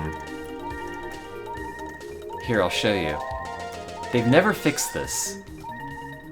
Or, I don't know, maybe there's a new version of XSplit. Let me see, check for updates. Oh, there is. Once this gets to 4 hours, the viewer total goes to 0.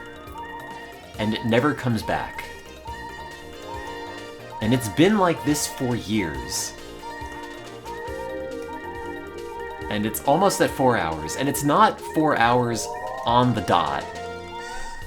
It's like 4-ish hours. Maybe it's like 4:02 or something. But it always happens, and it never fixes itself. And XSplit is not dead. They pushed a new update to it in March of this year. I just don't want to update because it's going to break one of the hold-on screens. I'm gonna defend XSplit forever. It's great. I've used it since it was Vladimir Heimlihoff's multicam. Which I think was his name. It was VH.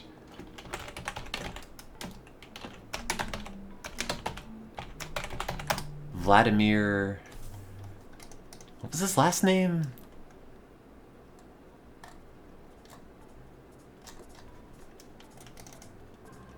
I think it was Vladimir Heimlihoff or something.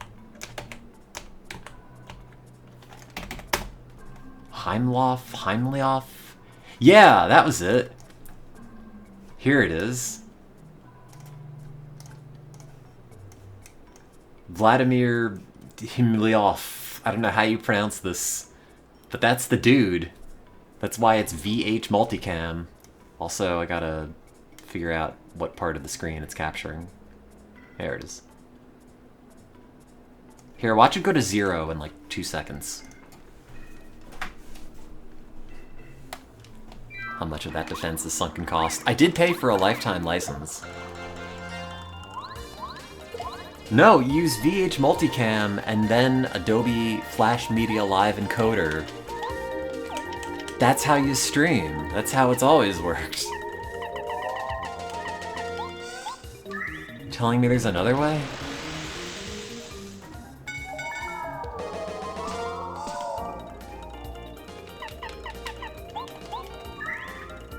It didn't lower. It's going to! I told you, it's not exactly at 4 hours, but it is always right around 4 hours. Plus or minus a few minutes.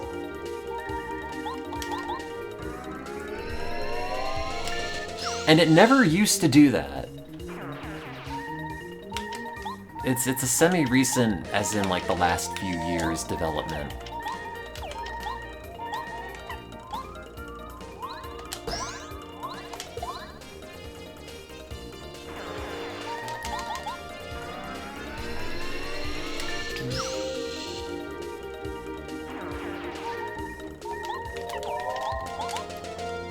I mean, I could spend an afternoon and recreate all the hold-on screens in OBS or something, but I like XSplit. Well, the thing that I used to do that used to go out of sync was use virtual audio cables with 2 USB mics as a virtual audio device, and then combine 2 mono mics into a single stereo audio input source. but the virtual audio cables would slowly become desynced from each other, so the left and right audio would kind of echo, like a duophonic recording in the 60s. I thought it was a really cool idea at the time, and then at some point I just bought a Blue Yeti, and all of a sudden that just has an option for stereo, and I just keep it that way because I think it is funny to have, like, directionality for miscellaneous sounds in the apartment. Like, oh, I'm over here, oh, I'm over here now. Ow, fuck, stop that. Oh, I can't even use oh, I can. I thought they locked me out of items because I used the, double dip. Wait, this whole time, whenever I've just wanted to use one item, I've been using double dip and using FP for nothing. Oh yeah, Amarek! God, I haven't thought about that in like a decade.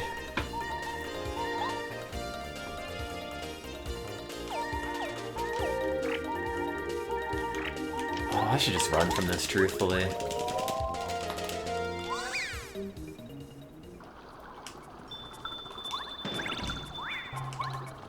Or that one screen capture software, it's like SCHF-DSF or something. I think it was big in, like, StarCraft 2 streaming. Oh yeah, you can also do this for extra damage. Just thrash these dudes.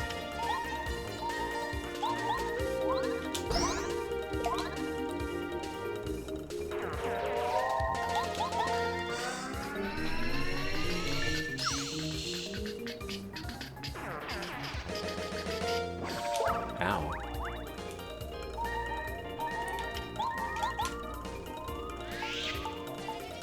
Thunk. Do those have 5 HP? I think Watt killed one of them.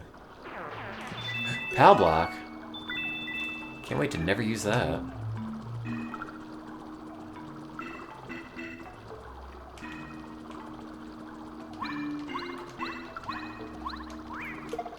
I just use the capture card as an audio device and then just have it set to play it through the speakers. Like if I turn on the analog 3D, it'll just make sound even if I'm not actively capturing it, as long as the computer's on. Even if I'm just playing games via my monitor, it doesn't have any speakers, and I don't think it supports any kind of audio output. Maybe there's a 3.5mm jack in the back. But like, if I ever want to play a game on this computer, I have to have the computer up. Or on this monitor, I have to have the computer up.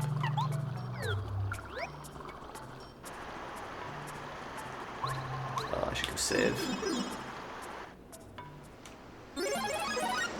It hasn't gone to 0 yet, but I swear it will.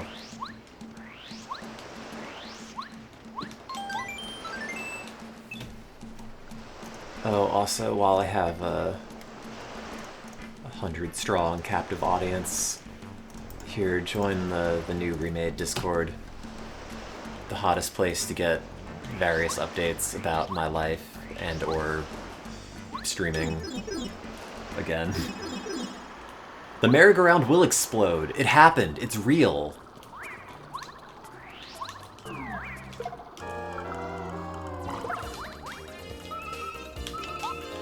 I will try not to arbitrarily abandon this one like I did for most of the other Discords in my life that I've made.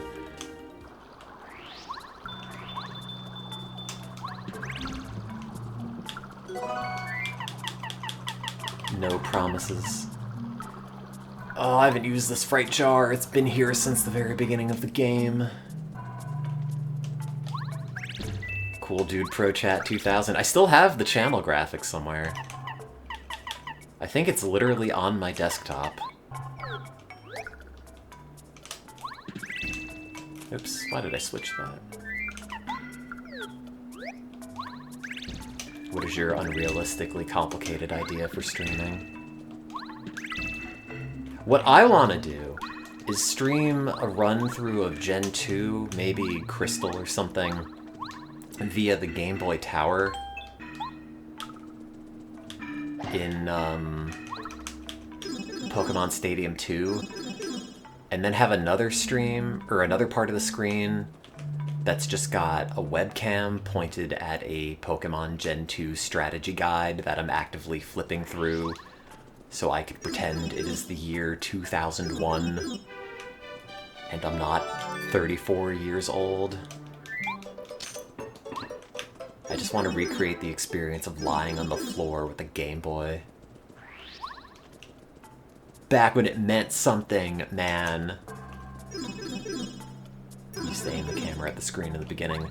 No, that's how it should be. I'm telling you, at some point, there is going to be a movement for making streams shitty again. Good. Everything is too overproduced. I'm sorry. But, like, all the moving elements on streams, all the pop-ups, all the notifications, it's just too much. I'm gonna spearhead the movement that just brings back pointing a camera at a screen and calling it a day.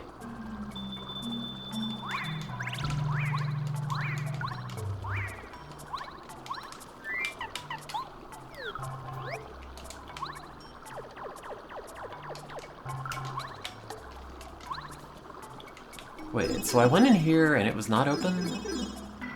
Or did I have to go here first?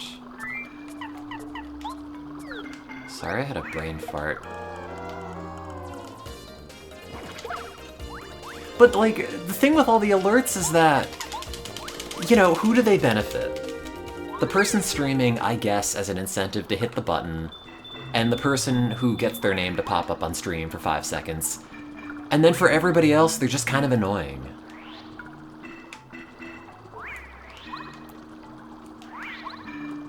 I just want to hang out and talk.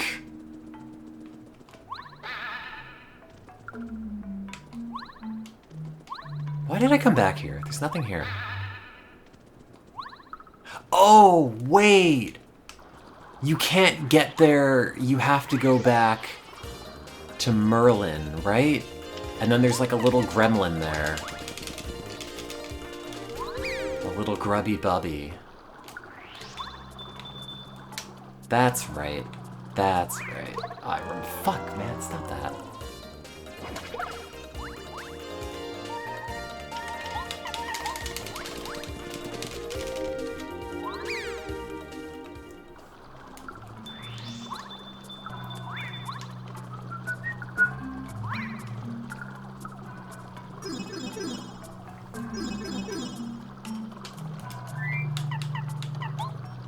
One of the things with that idea of streaming all these N64 library games in order is that from watching all of Jeff Gersman's videos where he's ranking all of the NES games, a lot of them are not even interesting for like half an hour. Let alone sometimes he plays them for even longer than that. You know, I watch them every week. I just want to know how things are ranked and if one game is better than the other one. But his list is up to like 500 or 600 NES games that he's ranked, and maybe the top 30 or 50 are interesting, but the vast majority are just shitty and bad and uninteresting. The N64 library, by virtue of, you know, at least being in 3D, is probably a little bit more interesting. But I don't know, I mean, what do you do if you're like hour 30 into... Oh, God, what was that game that I played? That game with the fantasy heroine that you could hit the buttons and she bends her back backwards and it's all funny. I want to say Nightmare Creatures, but that's not it. I wonder how many Dreamcast games there are. 257. No, I don't know, I just made it up. How many Dreamcast games? Holy shit! I almost called it as a bit. However, it's 247.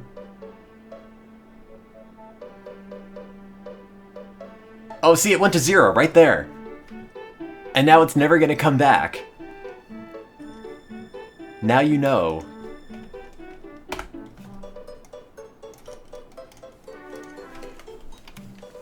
That's released in the West. There are more in Japan. Wait, what was this? XXX and OOO are heart, heart, heart. Did you know that? A gossip-loving toad. Oh, it's the Grublin.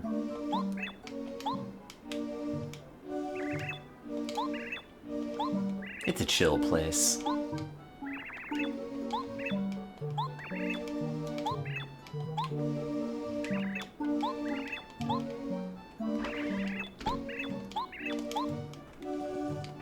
Is there any notification in this game when Merlovely's spells run out?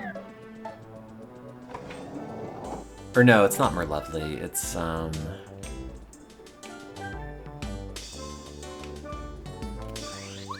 Merly?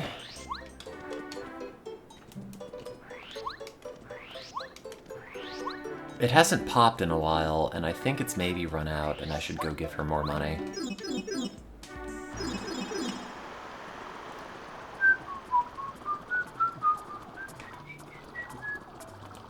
I don't know. Is this the first one, or is this the third one?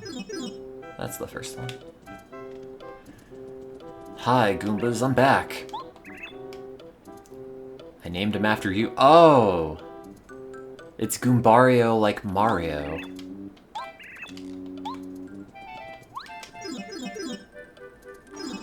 I don't know if I connected that.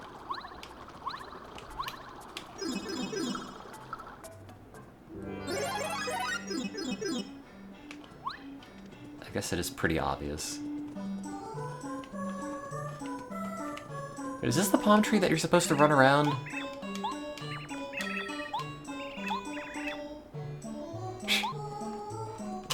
Or is this a different tree? The Sideshow Bob tree.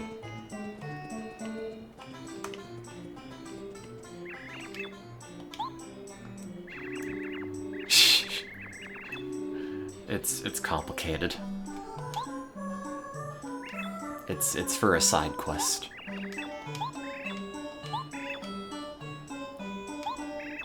If you spin jump 3 times inside the house, something will happen to you. A house with a whirling roof, as if that existed. I assume they want you to do that now, considering you just get the spin jump. No, Mario's like Homer Simpson, he just doesn't age. It's just however old he is, plunked onto a timeline relative to whatever time it currently is.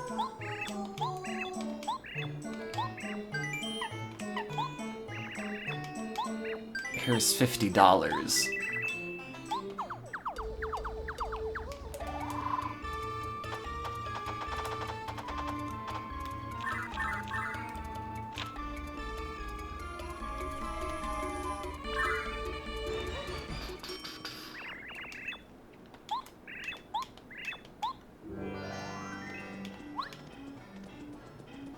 I don't know, Paper Mario's kind of cute. But it's like aging, you know, SpongeBob or something. Like, I can accept he is old enough to do work, but I cannot accept any real number as an age.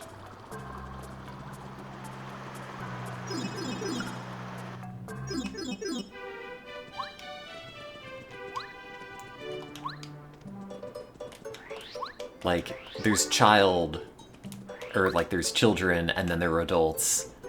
Any sort of delineation past that, I don't know. Mario's an adult. The Rugrats are children.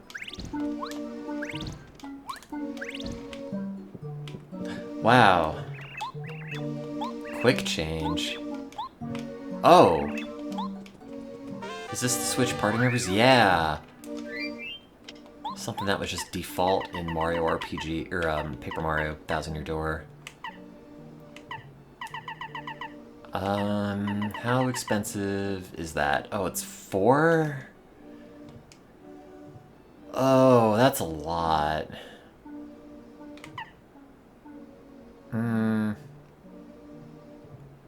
There are a lot of times that would be useful.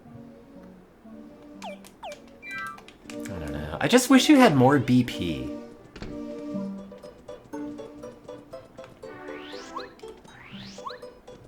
They aged up the Rugrats and then made them kids, but in the 2020s?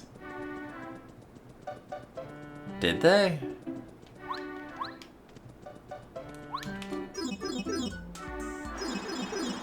Is Tommy Pickles still in the crib? He's like a grown man. No, I know Rugrats all grown up. I remember that coming out. But they weren't in the 2020s. Oh, it's in 3D. It's like the Jimmy Timmy Power Hour.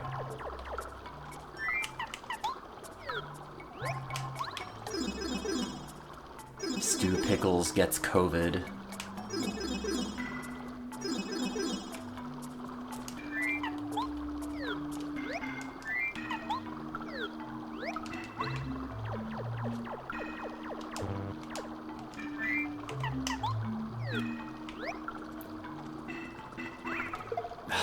Jumped. God. 88 star points. Is this gonna give me any? Or like 6. Man, I blew that quick. Embarrassing. They got rid of Phil and Lil's mom. Or dad, sorry. Poor Howard, I think was his name.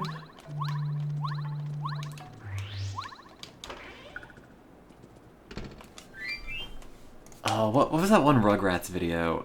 Stu tells Howard to shut the hell up. Is that what it's called? No. Wait.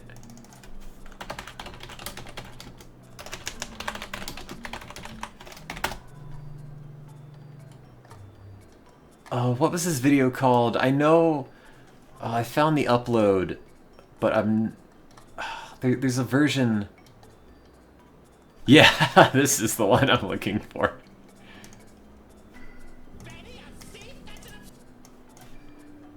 There are many uploads of this video, but only one of them is called Stu Shuts Howard the Hell Up.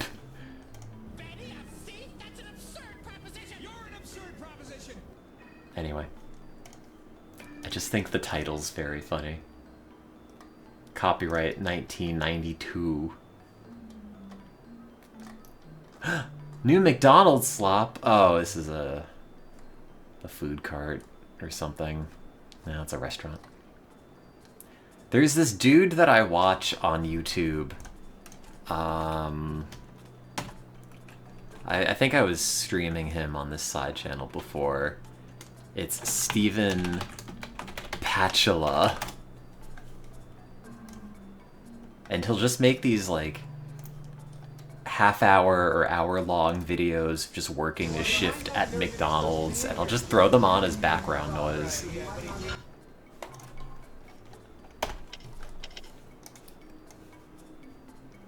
Which is how I, deal with not actually having worked a real job. I just watch video footage of other people.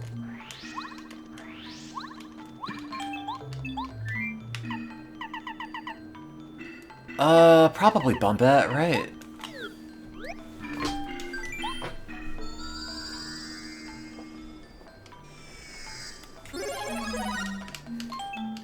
I don't know, I watched that one AI video and they had a lot of robots that were flipping burgers. Does this game hold up? Yeah, I think so. I think it is the most complete N64 game. There's nothing wrong about it. It's still fun to play. The writing's still funny.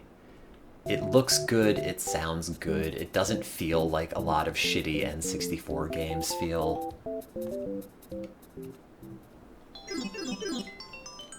You know, like they made an N64 game and there's no fog in it.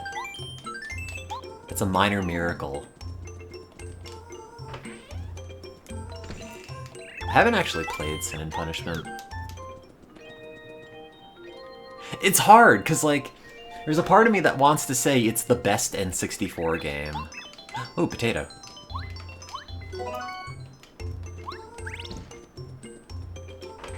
But I also really like those Zelda games. I really like Majora's Mask.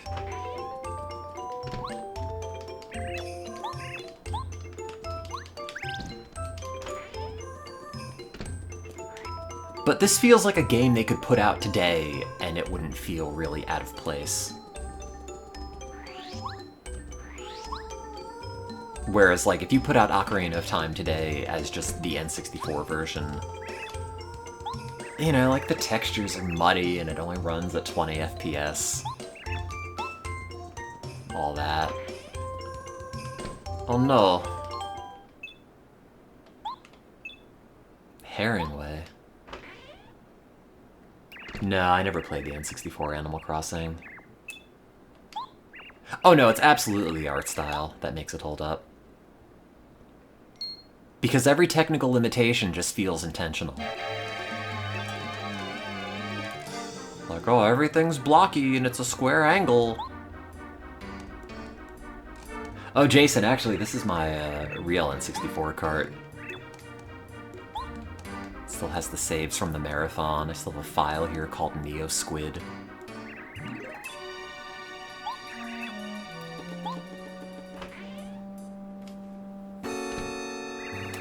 Have all my N64 games, or at least the good ones, up with me on the analog 3D.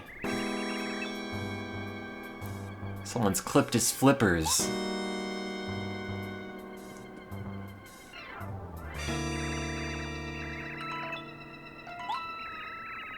This is like a mystery novel, except it's real. I never played Wonder Project J2, but I like how it looks. I did not bring Superman up with me, though.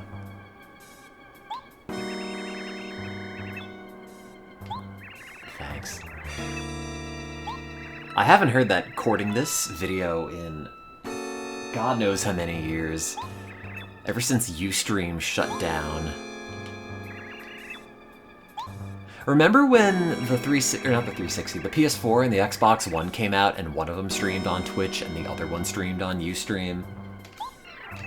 It's a very funny proxy of the console war. And I think the Xbone was Twitch and the PS4 was Ustream. And then they had all those people doing the streams with the webcam in the playroom, because they had one part of that game where you could just stream whatever was happening on your webcam and then stream that to Ustream.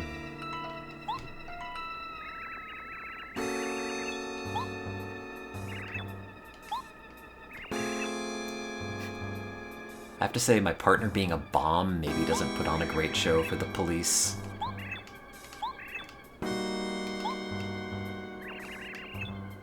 No, the PS4 was the playroom. It was like the pack-in demo that used all the features.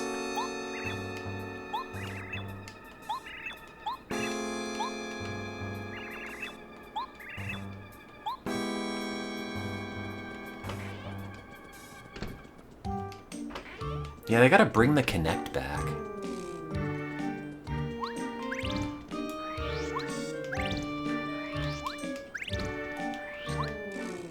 They're a bunch of cowards for getting rid of it and then lowering the price. They should have fully committed to using the Kinect. All the VR chat people are buying up Kinects for body tracking. Huh. I remember being an especially cheap depth sensor for stuff. I didn't think they were still using it in this day and age, though.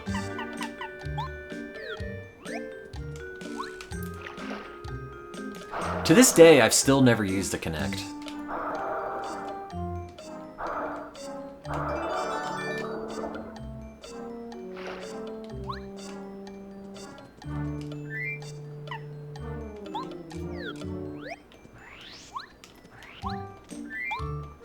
I think I at least used the PlayStation Move in a GameStop once.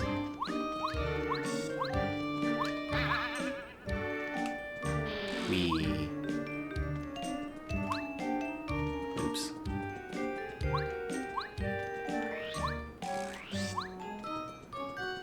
Use Kinects for ghost hunting. Is Chris Bores the irate gamer and paranormal, what, philosopher, psychologist? Does he use those? As the only ghost hunter that I trust.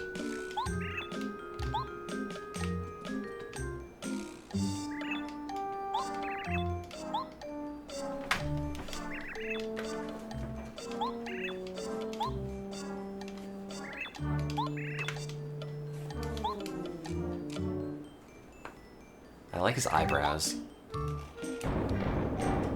Gauge stairs. It's like my Minecraft house.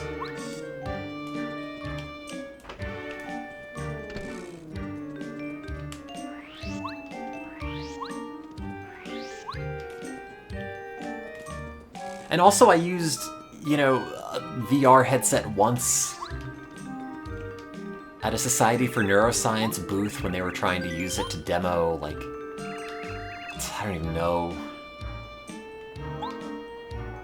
looking at 3D models of proteins, maybe? Something totally useless, but you could put your face right in the amino acids.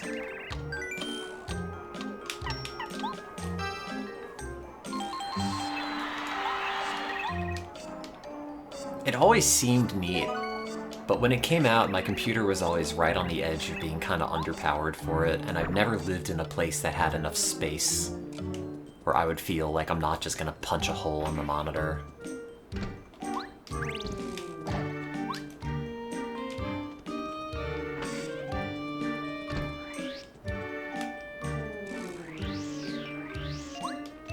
And they shut down, what is it, Game Room? Playroom?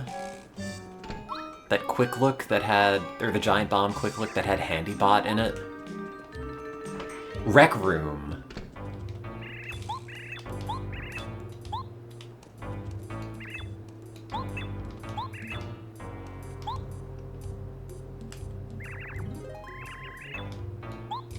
Oh, the penguin designs are so good. They're just little stumpy dudes.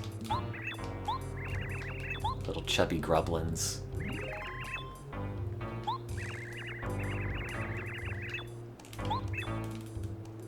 Speaking of 3D movies on the 3DS, do you remember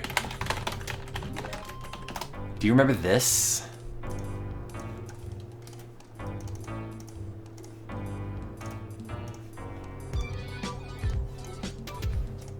That everybody got for free? Hey Craig, how was your weekend? I was going to plant azaleas. It was not very funny. Damn. I went to the hardware store instead. But it wasn't 3D. I'm surprised you had that much free time. I was here all weekend, finishing my quarter. Anyway. I'm sure at least one person's like, oh yeah!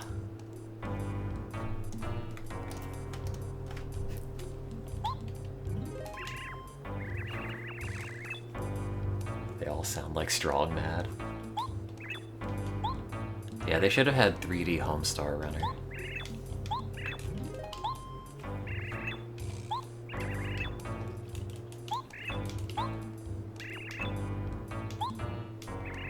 You're just racially profiling me because I'm Italian. Yeah, and the 3DS had YouTube. The Vita had YouTube, which is a really good app. I think it supported 60 FPS before the website did.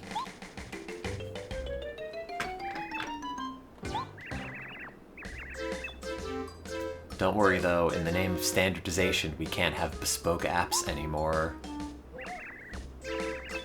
It's still nuts to me that the Switch doesn't have a web browser.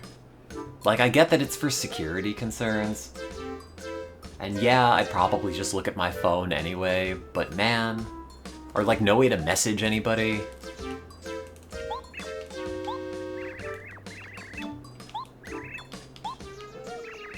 Or the fact that we're still using goddamn friend codes. Like, it was a joke even when the Wii came out. Like, oh, they're just doing this because it's their first crack at online and they're not very good at it, which is why everyone has to have a really long phone number and not a username. But then they showed, oh, it wasn't actually a joke or a mishap or anything. It was intentional and we will be using them forever.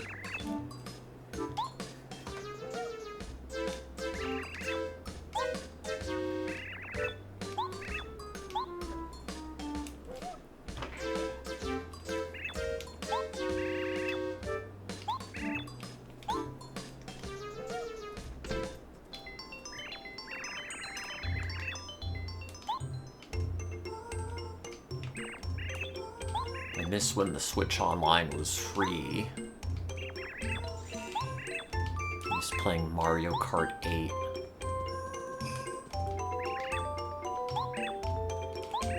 How dare you assume I'm committing a crime? Because I'm Italian. You racist prick. Yeah, they wanted you to do the voice app through that, or the voice chat through the separate app. Remember the era of the second screen experience? Remember Microsoft Glass? I think it was called.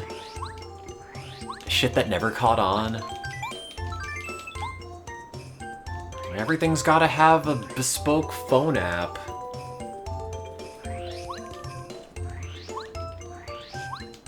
Wasn't there some idea with one of the Gran Turismos where they were gonna have the rear view mirror on your phone? Or some feature that seemed very lazy to have on your phone rather than literally anything else. Anyone genuinely use game chat on the Switch too? I don't know. I remember seeing it in all the launch day reviews. But man, if I'm playing a video game to have fun and have some fun escapism, the last thing I want to do is have my face in the corner of it to just stare at and be disappointed by. Especially in like shitty Nintendo branded webcam quality.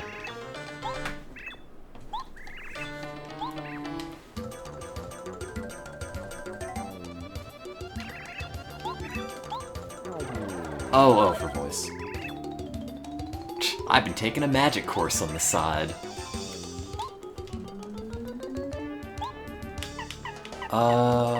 Do you think he dizzies? No. Do you think he paralyzes? Okay. Sure.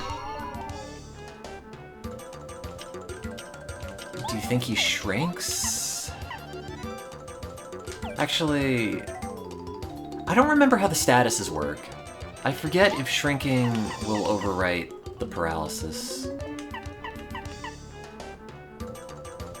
I think this is the last fight with him, because he shows up frozen after you beat him. It's also kind of weird that there's like a row of pixels above his head that seems to be displaying some garbage on the status indicators on the side. I can't really point it out because of the way that I'm capturing this, but there's like a horizontal line in the background where these extra pixels are on that floating 1x symbol. And also, I guess, the paralysis symbol a little bit.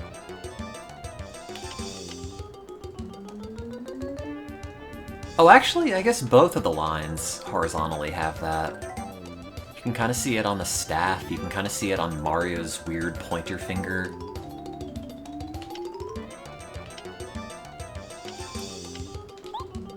And that's how it looks on my end without it being scaled, so it's not a scaling artifact. Is Power Jump better?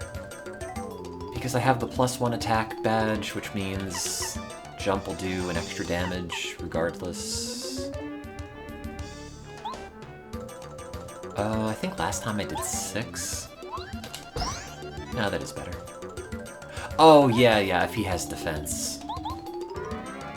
It's better to avoid multiple hits.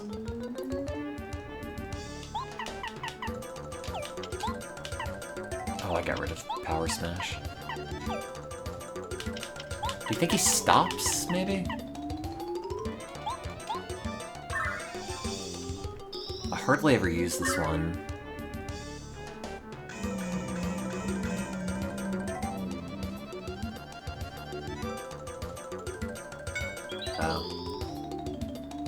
But no, I do like in the Paper Mario games that they always have a secondary antagonist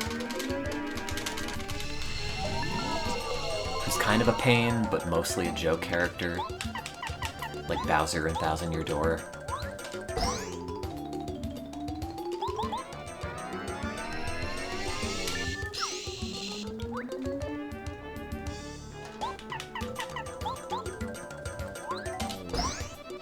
Never shows up in the Mario series again.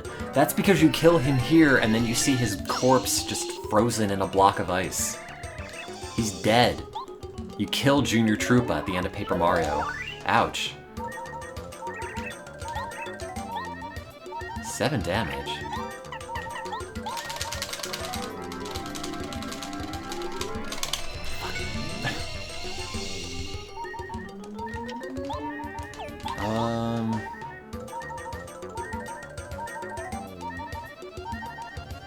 Sure. I'll eat this potato and then try to stop it again.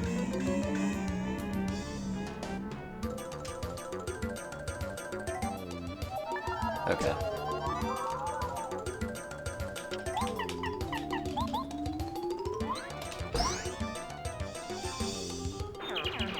Yeah, and Double Dip only needs 1 BP.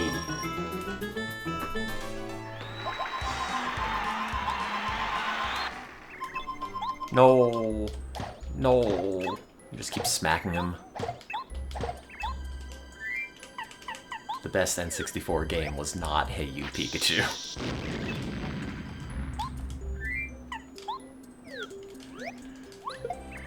Oh god, did I have such a miserable time playing that with you. Can't get him to do anything, I swear to god. The input on the microphone might as well just be white noise, because it does not seem like Pikachu is listening.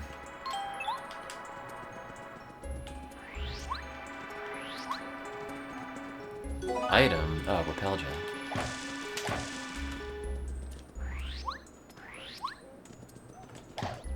It's better than Superman 64. Someone's gotta rank all of them. I gotta get Jeff Gersman on this, after he's done ranking all the NES games.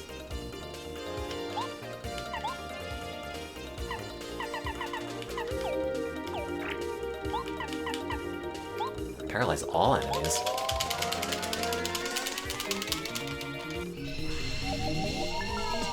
Nice.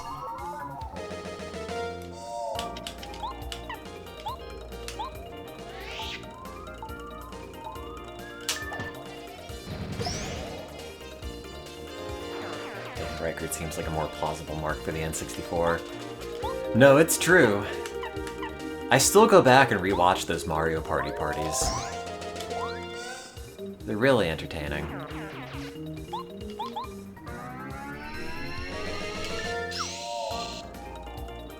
Gotta get like a crew of dudes and an office. Because eventually everything just ended up going virtual, and like, I don't want to watch a Skype call with a bunch of webcams and everything. Like, I get that that's the world we live in, and I get that it's more convenient, and I get that you don't need to rent an office for stuff you can just do virtually. But man, You really lose something when it's not just a bunch of people on a couch.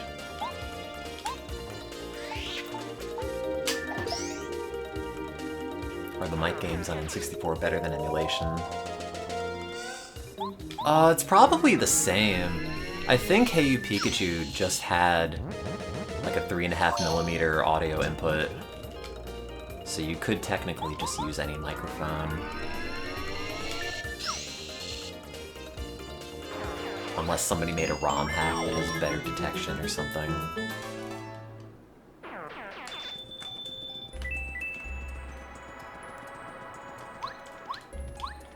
The aesthetics of a Zoom call are so depressing to me. Yeah, because every time I've been in a Zoom call, I've never wanted to be there.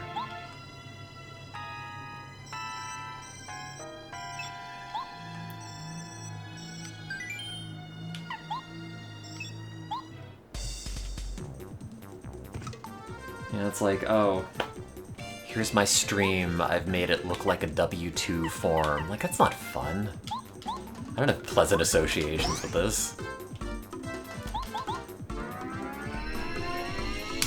I like how this guy has a really elaborate attack and it only does 1 damage.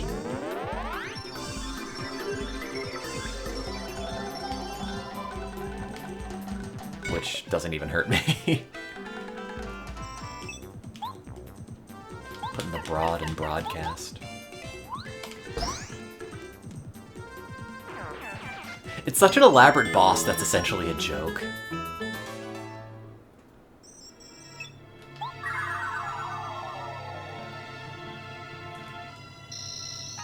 Wow, it's a whole cloud of twinks.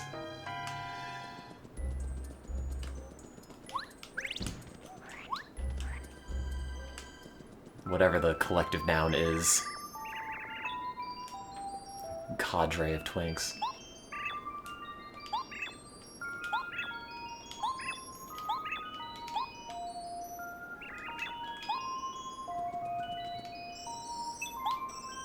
I want to go to Star Heaven. These Star Kids are as hyper as the day is long. The pride. Very good, Kevin.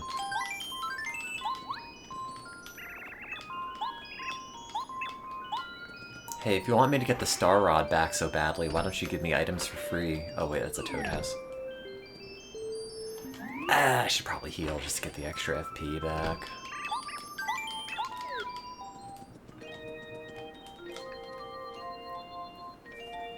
Well, the training grant I'm on, we have a lot of mandated seminars to take, and they all used to be mostly Zoom.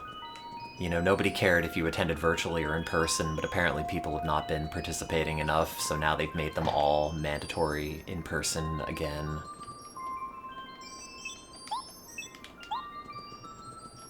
Which I guess is for the best. But boy, is it a pain in the ass to get downtown. Because every Harvard Medical School building is somewhere in Longwood, somewhere in this incredibly busy stretch of road that's full of cars and ambulances and other EMS vehicles, and getting anywhere is such a drag. It's like, oh, it's... The seminar room is in one arbitrary room in, like, Brigham and Women's Hospital. Good luck finding it, and also navigating the throng of other people who are here because they're sick. I just want to load up a Zoom call when I'm in the bathroom and not pay attention.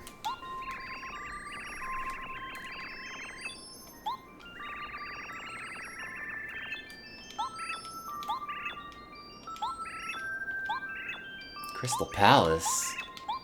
You mean it's the boss with the best boss theme?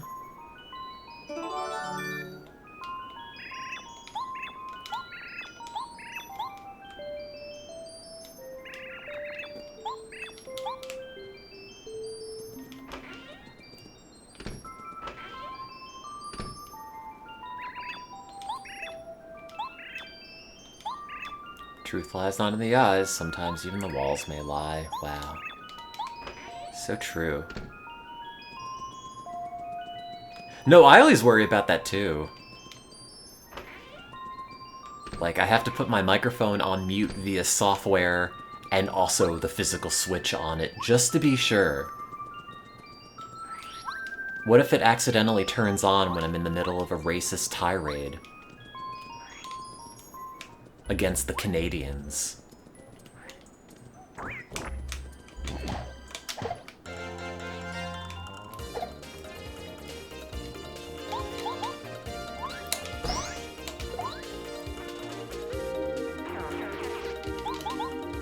What if I'm on the PUBG bridge?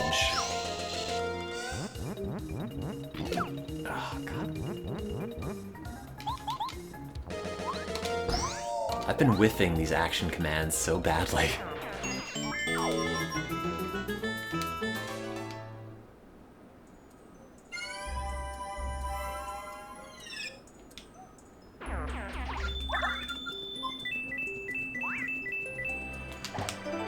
Who got that letter? Oh, Merlot. Wait, I forget. Is this up here? Because, like, you gotta get the bucket and you gotta get the scarf.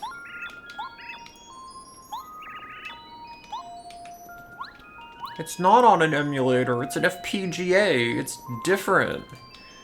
It's different because I spent $300 on this. Instead of getting it for free.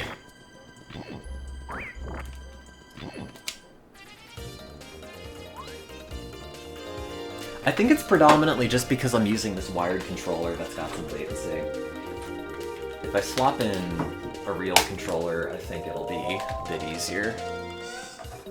Just the Bluetooth receiver on the analog is kinda not very good.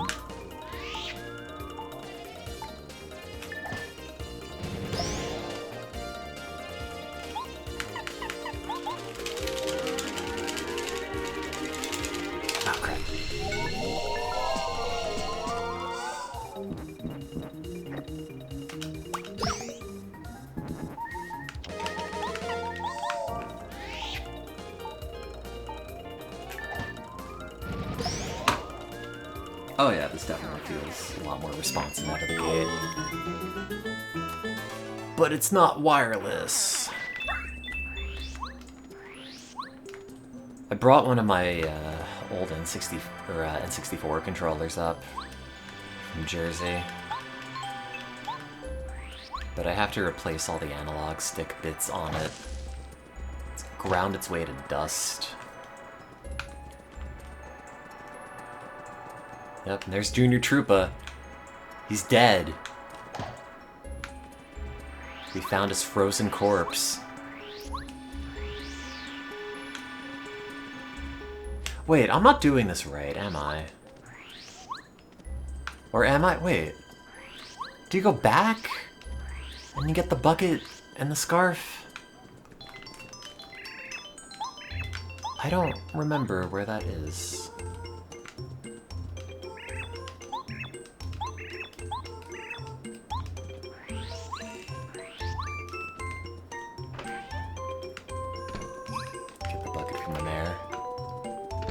Yeah, that sounds about right.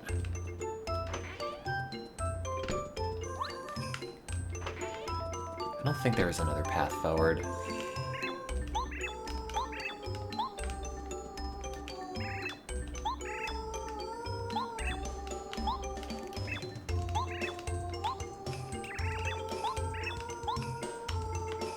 Let's go right now. Proceeds to not go. Just like me making plans with anybody.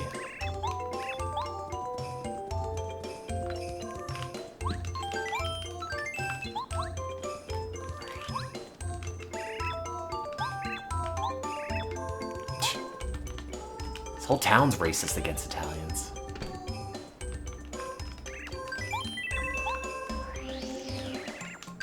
Don't have money. This town is just founded on ice puns.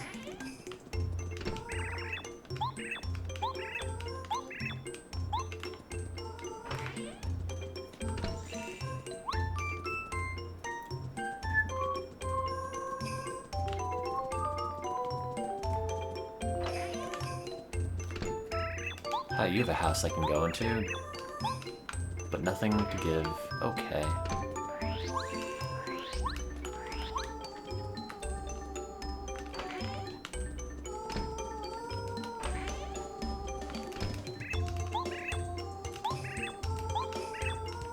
I haven't forgotten how you accused me, and I'll never forget.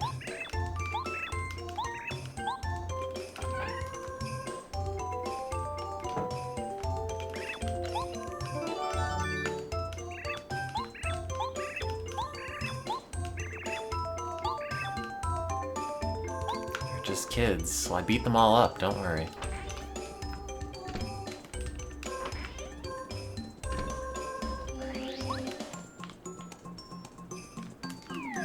Wait, was I given the scarf?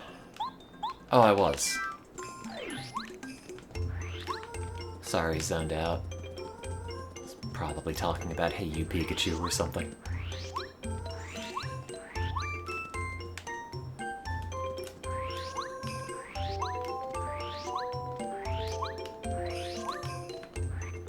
I'm not sure if there's any additional latency playing on the analog 3D. There probably is. But I'm also playing this through my monitor, which is not like a low latency monitor.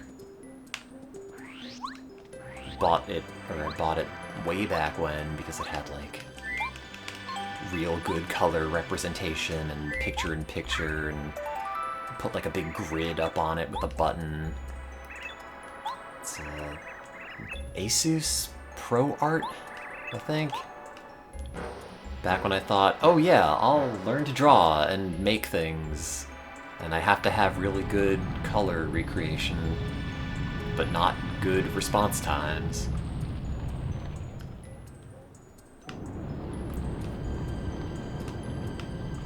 I think we just kind of get used to there being a certain amount of latency in modern games. Between like HD TVs and Bluetooth controllers and everything. Old games just connected to a CRT definitely felt zippier.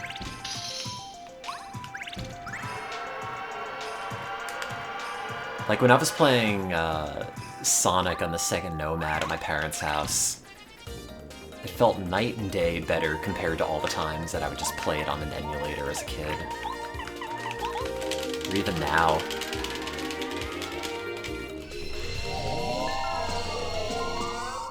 But I guess just given the inherent nature of everything, we're probably not going to go back to that. Like zero latency past. Sadly. And nobody I know has a CRT that I could plug this thing into. And even if I wanted to, I would have to adapt the HDMI down to composite and probably end up with a shitty converter that doesn't do a very good job.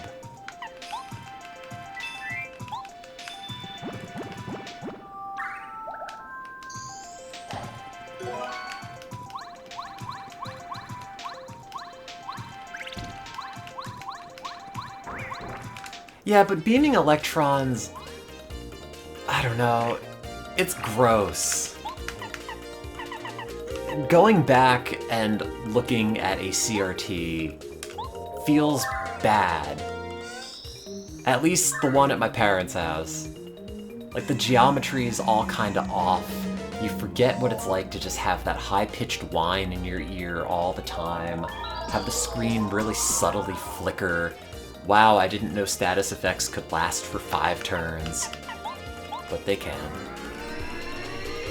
Try a Sony PVM. Yeah, I know, I wish I had hundreds and hundreds of dollars for a PVM. When I was in grad school, there was a lab that was throwing away a PVM and a bunch of IBM Model N keyboards. And I picked them up to take them home, and the security guard at the front desk stopped me and said that I would have to either answer to the police or put my name down and be contacted later about whether or not it's okay to take this stuff from the garbage. So I put it back, and it is almost certainly in a dumpster.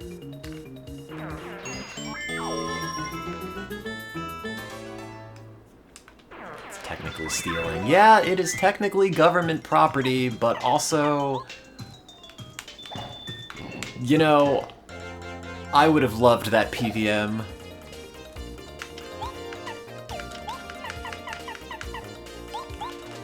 God knows what it was used for. They probably needed the, like, B and C breakout connectors for some sort of scope, if I had to guess. A lot of them use non-standard hookups. The one we have at my current lab still uses FireWire.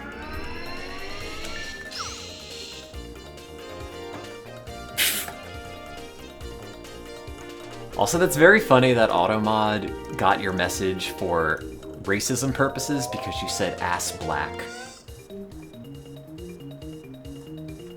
You're allowed to say that. I permitted it.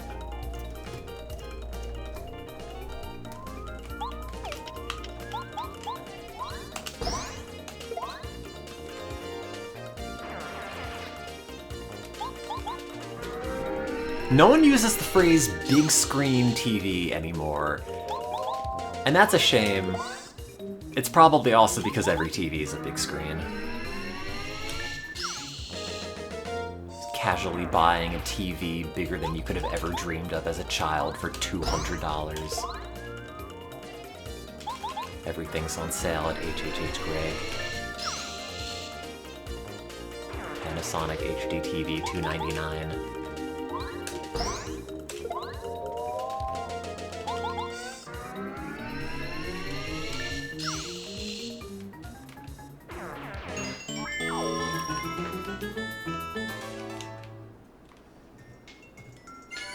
Stop giving me more money. That's just more work for me, because I have to go catch all the coins like a dope. Avarice dweeb. Oh, I got the oosh room. It's like unironically good, but I only have 10 HP, so something that recovers 50, it's like not that useful. I could sell it.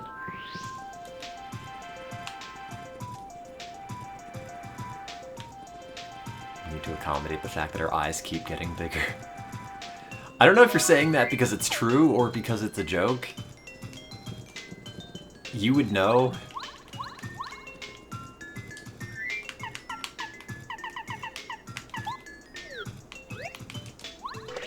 All those anime body standards no one can keep up with.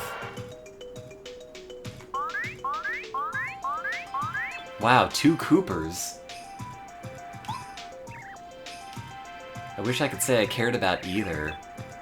See, this is the game's attempt to remind you that you have Cooper in the party, because they know you've not been using him because he sucks and is boring. Wears a neckerchief like a dweeb.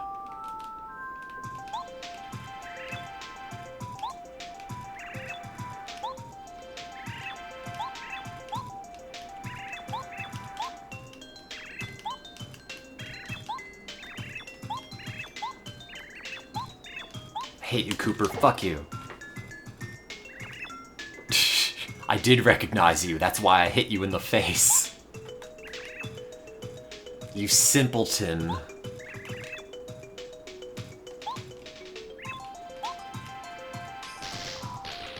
Oh, that's right. They make you actually do it right.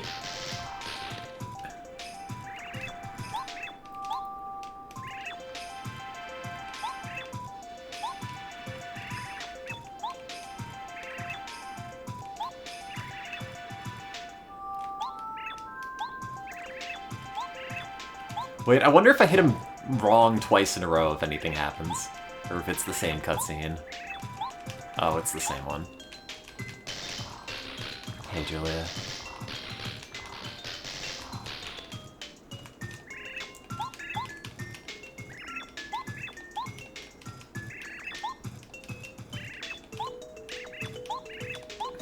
Listen, moron. Or Mario.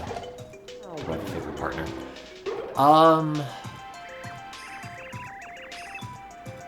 I guess Bo? Or Watt? They're kind of the two... I don't know. They feel the most Paper Mario-y out of all the partners.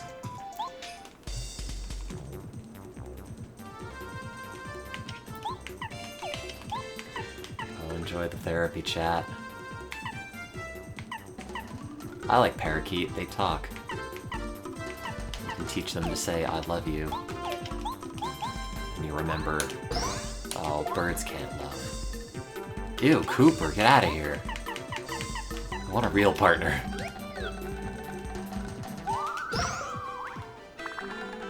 Oh no, these action commands are way easier with a real controller. Teaching my bird to swear.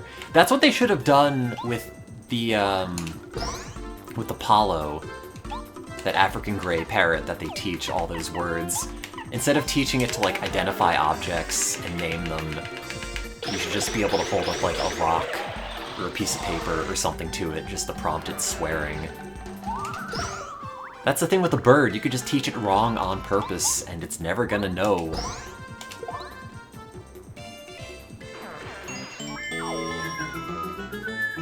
No, Bombette's really good. Even in the original game, the ability to just hit everybody is incredibly handy.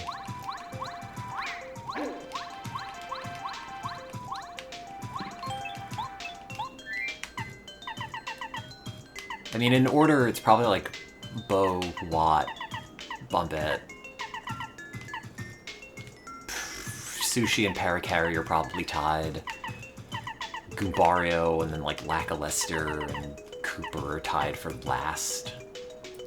And I guess Goombario's got multi-bonk, but like, I don't know. I know he's really good if you sit there and charge him up. But I'm sorry, I've spent so much of Mario killing Goombas that I don't respect him. There, I said it. Nobody loves Lackluster.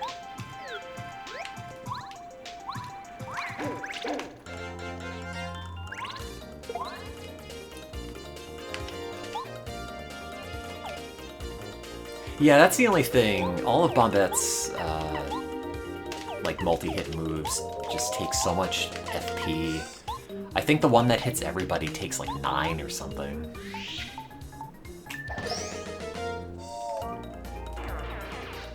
And Watt's always handy just because he always does the same amount of damage regardless of defense.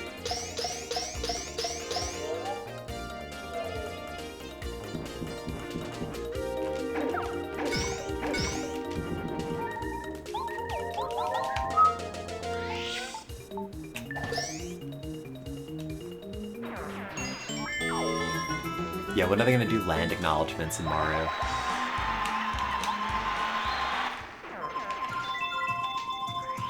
It's all Shy Guy land. Oh, I'm gonna have to start leveling up HP. I don't want to do that.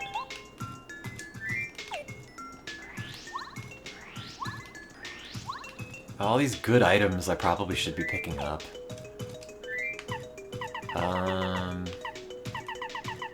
I have so many shooting stars, though. Just avoid fights. Yeah, but that's playing the game. Oh, I can't get rid of items here. Is there no experience badge? I don't think so. No. Huh.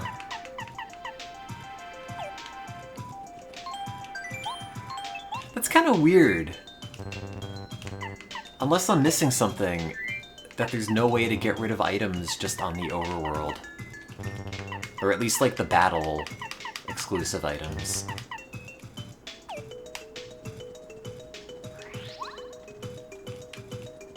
Oh yeah, Flame Shell and Cooper. I don't know, it's just such a boring design. I think I like him more than Koops, at least, in Thousand Year Door. Whose only character trait is being hapless. At least this Cooper has a... I don't know, he's got gang colors.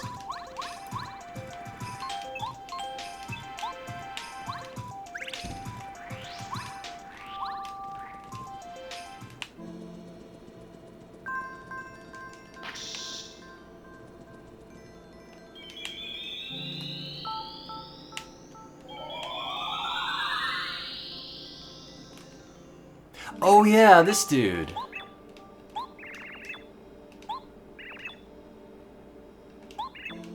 Such a good character design.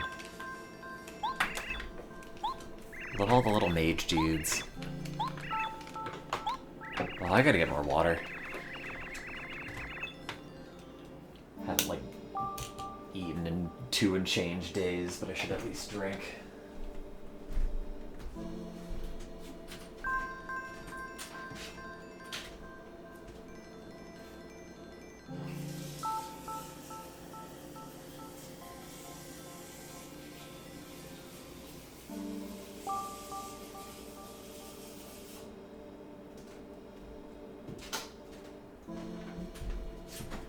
Oh, it's so warm in here. How is it still 77 degrees? It's 60 outside.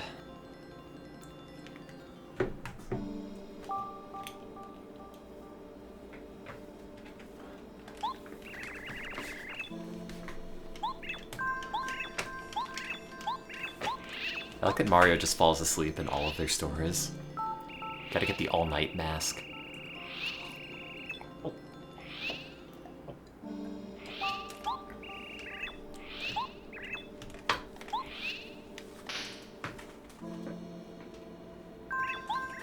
Oh, okay then.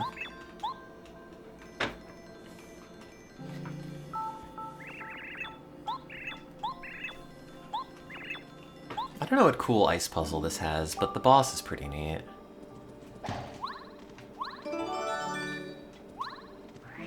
Oh no, you gotta wonder where that stereotype of the big snot bubble came from.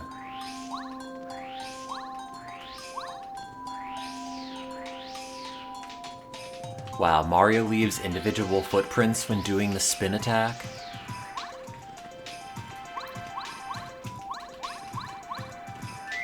But you had me believe he's got some sort of magical shoes. I hope someone got fired for that blunder.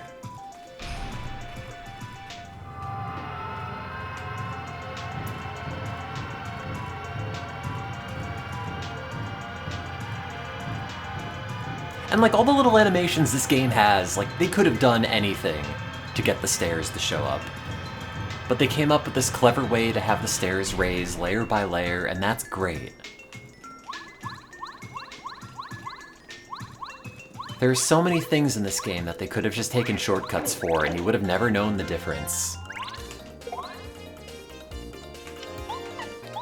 Which is why it's the best N64 game. I'm just gonna start saying that, and eventually it will be true, and everybody will agree.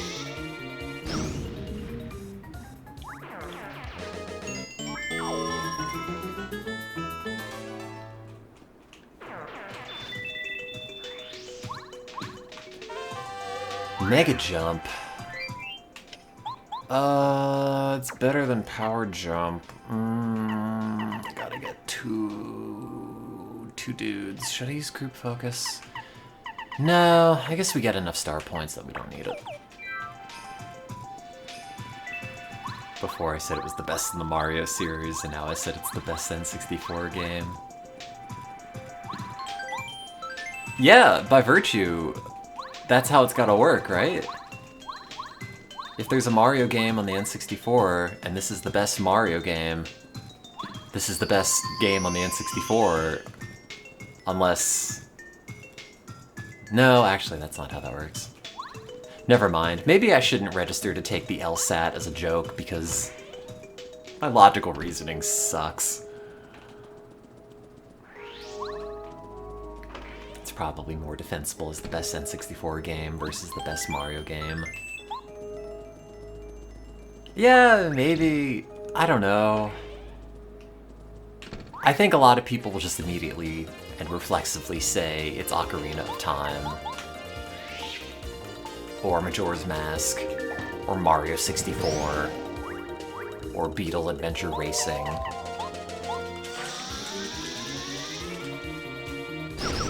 Clay Fighters 63 and a third.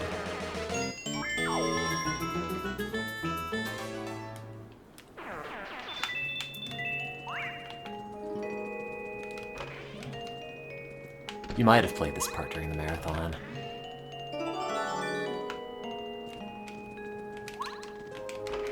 By design, I was just incredibly sleep-deprived for most of it, so I didn't form especially great memories of individual parts of games. Unless it was something really egregious, like that time you were playing Pokemon Ruby, and you went to reset in order to get back to a part of the game earlier, and then you never actually had saved at any point. And all the progress was lost.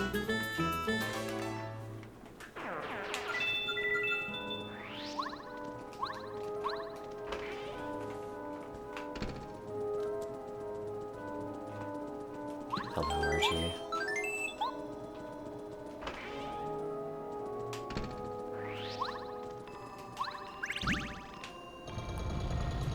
I don't know, I kind of want to say it's the best N64 game, but like preferences for anything like that are always floating, you know? If I played Ocarina of Time right after this, I'm sure that would be my favorite again.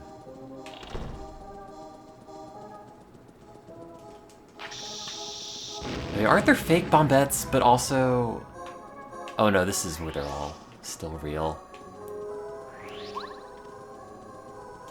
Like, there's some bit in this where the Duplighosts just give up. And like one of the dudes that spawns in is Luigi, and there's like Koopa Koot, which is very funny.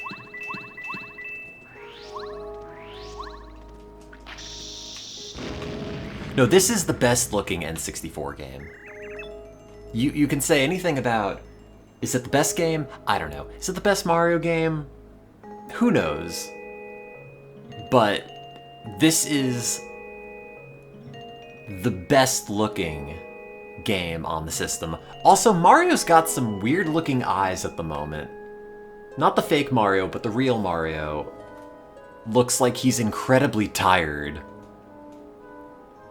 What is this one line? Oh, you know what that is? Wait, is it... It's start... Wait, no, hang on. Start... What's the shortcut? It's like... Not this. It's Z start...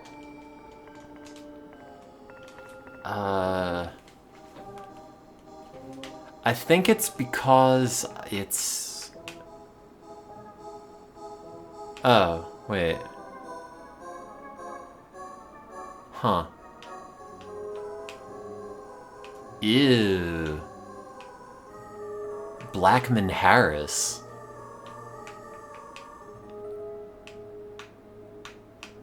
Wait, how did I have this? Was it a... full? Fill. No, I thought it was an integer scaling thing, but I guess not. Wait, what did I have this on?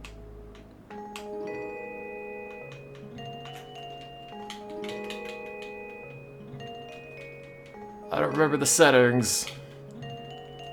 Probably medium, right? Or is it sharp?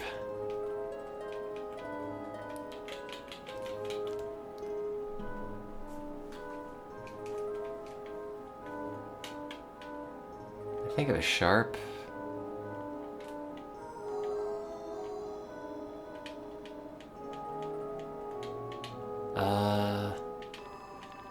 I don't know. I don't know what this was set to by default.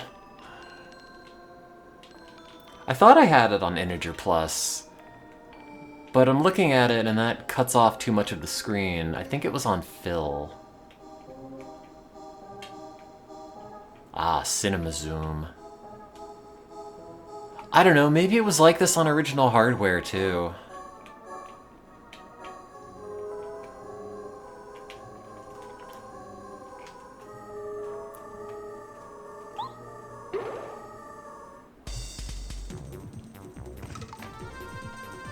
Wait, the dude who was the art director for Parappa was the art director for this?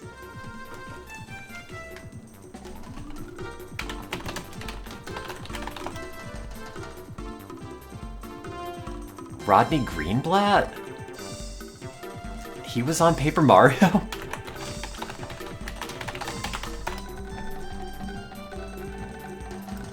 No. He wasn't. Oh, some other dude. Sure, whatever. I just think of Parappa as like a Rodney Greenblatt production.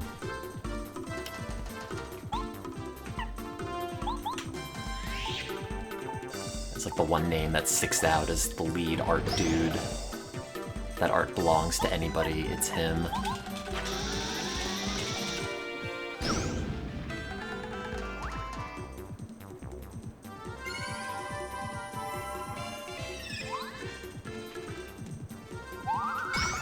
Yeah, it's too bad we'll never get another Parappa.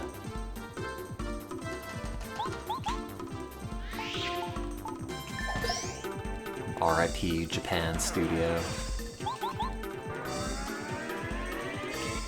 Oops. I think it was them, right?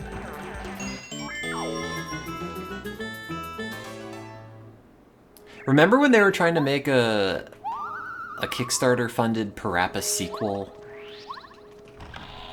The Rap Rabbits, I think it was called, maybe? Anyway, it failed. But I don't even know if Parappa 2 sold all that well. I want to say it didn't.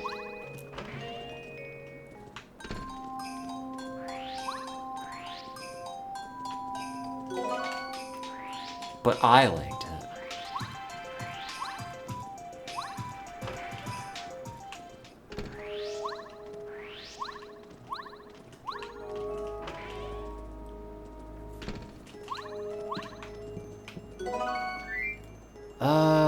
Yeah, whatever.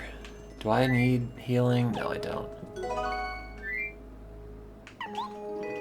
Bye, Super Shroom.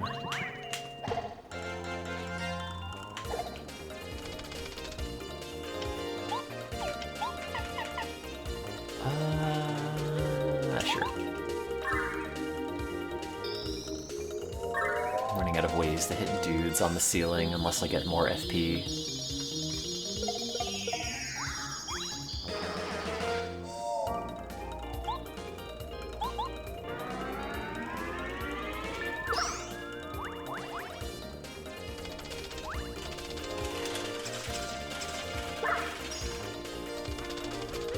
Ow, my thumb.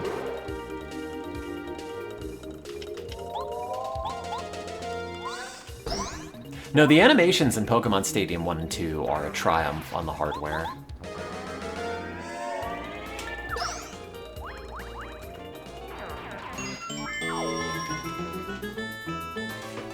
Like, the gulf in quality between good and bad N64 games is one of the most dramatic on any hardware, I think, other than maybe the NES, and that's just because the lows are so low.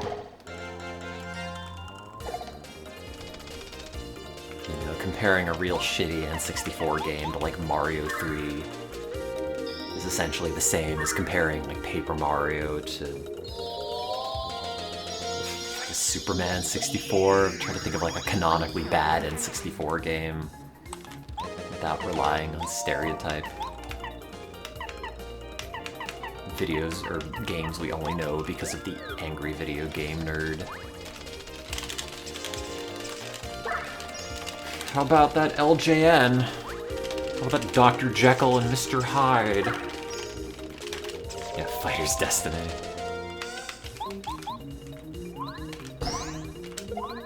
That Powerpuff Girls game.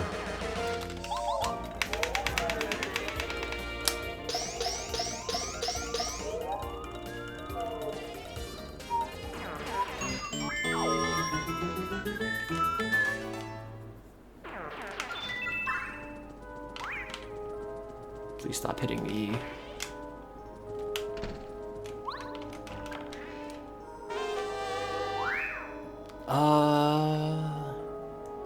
No, I don't want that. Maybe if it were P up, D down.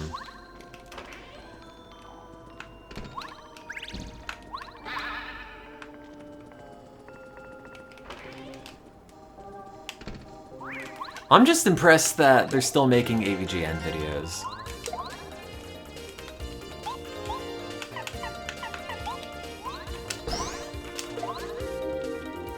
I mean, anybody who's managed to create stuff on the internet for like a decade plus, you know, you gotta admire the commitment because so much has changed since then. And I guess not even a decade, like more than that. Like 2006, not earlier. I don't remember when the first AVGN videos were.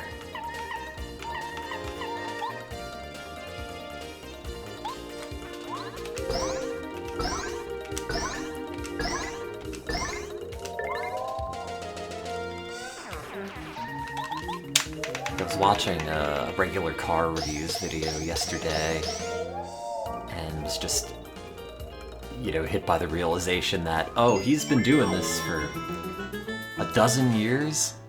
Every week, essentially without fail, there's a new video on a new car.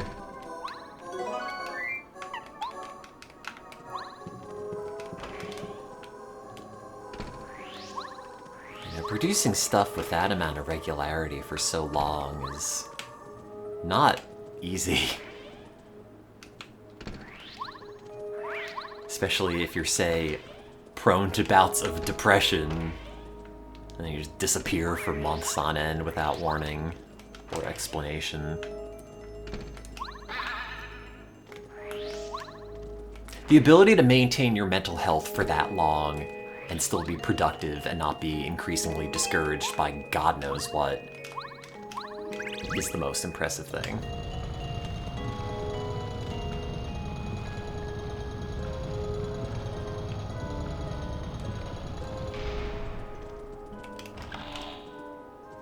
Only finally watched AVGN a year ago and they're really fun. See, that's the thing that they mentioned in that Folding Ideas video, because I always thought AVGN videos were getting progressively worse. And then Dan watched them all and was like, yeah, I watched them in reverse order and it didn't seem like the quality was slipping. And I don't know if that's true. In my mind, there was a pretty heavy drop-off for how funny they were. This is the wrong way. But I don't know, I can never remove the context of, oh, I watched this video, you know, however many years ago and found it funny, and I know that this one's funny and these other ones are not. But I swear the early ones were more entertaining. Because I was gonna say, you know, the newest one that I thought was kind of funny was the Fear and Loathing parody, but that also is probably 6 years ago? I don't even know. No, that's the thing, once you burn through all your ideas, what do you do? And I always have that issue because I don't do anything with my life, and then I run out of personal anecdotes. And it's like, okay, let me tell you this story again about something that happened to me in high school. Because nothing else happened. Today I went to Star Market and I got peroxide and put in my plants to get rid of moths that are growing in the dirt for some reason. Is that interesting? No. But I did it. I wish more things happened to me that I could say are like worth discussing on stream casually, but not really. Yeah, I could tell another story from Forestburg Scout Camp.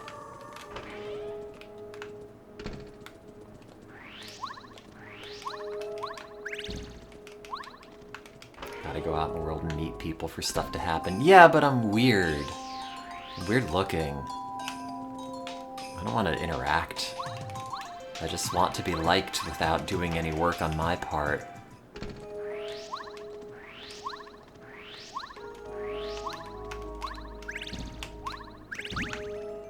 I don't know where I'm going.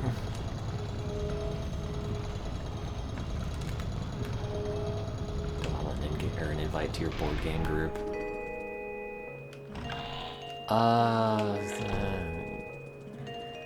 Not really. I'm not a board game person. I like Monopoly. I like chess. I haven't played chess in a while. I don't know if I'm still paying for my chess.com account. I might be.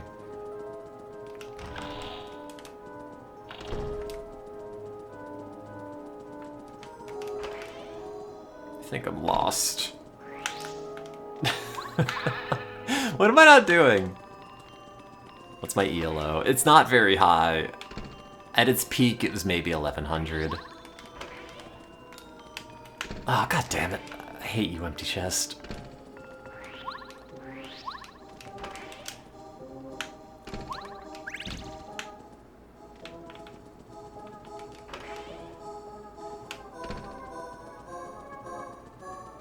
Oh. Found it.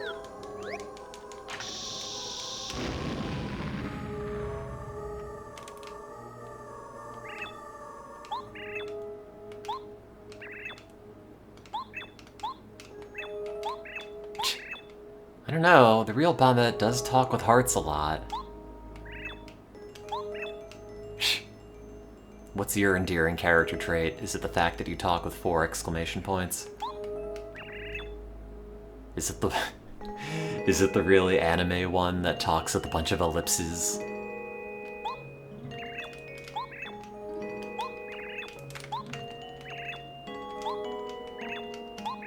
Yeah, it's the original Homestuck.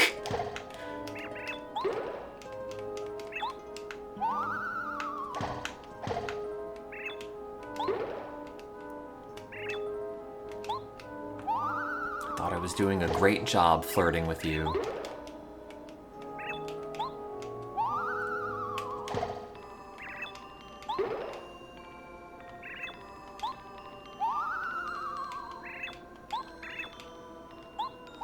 Ew.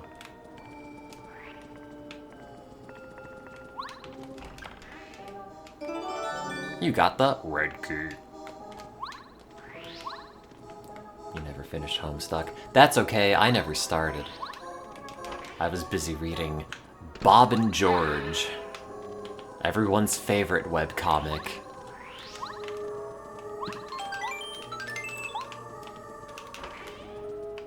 Let's get some Wiley beer and a big ice cream. I wonder what he's up to. Is the website still up? Oh, it is. Good. Great. Wow. Man. Now, that is a website.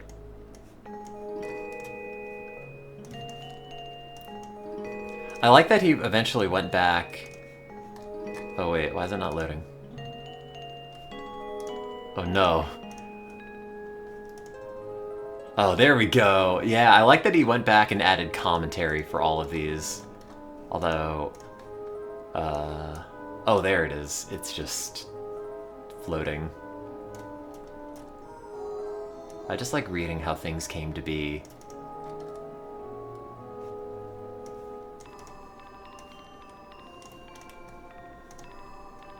God, 2004, 2002. I remember so many of these. I printed one of these out for elementary school art class when they wanted us to come up with an example of our favorite artist. I have no idea what my teacher thought of me.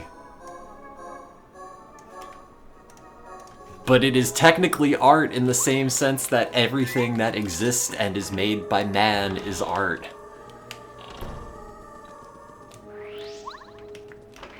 I can still remember the very first webcomic on that website that I saw, but I have no idea how to look it up.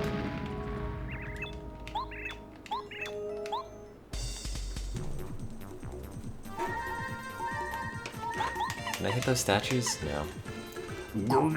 Magic Koopa. Sorry, we don't have enough space to put an A. This is maybe a bad idea. What is Mega Tokyo up to? That's a good question. It's probably still going. Let's see if it loads.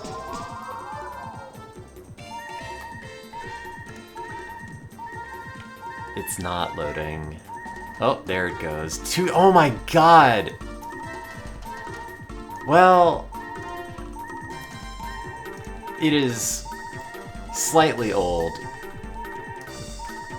December 28th, 2025, but you know, that's more frequently than I would have updated anything I ever owned. more frequently than I've streamed. And boy, does that still just look like Mega Tokyo.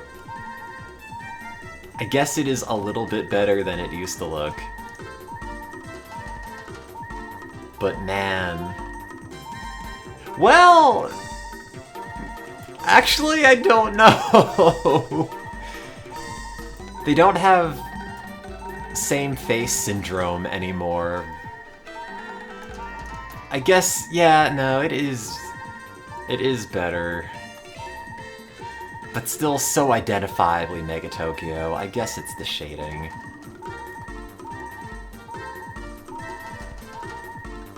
Man. Is there... No, I thought there was maybe ironic alt text, but I guess not. Save that for XKCD. We used to be a society. We used to have the internet. We used to have websites that you would go to, and it wasn't just Reddit.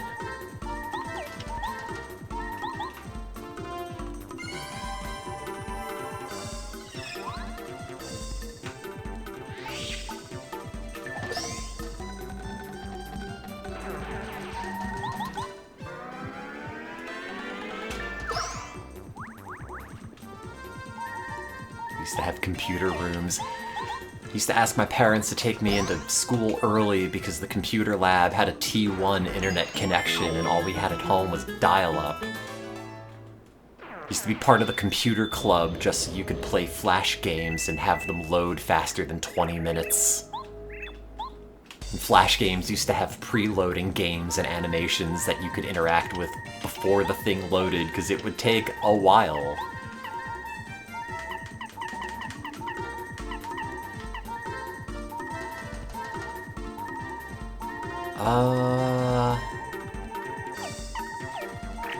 Oh, I hate having no FP. I wonder if Mega Quake does more damage. 30 seconds long, but 4 megs in size. Insert meaningless battle here. Wait, was that the give me your money part, or was that the part where Mr. Roo said zing? I don't remember. It was give me your money. Yeah. Etc, etc. I gotta watch Orphan House 2 again. I showed chocolate nipple beans to somebody, because I thought it was the pinnacle of humor. They were not impressed. I think it holds up.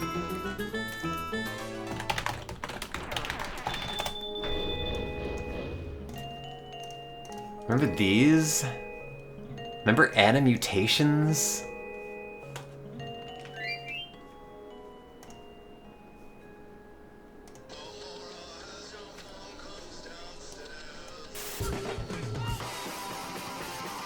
And the thing that you miss is that these all used to be randomized, as well as a lot of other parts of this animation, if you had it open, you know, like running as a Flash animation. But on YouTube, it's always the same one. So you never get to see Karen Carpenter save the day at the end.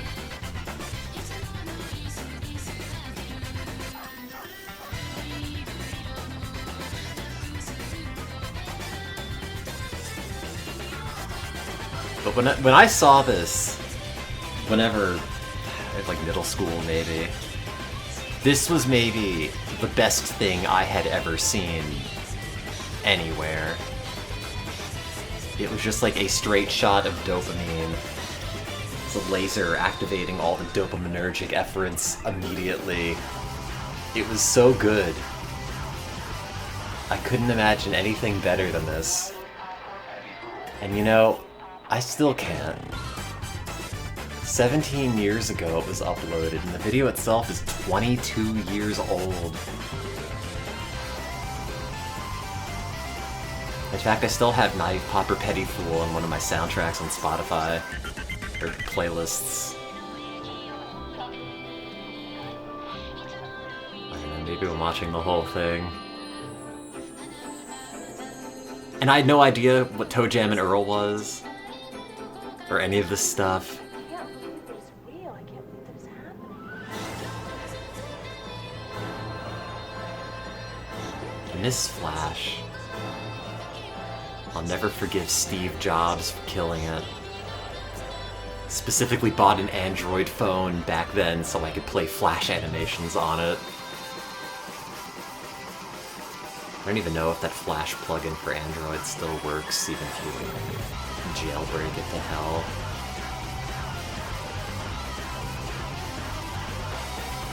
References to other Flash animations that nobody remembers.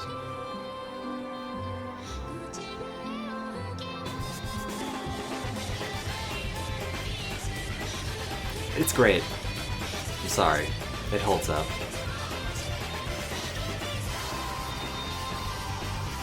It's got all my favorite animated GIF loops. It's got all my favorite Clay Aiken references. No, that's not Clay Aiken. What's his face? Simon Cowell. Pre-plastic surgery.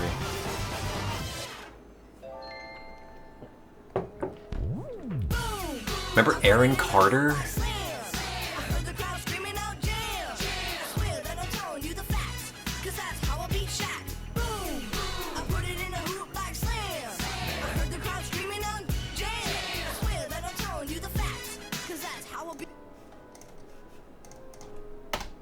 Not to get distracted.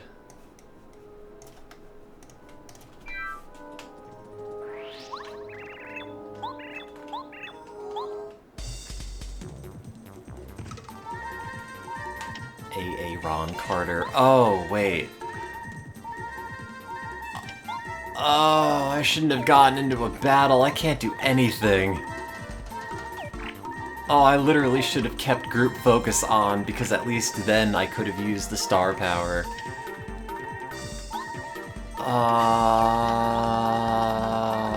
If I jump on this, am I gonna take spike damage? I'm gonna say no.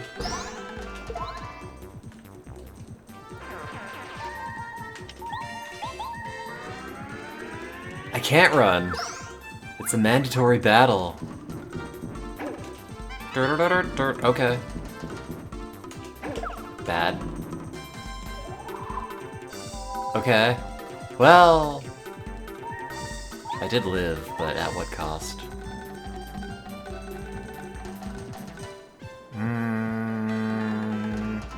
Is it better to jump? +1, but -1 for each hit on defense? Or is it better to use hammer? I don't know, I'm jumping.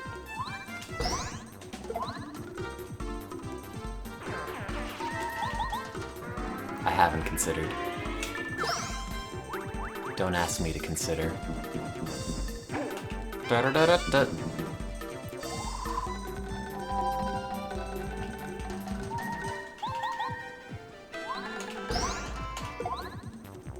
Don't worry, folks, Mario's okay.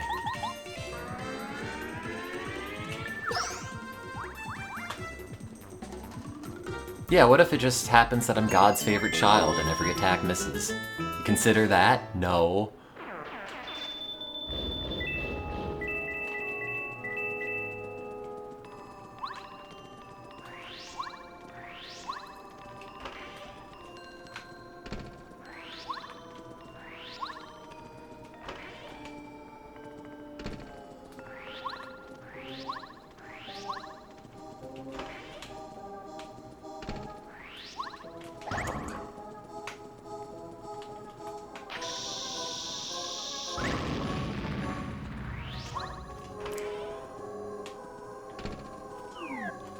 Oh wait, I have a life shroom.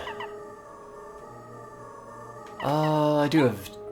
Excuse me, I do have 2 of these. I should probably use it. Oh man, I'm gonna have to get experience. I don't want that. Hey, bad.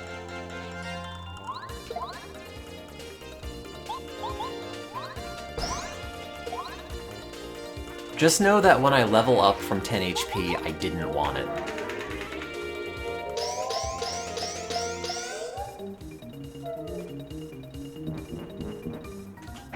Oops. A little delay they have before they attack you is mean.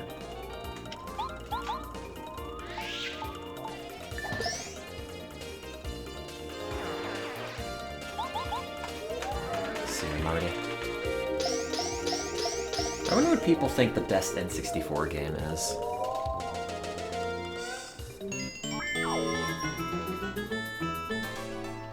Best... Oops, that's not how you spell that. Best N64 game. Reddit? What games are essential? What are your favorite N64 games? This person put Paper Mario as their top 10. They said Perfect Dark is better than this? I don't think so. I need like a list with consensus. We need to have a galactic poll of the best N64 games.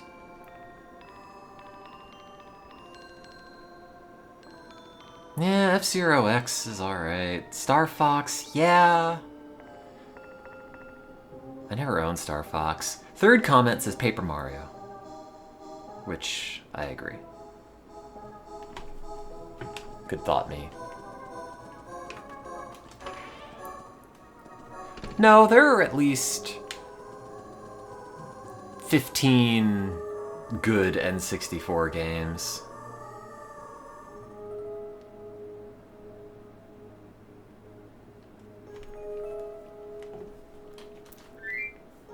I brought up more than 10 N64 games from my parents' house.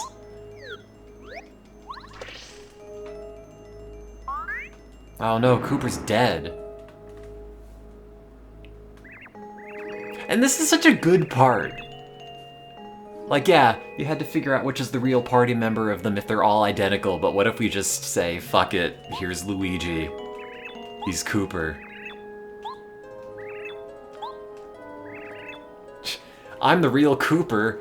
Is there any doubt in your mind, brother? Like, that's great. That's really funny.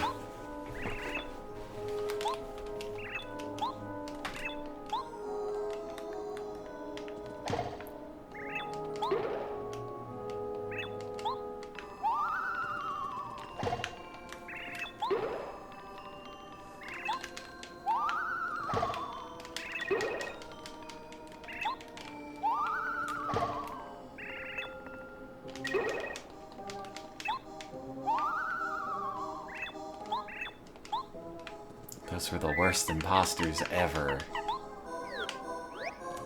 Well, at least I can beat the Crystal King with 10 HP.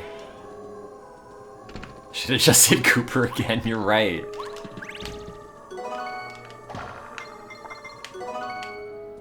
Mmm, delicious syrup.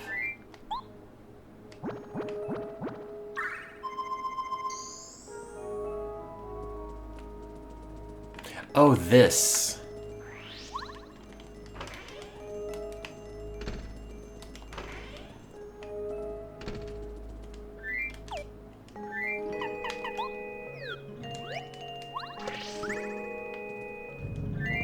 I wish I were eating a pizza. I think I'm probably just gonna break the fast tomorrow. And then eat a pizza.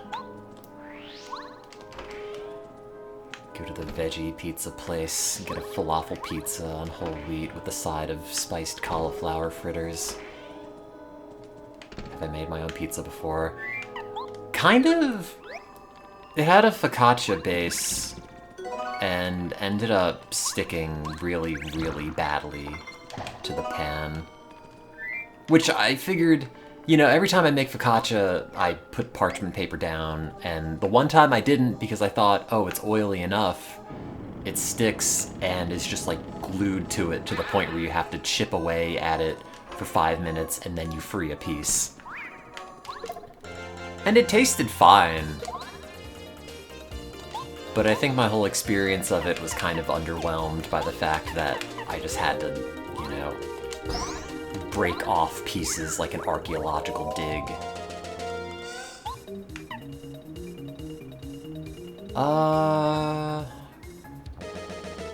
Would I survive this many attacks?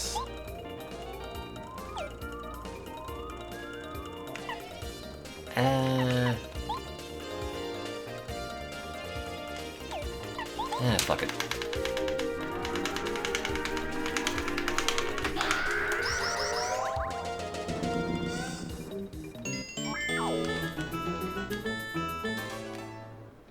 have to get a pizza steel, truthfully.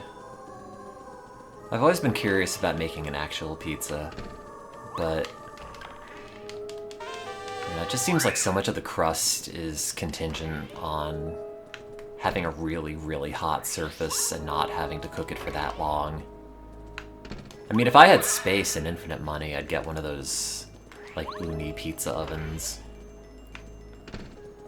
Or something. It gets ripping hot.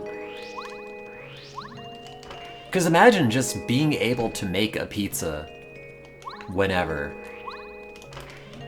Like, yeah, I'd like a pizza. I'd like it to be done in 10 minutes.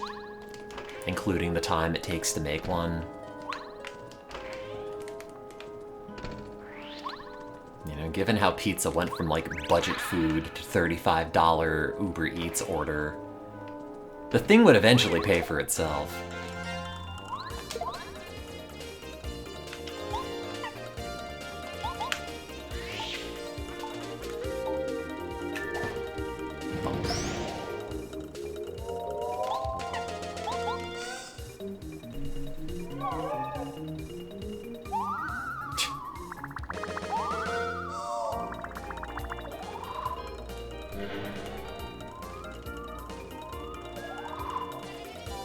Hey, stop doing that.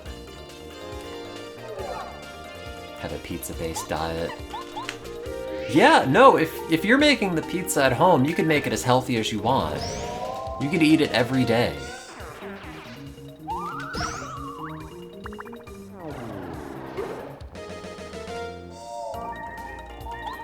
Oh, having that transform into Bo with the power-up is kind of fucked.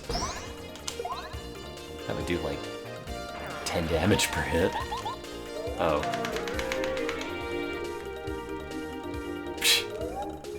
I think ghosts should be able to hit each other.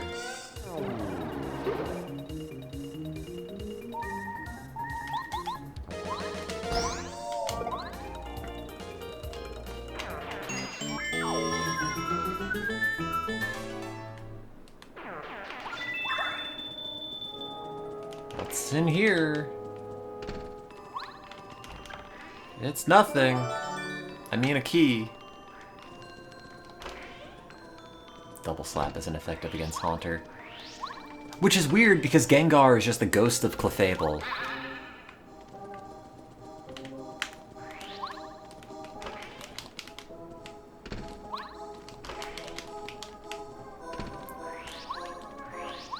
Oh, and I'm just thinking about eating a pizza. I wish they just had a good way to make you not hungry. Oh yeah, weren't these guys an enemy initially? Or intended to be an enemy? In like a beta version of the game. But I think if you try to make that work now, it just hard locks.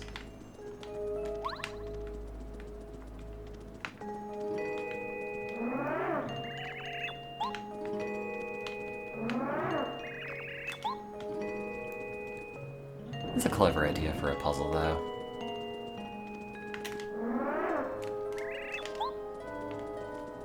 Eating makes you not hungry. Yeah, well... Bad news. I've got, like, eating disorder brain. Which is mad at me at the moment. But also, you could make a case that it is an economically informed choice. In 2026.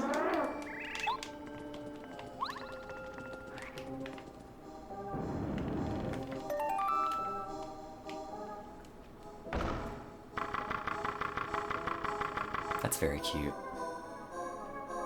Just rolls out the red carpet, step by step. God, Paper Mario's so good!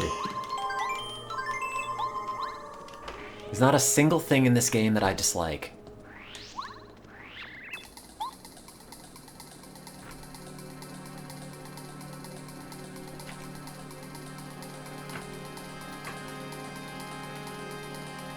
They made this one and Thousand Year Door so good, so so they could raise the average after making a bunch of really bad Paper Mario games.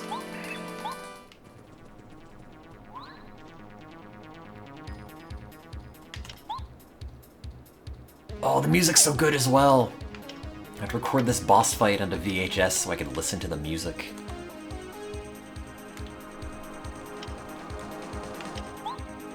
Oh, I don't have any star powers, though. I figure he probably doesn't go to sleep.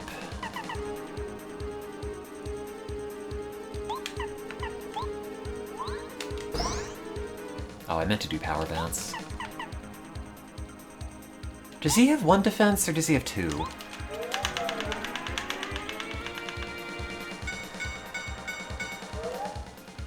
Wait, was I supposed to hit the body? Oh. Oops. Oh.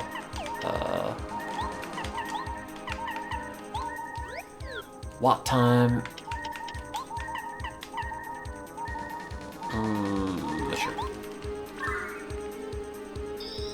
I don't know, man. They made Paper Mario or Super Mario RPG as a remake and Thousand Year Door as a remake. I think they're just giving us those so they can justify not having to make a new Mario RPG in the classic style.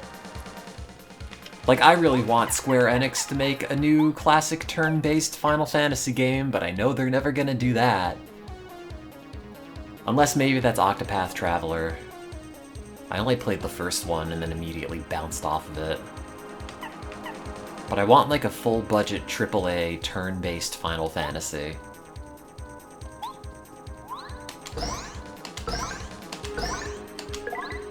Wow, that sucked.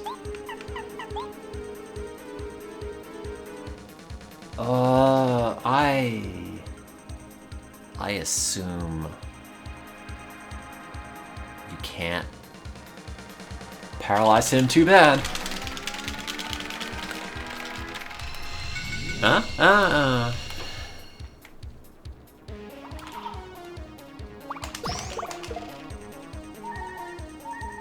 Is that garbage mashing? Hey, go to hell, Julia. I tried. How dare you say these things to me?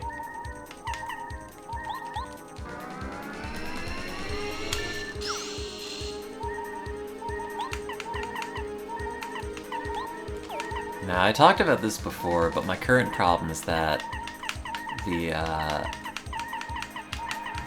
girl that I'm dating is like 125 pounds. And I'm like a normal weight.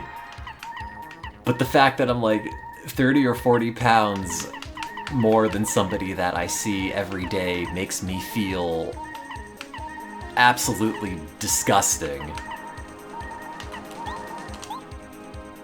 And it's entirely psychological, but man...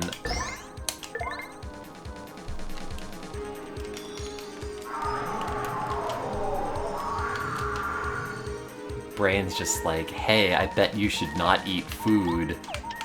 And the rest of me's like, I guess.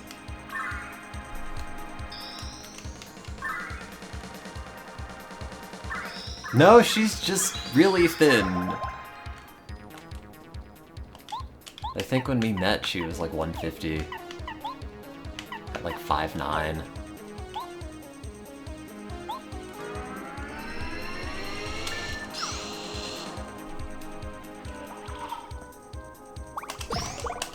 Oops.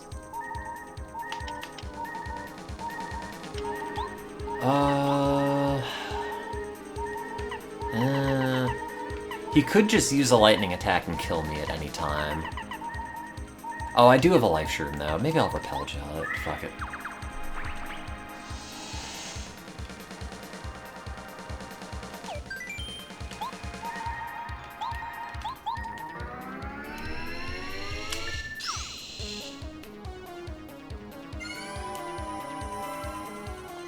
Good. I like having defense when I'm also invisible.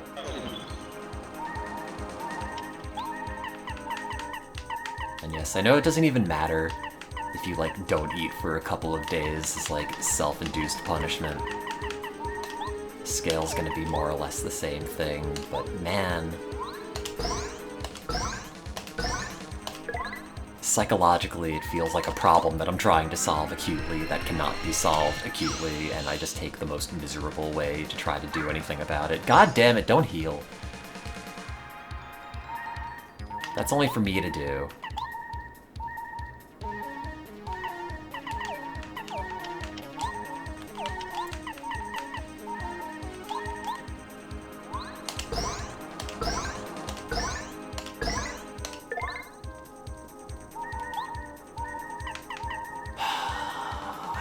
This again, it will almost certainly not work.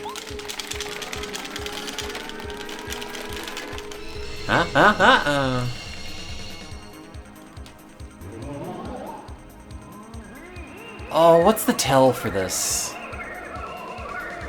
Is it the one that's targeted first? Yeah.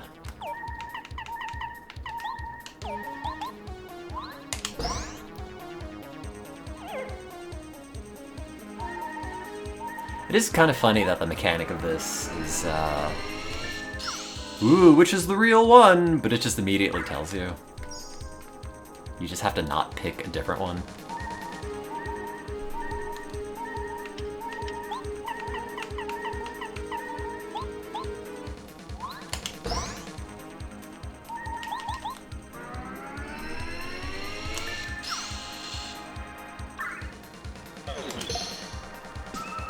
Oh.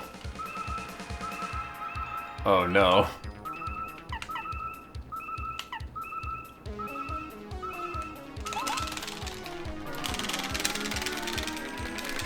Hey!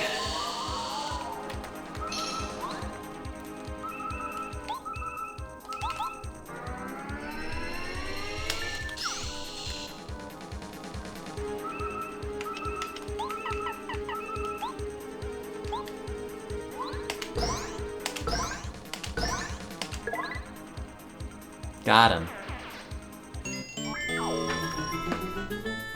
You can max it, but every enemy has a susceptibility to certain status ailments. So like if you're really resistant to paralysis, it takes a lot more mashing. And in a lot of cases you can't even get to the top of the bar. There are some bosses that you fight where like you can't even really mash it above 10 or 20%.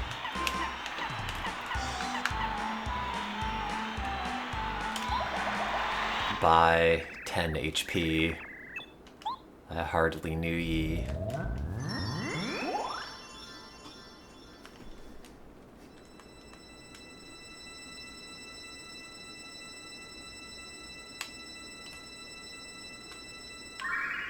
Wow, what if I were eating a whole box of Cheez-Its? What if I went to bed and the mattress was made of Cheez-Its and I could just take bites of it?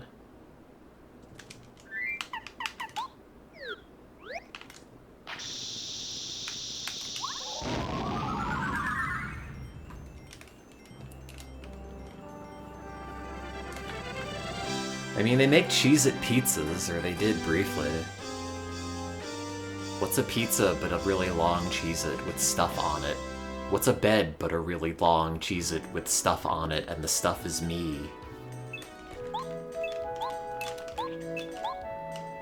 A pizza is just a bed is just a pizza with me as the topping.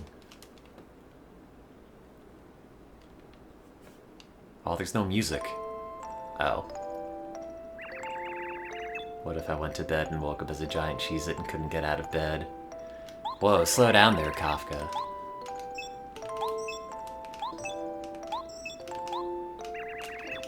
Tee-hee-hee. Hope you're right, twink.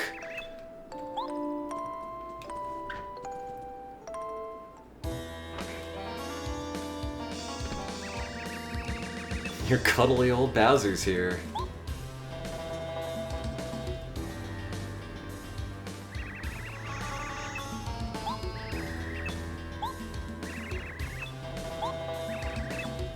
Don't be such a pill. No one says that anymore.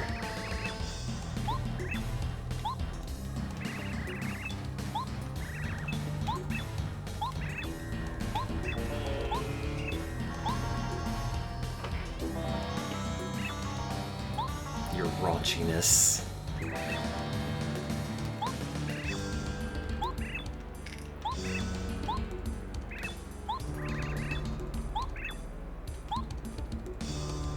Why didn't Bowser just turn invincible and then kill me at the end of Chapter 1?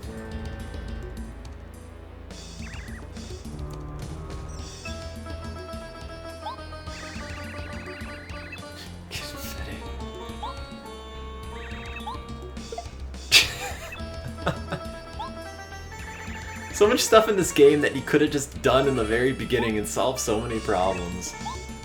It's almost like it's a video game for children.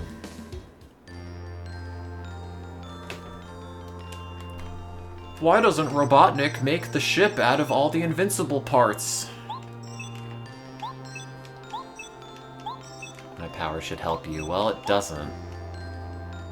You were the least useful star spirit. Up and away. You could turn enemies into stars. They're industry plants, though.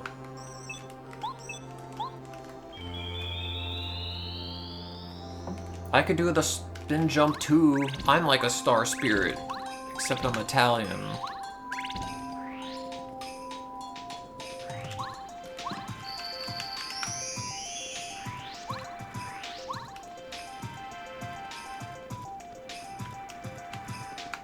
Did I save?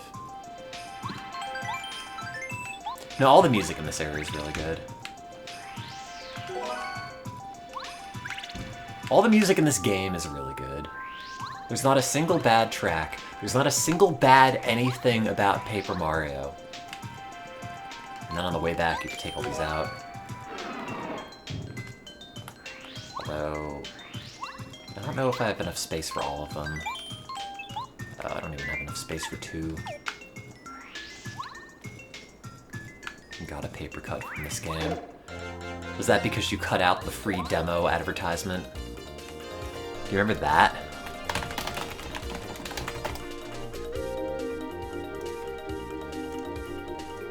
The original magazine ad for Paper Mario.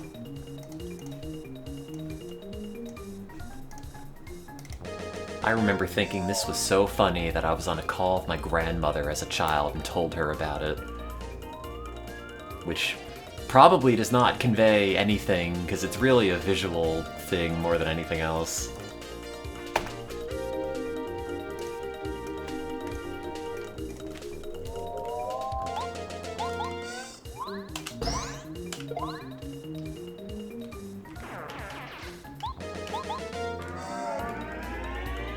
Yeah, but Robotnik almost shot Amy in the face in Sonic Adventure 2. Oh. Whiffed all of those.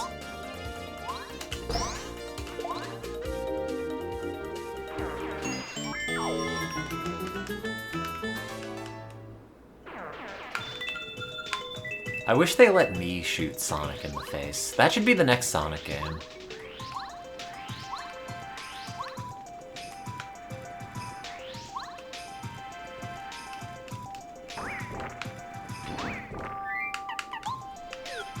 Light gun game. Uses the Wii, or not the Wii, the Switch 2 cursor.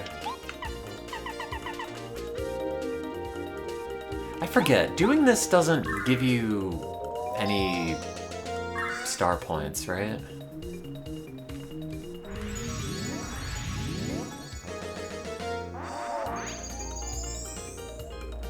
Just what heaven needs, more piranha plants.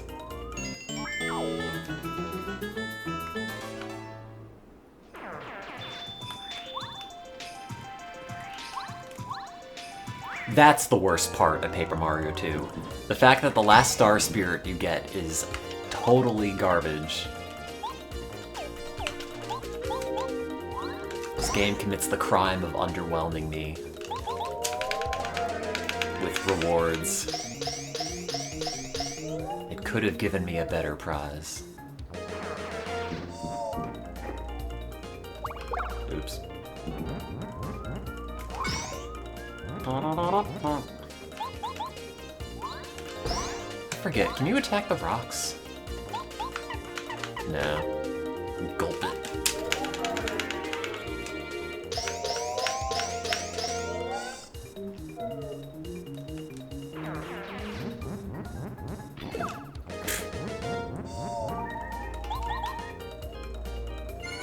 Good, yes.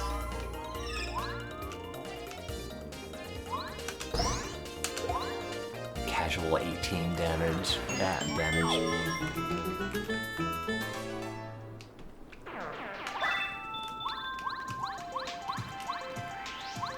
Gotta go to like Shooting Star Summit to get to the end area, I think.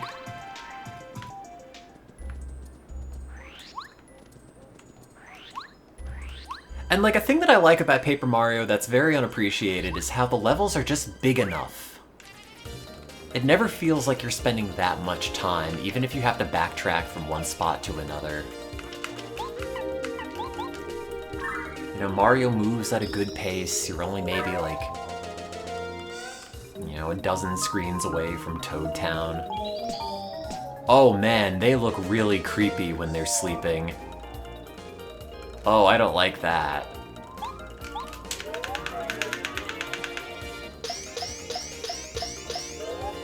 It's the most sinister looking Mario enemy.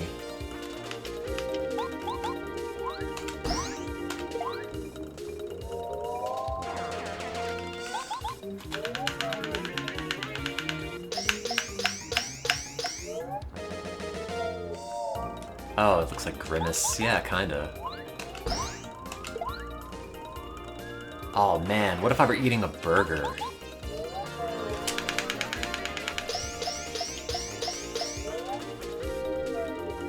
Oh, I wish I were eating a burger.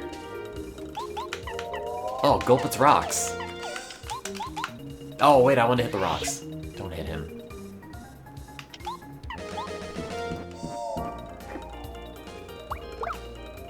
Oh shit, wait.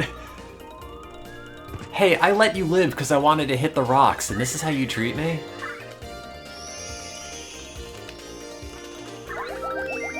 I didn't even die to the boss. Good.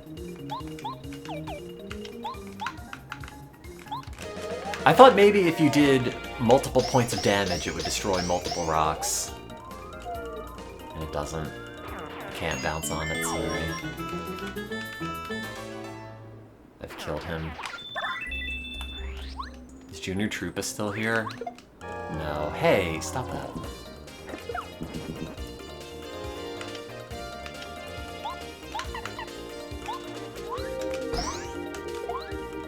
No, it only targets one at once. I wasn't sure. Maybe if you jumped, you'd break one and then break another one.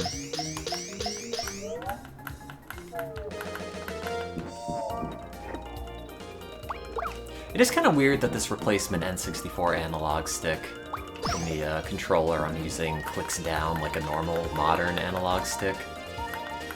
But it doesn't do anything. I don't know if it actually, like, counts as an input if you were to, say, plug it into like a USB converter or something, or if it's just ignored. It does feel like it should be a hotkey for something. No, it's not a manufacturing issue. It just... I don't know, it just does that.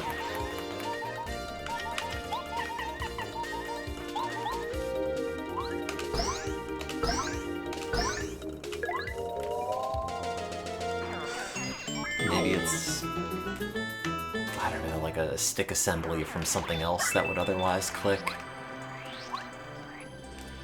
I could not tell you.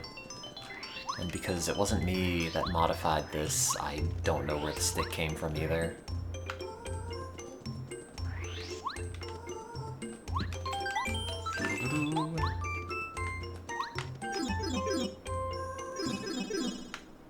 But it's also like a GameCube style stick.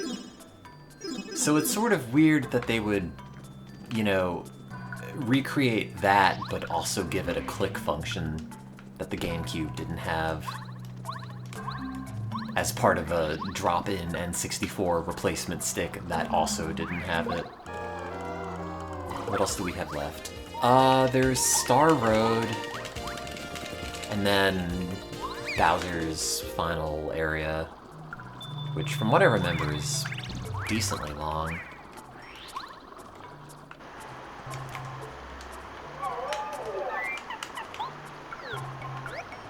So probably another 2 hours. No, I'm not gonna finish it tonight.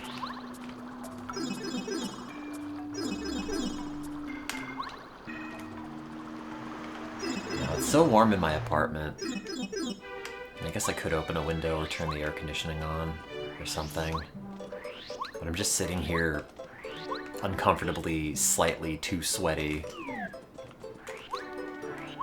Which I think is ultimately going to be what determines if I'm going to keep playing or not.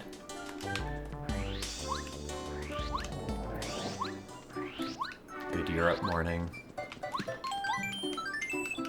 Oh, you're up at like 6:30? Did you lose a bet? What happened? Today I woke up at like 6 or 5. Popped another Ambien and then woke up at 1 and went to work.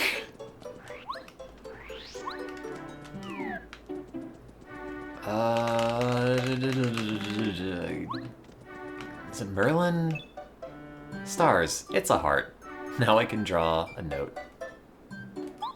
I love scribbling. That's very funny.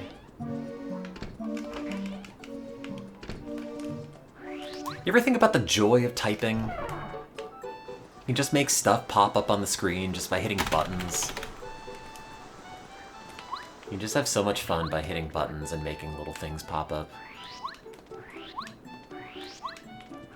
Even if it's total nonsense.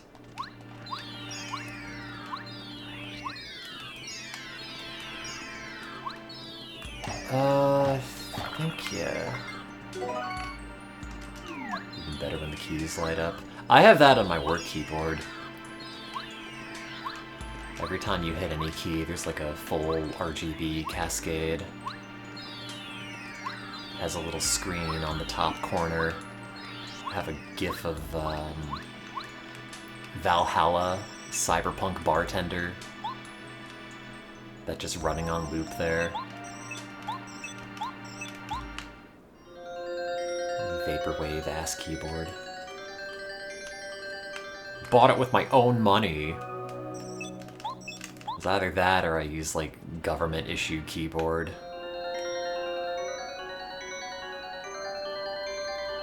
Which I guess has a PIV card reader, but still. Can I use my grant money on peripherals? I don't know. They're really, really picky about where you can buy computers. And like, I have a lab workstation. It's got like a 4090 and 128 gigs of RAM, and I don't remember the processor. And I bought a monitor for it, because I would be stuck using one of the issued monitors. But they're like 22 inches. So I just ended up buying like a 32-inch monitor on Amazon during like Prime Day or something. So it is technically mine. Why don't I stream from that? Because it lives at work. I don't have it here. That's my cubicle computer. Also, I like that when you're on Star Road, Mario's little dust trail kicks up stars instead of dust. That's a very cute touch.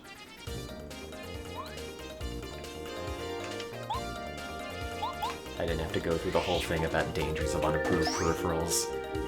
I probably did. I don't know. I have so much federal training that's mandatory that, like, I remember the answers just long enough to finish it and then don't follow up on. I don't think monitors are, like, a major security concern, though.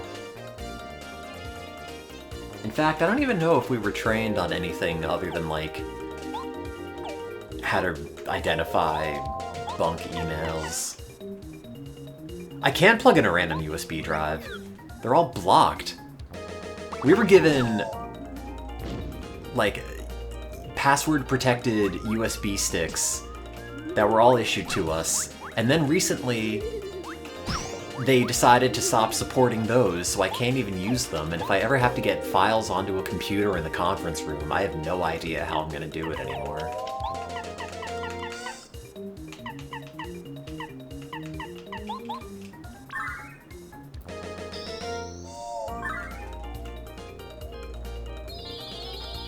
Got multiple computers at my cubicle, and one of them is just there to connect to my government email, which I never look at. And it's so locked down, you can't even really do anything with it. Can't install stuff, can't really transfer files to it.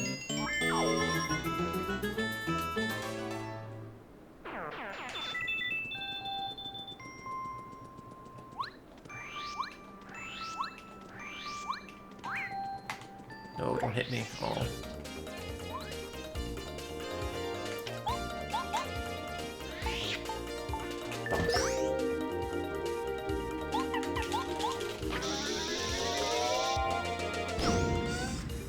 God, I hope I get my grant.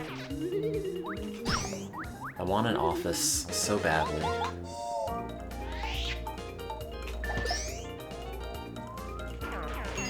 want to be able to close the door.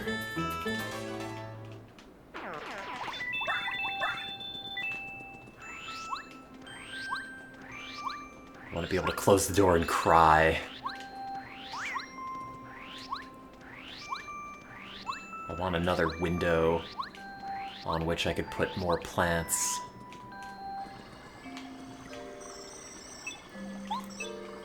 In Star Haven, you could see stars all the time. Oh, they're all so cute. Look at his dopey little smile. He's just a little dude.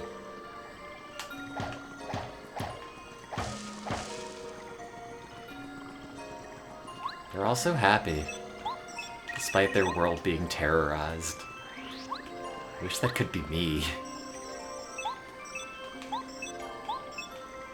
You're a lightsaber, Mario. You know, like from Star Wars.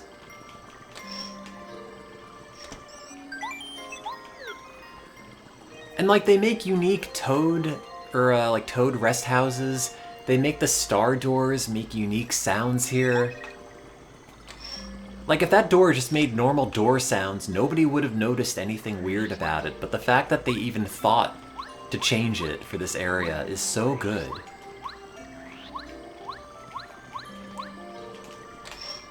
Paper Mario is just excellent.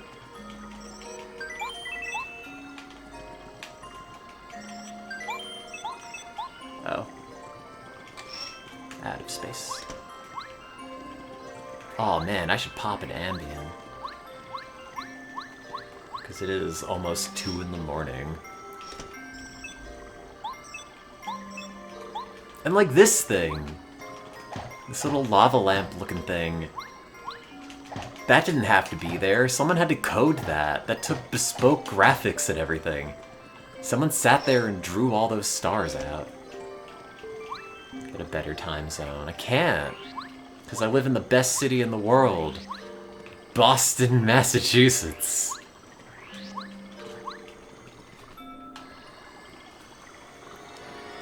If I went to a different time zone, it wouldn't be Boston anymore. It would be like Duluth, Gary, Orlando, Sheboygan. It would no longer be the windiest American metropolitan area.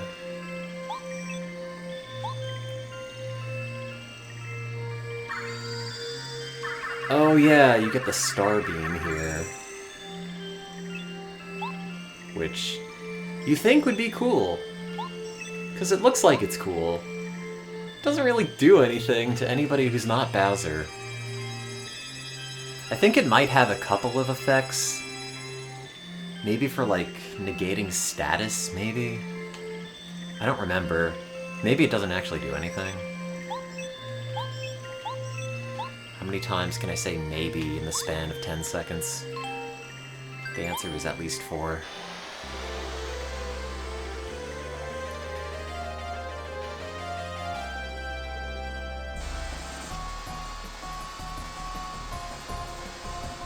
Wow, it's the Mario theme from Mario.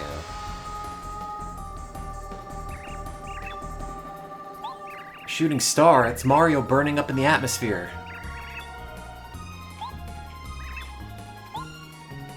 Aw, little Toad. He's so tiny. I want to see the princess. I want to see the princess. I want to see the princess. That's how that sounded. I want to eat shroom cake. I want to eat... Oh, I want to eat shroom cake. Make another cheesecake. Wee.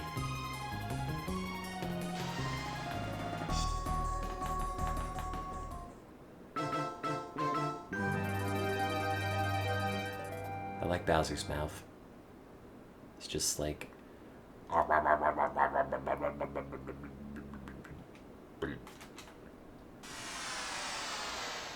like how there's parking for other clown cars here. That's very funny. And like spare parts on the side.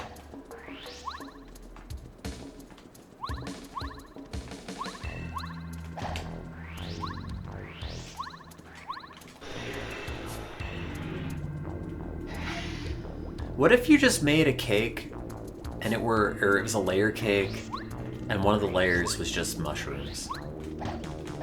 Do you think that'd be fucked? I mean, yes, it would be fucked, but do you think it'd be tolerable?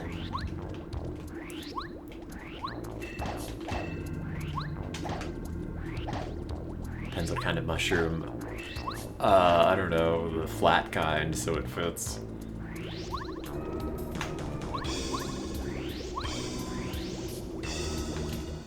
I guess you could make a savory cake. Mushrooms can be candied. Can they? Should they? Is actually the question. And no, they shouldn't. Chat, I think I should consider going to bed. It is almost 2 in the morning. I'm not really very tired, and I gotta work on that. Thanks for hanging out. If you're bored, hang out in here where I will be after I turn the stream off. Thanks for watching. I'll finish this week, I guess. Bye!